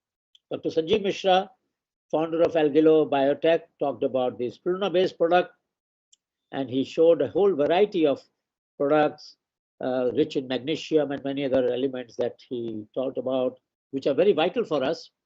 And I was very impressed by the content that he showed. I think I should start using these products. I've used once, but I should use again. Mr. Hiroshi Yoshikawa-san, the incubation manager from Okinawa Institute of Science and Technology, Japan, chaired the session and also presented a beautiful overview of what their incubator does, very advanced incubator. And I'm very proud that Narayan Lal Gurjar, one of the awardees, has the opportunity of working in that incubator and taking his ideas forward, not just for India, but also for Japanese companies. Narayan explained how he is using his biopolymer technology for the beer company, and he showed that beer company now is using his technology to make polymer out of the waste. And now they are using this fertilizer to grow the barley and hops, and so they are going to make organic beer. That's a wonderful value add that Narayan had done. Shivraj Nayak from the ICT, a Satare Gyati Awardee of 2020, talked about various formulations, not just for Alzheimer, but for other diseases also that are being developed. It was a very interesting presentation, very high tech. Narayan, I already talked about. Narayan, incidentally, was a student, second year student when he got this. And I'm very proud of what he and his friends have achieved in very little time. Ms. Hasina Sitare Gyati Awardee 2019 from IIT Delhi talked about food grade flavors, fuels, and value-added chemicals. I'm happy that she picked up a point that I had mentioned in the morning as to how do we scale down the technology so that local communities can set up their own enterprises. We don't always scale up, but you should also scale down. And I'm happy that she noticed that, and I'm going to facilitate her visit to Jammu Kashmir, where we would like to set up first village level enterprise based on her technologies or their group's technologies. And I hope they will cooperate and they will participate. Her mentors would also be very much needed to set up this enterprise. Saurav is a Sitare Biz awardee, early one of the first batch actually, who showed how he has done experiments for antibacterial activity for mastitis. But he mentioned something else during the discussion, which is that he has a small farm in Kuch Bihar, and he will be very happy to be a host to anybody who wants to come there and do some activities, set up some enterprise there. So he's offering support, literal support. I'm very happy, and I would like everybody to know this is spirit. I'm so happy that this is spirit of young people will help India to evolve through decentralized enterprises, distributed, decentralized, self-governed enterprises. So friends, we had a great day today. I'm happy that many of the innovators and startups who met today have been able to find corporate opportunities for cooperation. As always, Sanjeev is so helpful to everybody. He has offered already support to several of the startups that were present today. I appreciate this spirit of Sanjeev. He's so well informed and he's so generous with his approach of helping everybody. We are proud to have you in our team, Sanjeev and Adi. Let me also mention to you that before we close, March 1st, 2nd, 3rd, there is going to be a Global Buy India show, which is an international program. All those who want to have exhibition space, it costs only 10,000 rupees for 3 days, with the privilege of having one-to-one meetings with investors, with the other companies, with the mentors, and of course, you are free to attend all the program, all the talks. We will be very happy to facilitate for grassroots innovators, but for others, they will have to pay for cost. They can combine hand, join hand, and use this opportunity. I'll encourage you to do that. We would like all the participants today to register for as a BIS or Gyati awardee. You will not be charged any fees for BioIndia. So just let us know and we will get you registered as a part of our network for BioIndia to participate in the academic activities, in the lectures and so on. So for all BIS participants, Megha, please remind them. And for all Sitare Gyati awardees, remind them that they're all will be free registered if they're interested in the Global Buy India. So friends, on behalf of Srishti, on behalf of Sanctuary of Inclusive Innovation and Entrepreneurship BioNest Incubator, on behalf of Honeybee Network, on behalf of GYAN and all other partners, BIREC, Biotechnology Industry Assistance Council, Department of Biotechnology, Government of India, Medicinal Plant Board, Center for Aromatic and Medicinal Plants of the central government, the other partners who have joined hand today, the food regulators, and Dr. Premnath and our friends from Okinawa. We are very grateful to you for taking time out, Mr. Hiroshi, and joining us for this very intensive and insightful day that we have had. Before I close, would anyone else like to say anything from our team? Okay, Professor, thank you so much. And thank you all the speakers as well as the participants who joined us and made this event successful. So thank you all very much. And I would also like to thank our Srishti team who worked hard to make this event successful, like Dr. Sheila, Mr. Chetan Patel, Digvijay, Harsh, Mr. Venu, and many more. So many thanks to all of you. And Chetan ko bhul gayi.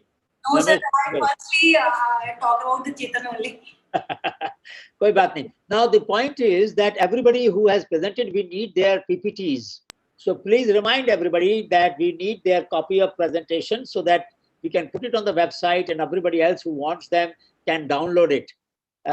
We will also send you again the link of YouTube where we have webcast today's workshop. So they can, anybody who missed it and you want to share the link, it is on Twitter, it is on Facebook, but also, can you again put the YouTube link here in the chat again, just 1 minute quickly? Yes, yes, sir. Please put it there so that people can copy it and share with your friends. So this is the YouTube link. Share it with your friends, those who missed today's workshop. There's so much to learn, so much to absorb today. I have learned so much today. So thank you so much, friends. And we will come to the close. Please remember that Honeybee Network is always at the disposal of anybody and everybody who believes that a bridge can be built between formal and informal science. If you see the logo of Srishti, there is no logo at the moment here, but I wish they would show it. The logo shows a lady who represents the god of the biodiversity, and she says, "Give me a place to stand and I'll move the world." That is the logo of Srishti. So that spirit that we have had for last 30 and odd years, that if biodiversity and associated knowledge of people can get a chance, it can change the world. Thank you so much. Stay tuned, stay in touch. And Dr. Nagaraj Reddy, we are grateful to you for the time that you took off. And please join and visit us sometime, visit our lab, and we will look forward to partnership with you and your colleagues in the center. Thank you so much. God bless everybody. Thank you, Dr. Parabia. Thank you, everybody. Thank you, sir. Thank you. Thank you. Thank you, Shiv Govind. Okay, thank you everybody. So we are ending up the meeting, and many thanks everyone. Remember Honeybee Network, and we are looking forward to your contributions for Honeybee newsletter. I wish my colleagues had shown you, but really remember, it comes out in several languages of India. If you want some